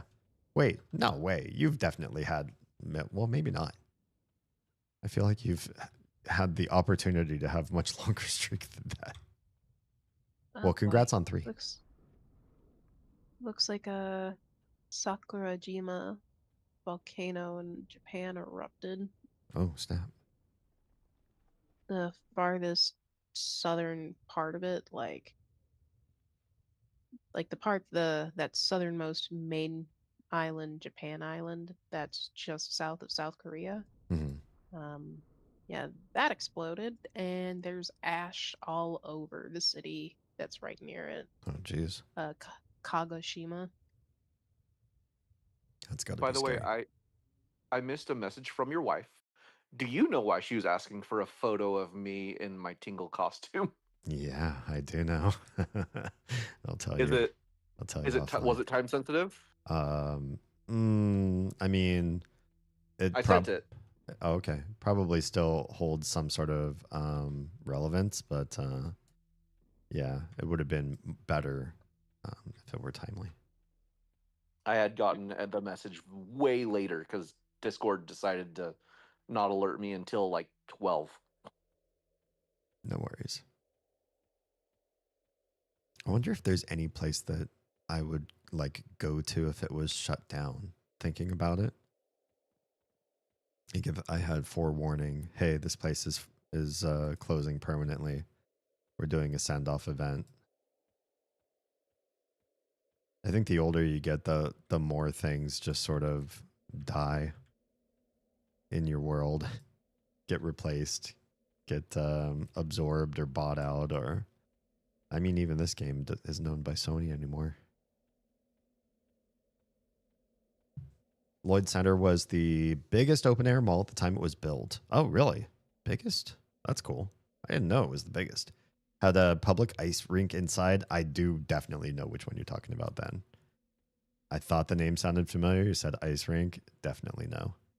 There's this couple that had skated there together every week for decades, fell in love on the ice in 1967. Aw. They cleared the rink for them to do one last skate. It's breaking my heart. That's really sweet.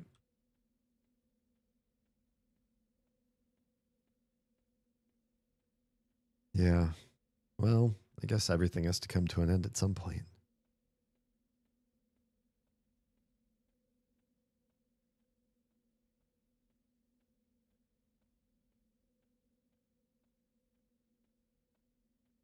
Maybe I'm happy that my favorite places that I remember from the PNW were mostly natural artifacts like hiking or certain beaches or whatever.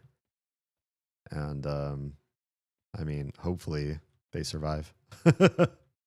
Oh, those guys are going to come right after me. Bye. Good thing I'm a bard.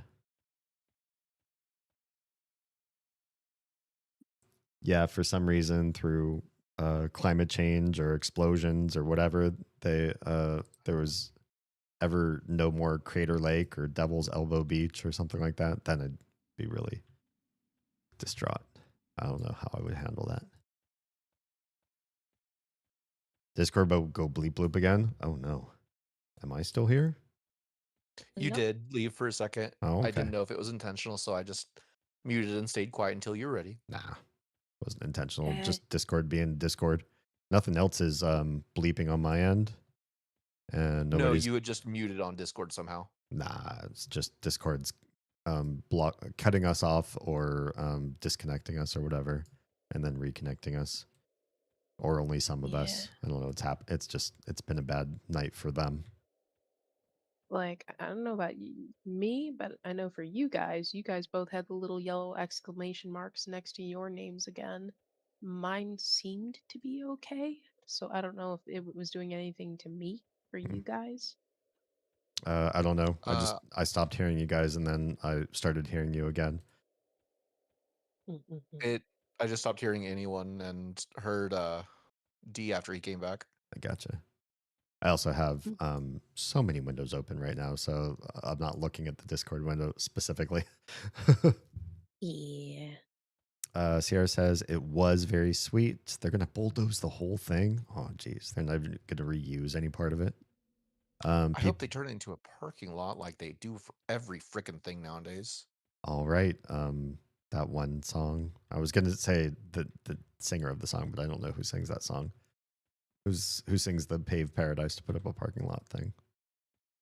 Whatever. It's Oh, is old that actually song. a song? Yeah. I didn't know that song. Okay, that's a real song. People were signing messages all over the walls and stealing the decorative plants. Yeah. I mean, if they're disposing of it, I don't do it. I don't blame them. Zynox says if a cockroach is an insect/animal, which is true, what is I don't know how to pronounce that. It's probably a fancy French cockroach, though, is my best guess. Cucaracha. Yeah. I would say, actually, the way you pronounce it sounds kind of German. Like, it looks kind of German. Yeah.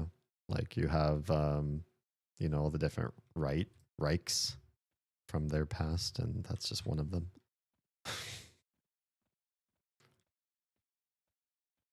Don't ask me about German history. I really don't know. I looked that up because I was curious what oh wait, I missed the U. Maybe that changes it. Let's see. I'm hoping this is just a pun. Oh, I don't know. I usually don't look up stuff like that because you never know what's going to end up being something absolutely awful. Should we try to fight a hill giant? Do it. Kill it. Just could be really bad juju to do on a live stream. Just punch it in the balls. Hang on, I gotta change songs here. I'm only level 25. Well, I searched it, at least when I forgot to put the U in, it just brought up regular cockroaches with the option to search for it without the U for another option, which brought up something completely random and interesting. Doesn't look like anything dangerous, so at least not dangerous for a stream. So if you'd like, I'll read what it brought up because Sure. it's kind of funny. So they put it as Cook Reich refers to Mike Reich, an Austrian-born restaurant cook and the central figure in the landmark 1915 U.S. Supreme Court case, Traus versus Reich. The court ruled that an Arizona law requiring businesses with more than 5 workers to hire at least 80% American citizens violated the 14th Amendment's Equal Protection Clause. So that's fun. Fancy. Yeah. A little bit of knowledge. Thanks for that. Yeah. You don't look it up because you don't trust me. That's a heartbreaker. Hate to tell you, this is the internet, my friend. I don't trust anyone. Okay. You trust me. I got one finger. Well, been in my life. You're not internet. You've crossed over We met through the internet. I've met almost everybody in my life through the internet now. Yeah. So I don't count that. But yeah, at some point some people cross over. Yeah. Man. I searched for it the actual way and it didn't bring anything up, so I don't know. Yeah. This guy was I'm receiving antiques in like a week. Ooh. You're receiving an antique? Wait, what? 2 of them. Oh, what are you gonna get? They are guns. Okay. Cool. One is so old it predates serial numbers for guns. Uh-huh. And the other one is so old they no longer that the company who makes it no longer make guns. Oh, jeez. It's those a sounds like Remington. collector's items. Remington. Yeah. Okay.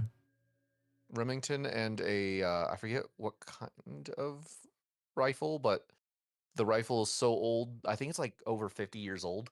Mm-hmm. And they are both in surprisingly good shape. Neat.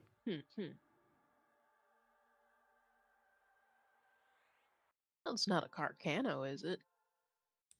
No, it's not a Winchester. It's a or it's another W gun.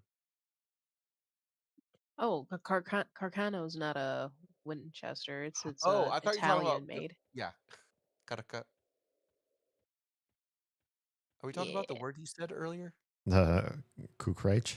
Kukuraichi. Have you ever fired one of those before? No, I'm talking about the Carcano. The Carcano. Italiano. See. Of course, of course. Wow, there are a As lot of someone people who in is not Italian, I find that offensive. I've been to Actually, Italy. I think I might have some Italian in me. Yeah, I think I might. I don't know for Does sure. your wife know? Oh yeah. Oh. She know might some have some Italian- things to say about you letting an Italian in you. I got permission. Yeah, I know for sure French, German, and Slovenian. Mm-hmm.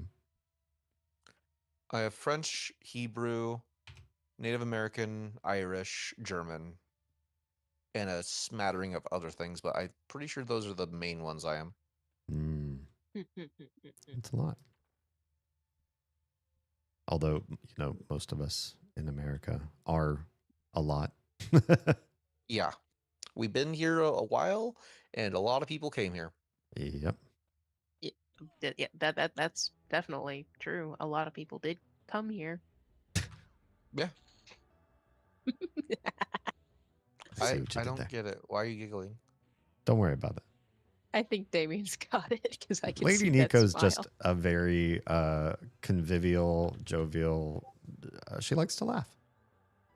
Yeah. That's it. Laughter Don't go. scares me. Don't run. Thank you. Oh, but what I was saying when you had left the chat is I'm going to be painting something I've never painted before. Oh.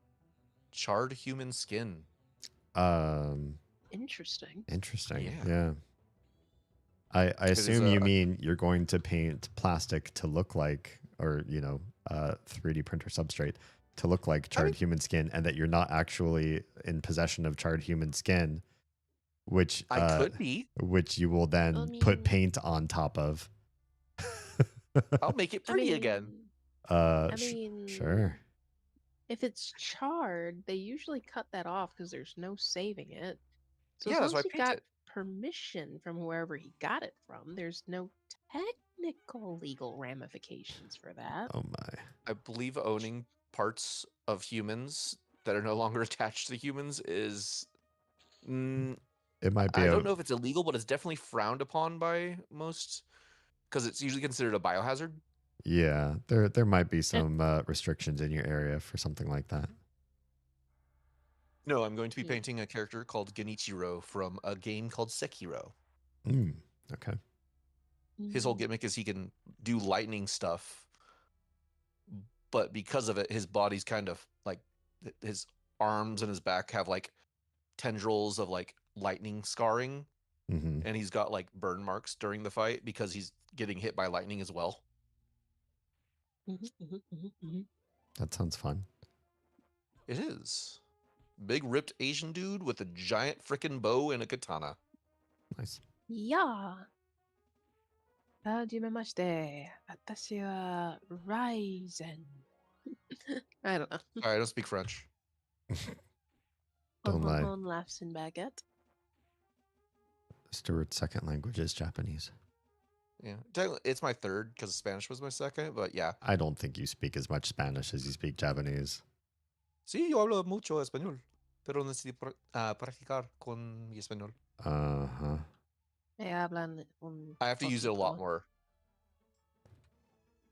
Yeah. I did blow some dude from England away because thank you for adding that second part of that verbal phrase. Man, English splitting verbal phrases is a whole vibe.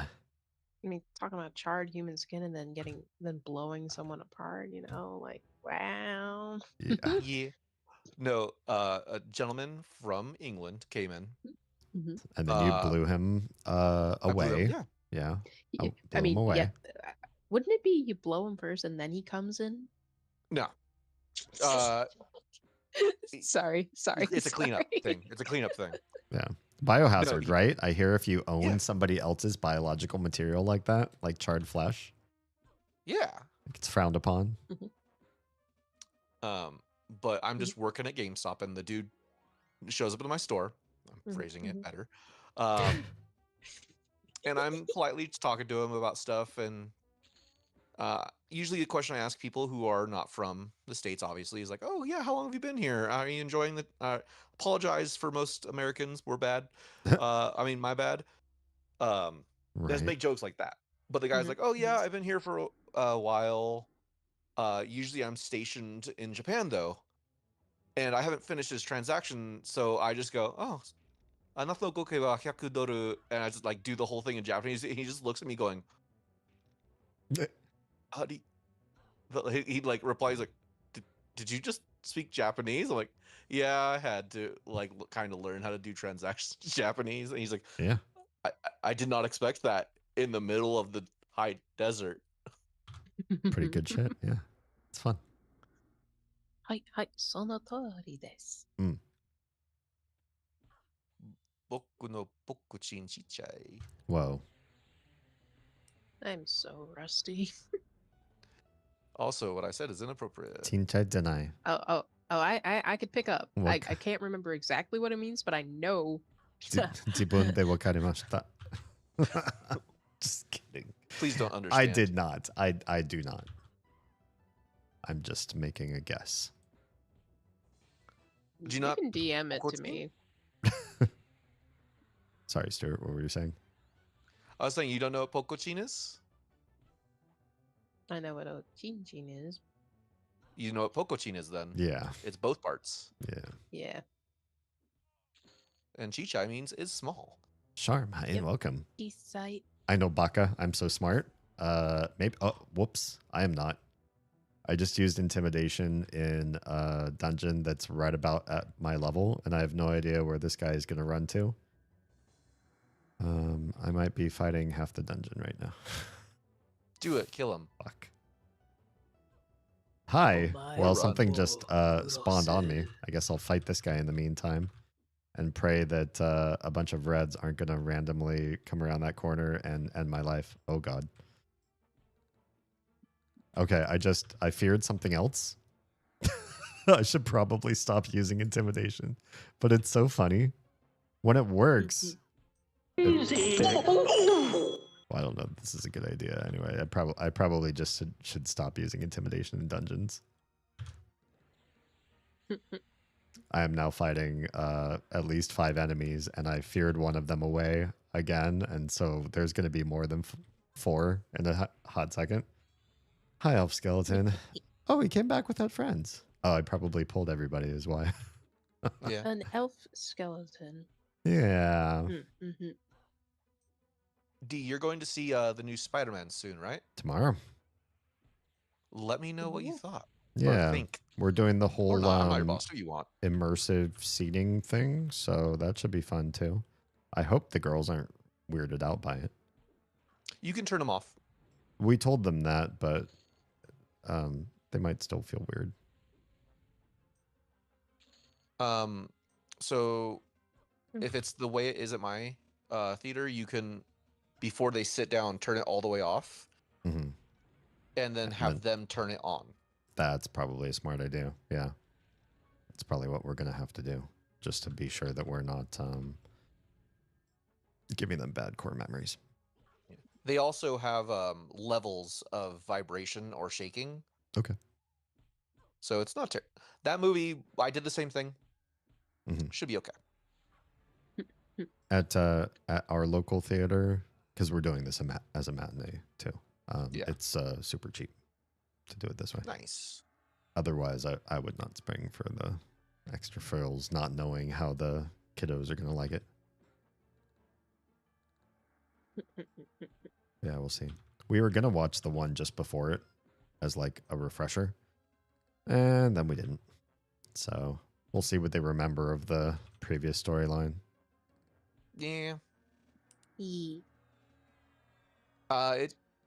Oh, God. Would have helped to Oh, watch the last one, but you're okay. we don't have to watch the last one?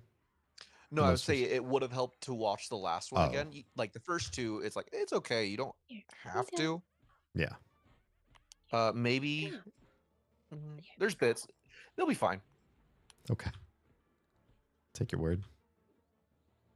A very small fur monster sends little blinks. Oh, I blink back. She licks her butt. Oh, Oz is there? No, I have 2 cats. I understood. I was just being funny. Yeah. I got it, but I figured I'd like I get you were making a joke, but I was actually giving explanation because I don't know if you know about me having cats or not. So, but yeah, I Yeah. have 2 little fur monsters. One is a very shy patat cat tabby. The other is a long lean baby Siamese lilac point. Aw. Welcome back, Sherm. And she is giving you hand lickies. Oh, that's better than butt licks. I More was just shown specific- something that made me excited. Oh. Kingdom Hearts, Oh, which is a okay. series that has Disney characters. You're really good at trolling this chat. Oh yeah, I'm great at it. Kingdom Hearts, which is part Disney, part Final Fantasy. For those of you who don't know, who are you? Why do you not know that? Haley. They finally acknowledged it at D23. Disney has been terrible when it comes to promoting that game or acknowledging its existence, and only recently had anything to do with it other than letting people use their characters. Like there was no merch, there was nothing. It was a license like and a Disneyland. wipe your hands. Even though it's hugely popular, and there's a sign for it at D23. Oh, neat. Ooh. First time since its creation in 2002, I think. That sounds about right. Somewhere in the early mid 2000s. I don't like to think about it.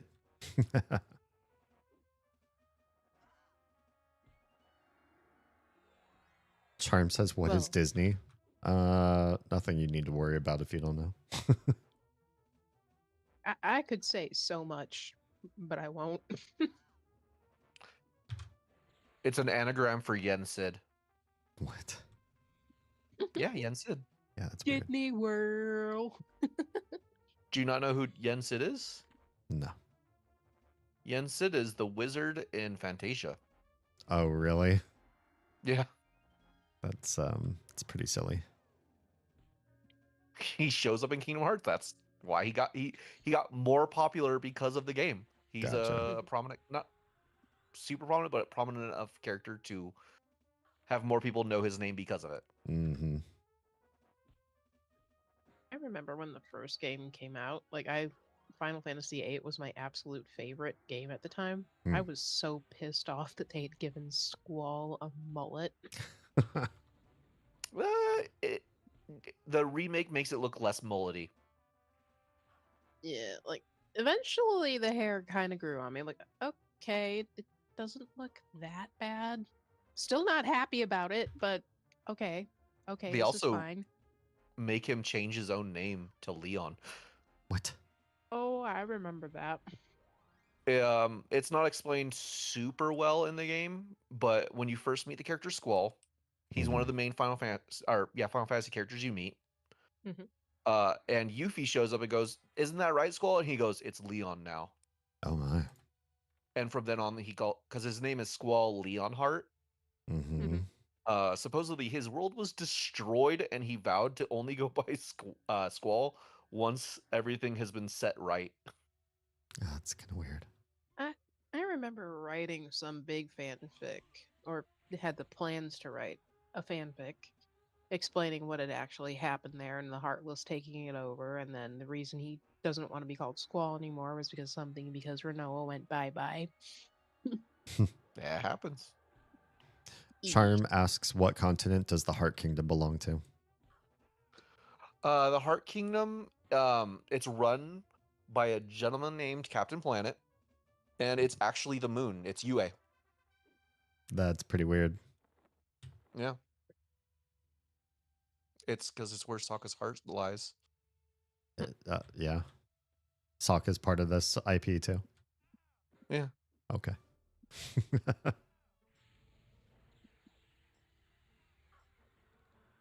Charm says, "Oh, so China. They always beat us to stuff." Which is really funny because in the Kingdom Hearts games, there's a giant freaking heart moon at one point. Oh my. Like, don't kill me. I played the first game. Tried to play the second game, but I think I was still in the military, so I've never finished the entire series. Like, I've only played really the first one. 2 is far superior to the second one. 3 is okay. Gameplay's fun, but the story kind of gets more convoluted than it needs to, as in like most JRPG Final Fantasy style games. That, and they had the issue Marvel kind of had where they had to include every single bit of media from that in the third game to like tie it all together, because there's been more side games than there have been main story games. Oh, Oh yeah. Which, don't get me wrong, most of them are really fun and like decent. Like there's none that are outright bad, except there's a mobile game that was only available in one place. I think Europe was only allowed to have it, but that was somehow added to the game as well as like lore that you kind of needed to know for a specific part, and you just kind of had to Google it and go, "Oh, okay." Jeez. Yeah. Mm-hmm. They were not, like I said, they were getting pushback from Disney, being like, "Oh, we don't want Final Fantasy characters as much in it. We want it to be a Disney game now." And they're like, "But it's okay. We'll just you're giving us money, so we'll just recreate the Frozen movie in this game." Wow. But then again, Pixar was all in. Kingdom Hearts 3 is a mishmash of, oh, we're just watching the movie with our characters in the background, versus this is an in-between thing that's canon to the story. I know Monsters, Inc. is a direct sequel to the movie. Toy Story has an in-between thing between movies, which is, I think they said it was supposed to be canon, and Big Hero 6, which all 3 of those are just original stories after the stories of their original movies. Charm says, I beat the first, got super excited for Chain of Memories, then lost interest in the series during Chain. Mostly prefer MMOs, though. I've never played any I of will the say Kingdom Chain Hearts. it was rough because it was a card battle game. Oh, yeah. They did what Nintendo does, even though it's not a Nintendo game, where they're like, let's try something new. It's like, but we liked what it was. Look, I'm not afraid of companies or games trying new things. Like, so many people getting so pissed about Final Fantasy 16.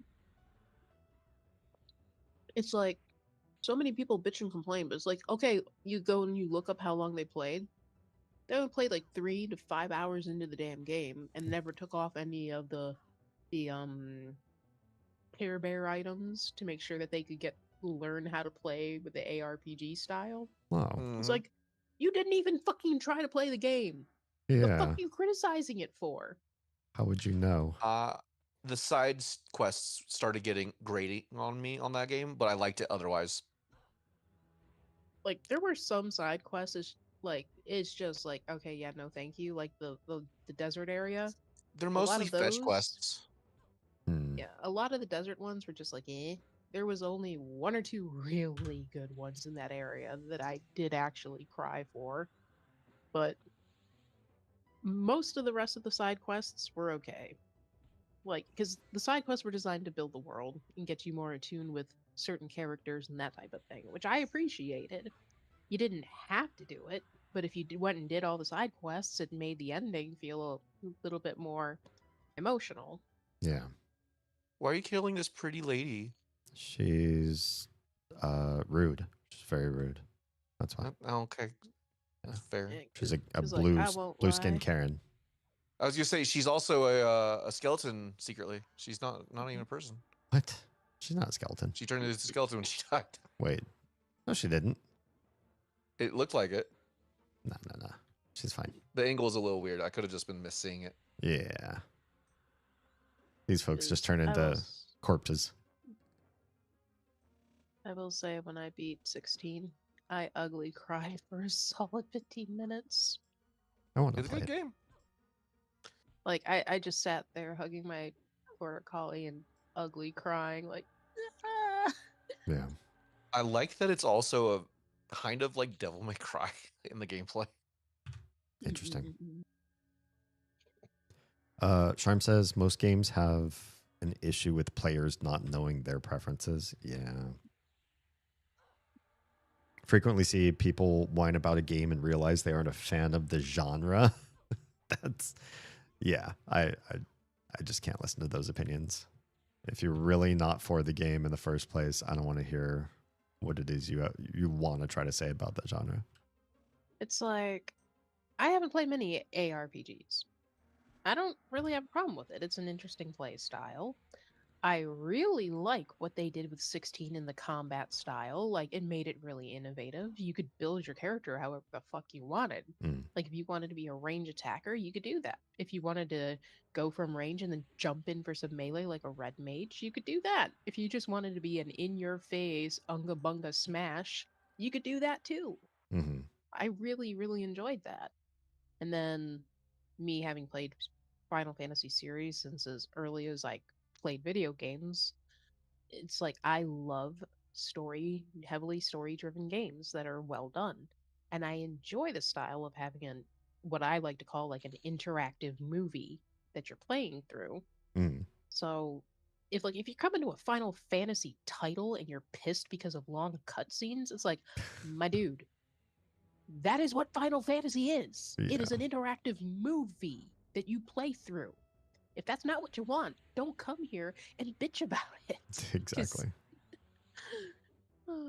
They're the same people who complain about Metal Gear in the same fashion. It's like, cool. The dude's known for just, here's an epic story that you're kind of part of. Right. Yeah. It's like the people who get into playing one of Hideo Kojima's games and are like, what the fuck is this shit? It's like, my bro, if you don't know who Kojima is, then... It's too cinematic for me. Okay, don't play his games. He's like, what's with all these weird messages in the goofy way, blah, blah, blah, blah. It's like, my dude, do some research about Kojima before you play his games. Do some research. I feel weird about the sexuality in this game. Oh, playing a Kojima game. I realized I appreciate something about sequels in certain games. I was thinking about, because Kingdom Hearts brought it up, but I also was like, oh, it also happens in this. When a character actually ages and matures throughout a series. It happens in Alan Wake. Alan is clearly older in the game. And they don't just pretend that he was frozen in time. It's like they allow characters to age. Yeah. Is always interesting when it happens. You know, everyone for 14 is like, are the twins going to get older? Are the twins going to get older?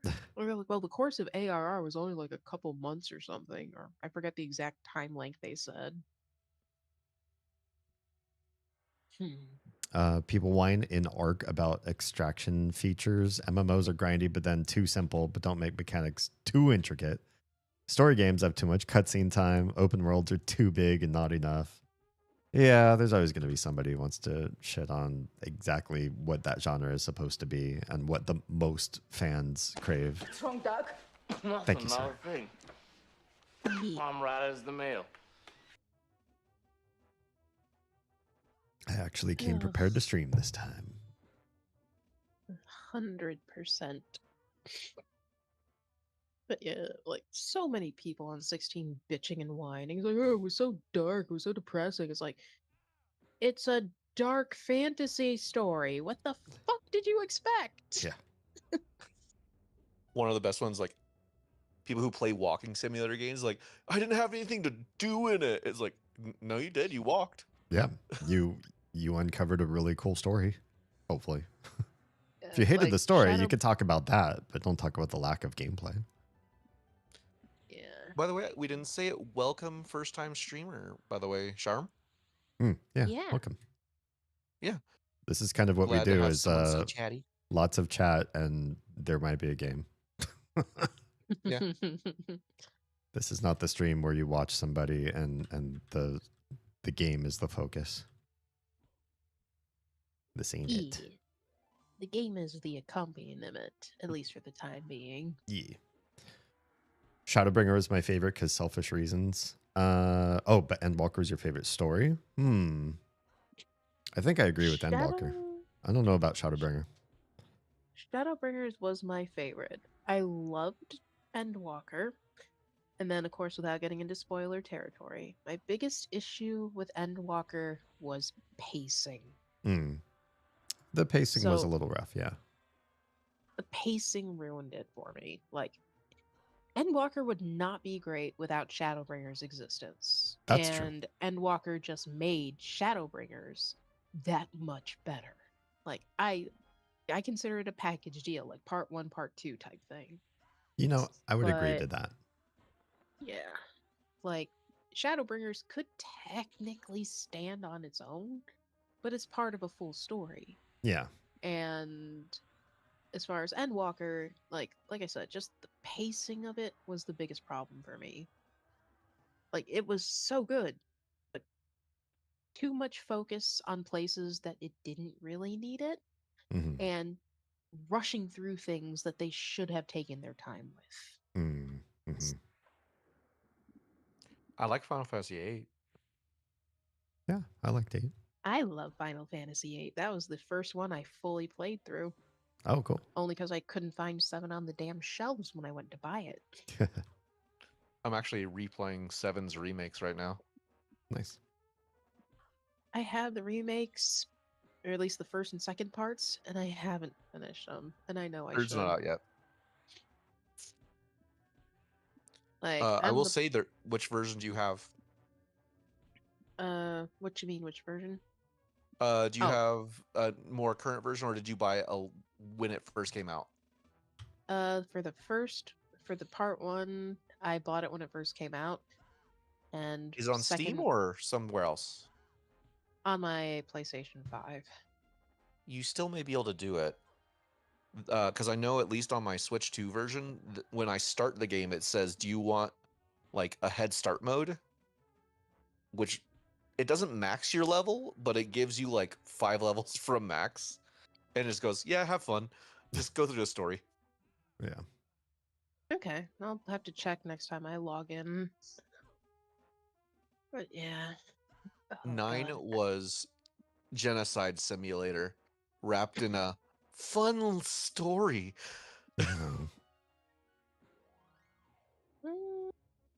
Sharm says, I haven't watched the screen since you feared that skeleton. Good, you're watching the stream correctly then.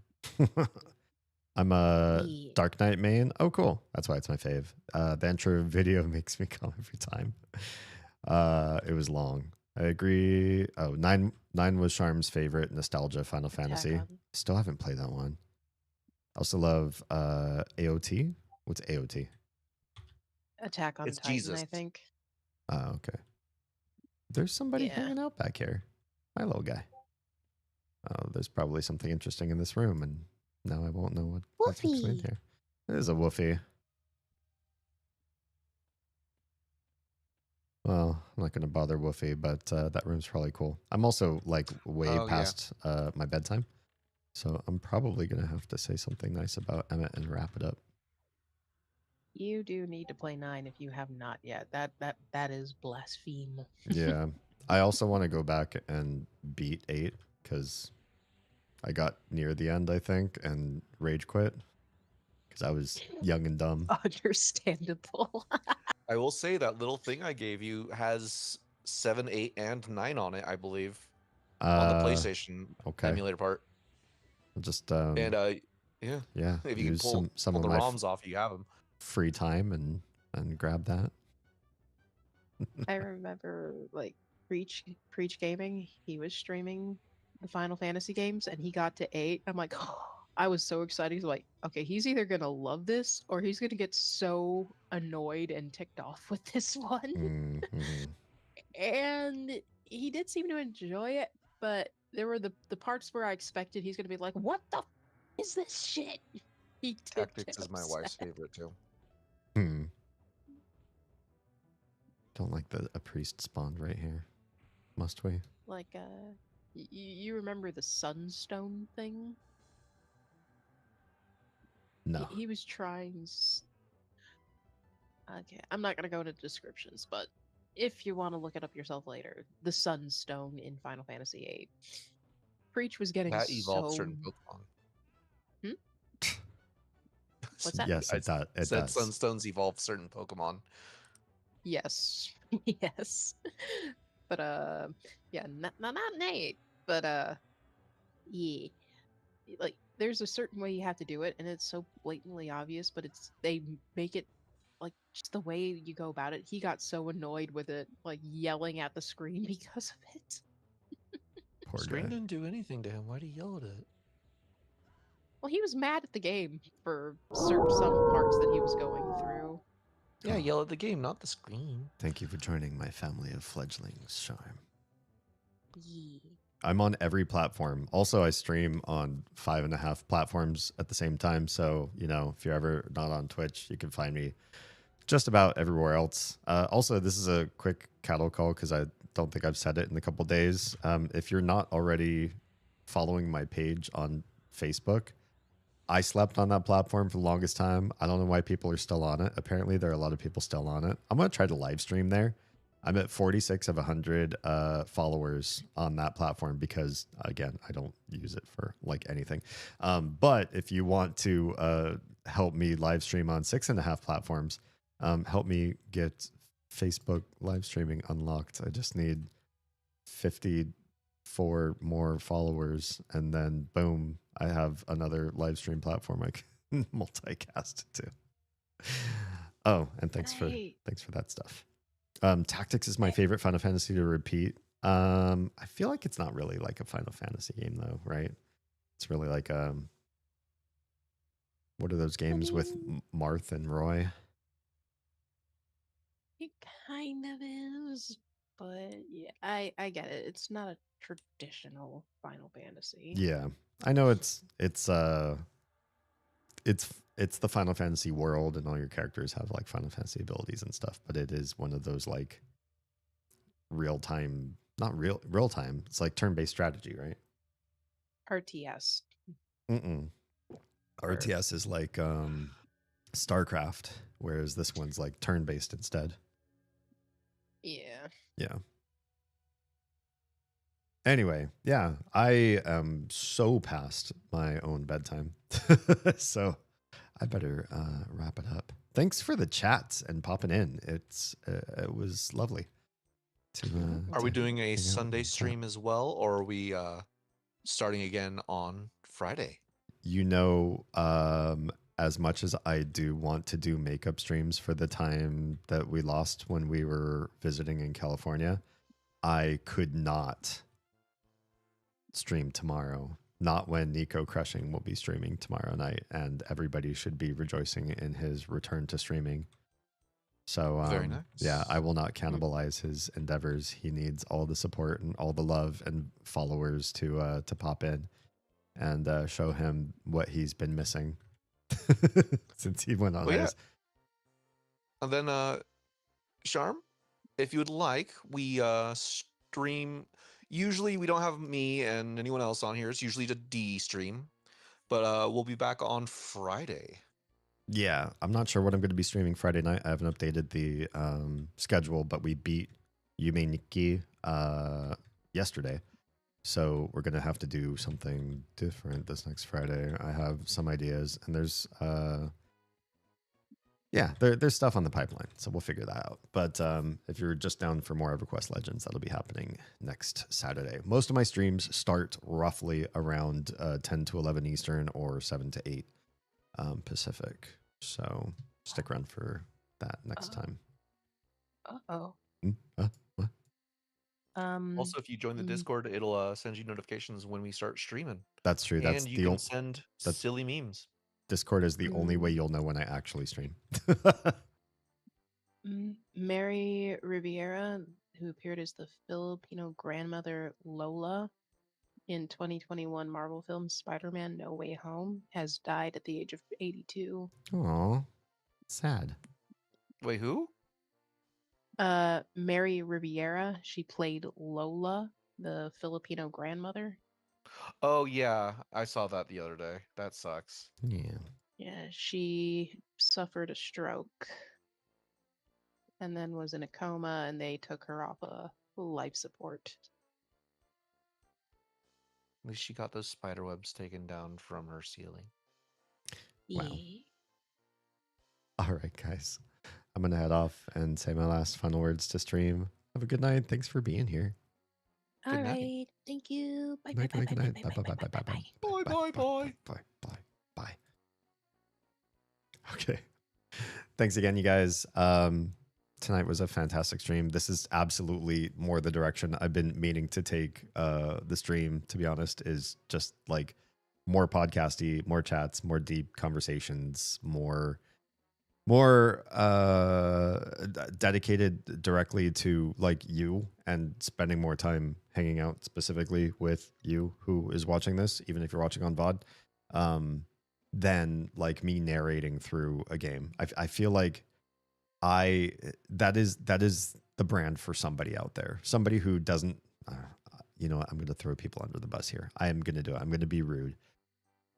Narrating through a game, reading somebody else's creative works, playing a story heavy game, that is for somebody that doesn't have the personality enough to fill in the gaps, or who is doubting themselves so much that they cannot put themselves at the forefront of their own show and be the reason why people come to watch. And I enjoy story games, but I think it's a fallacy for me to stream story heavy games and put myself away so that you can focus on somebody else's creative works, i.e. whoever designed the game, the game endeavors.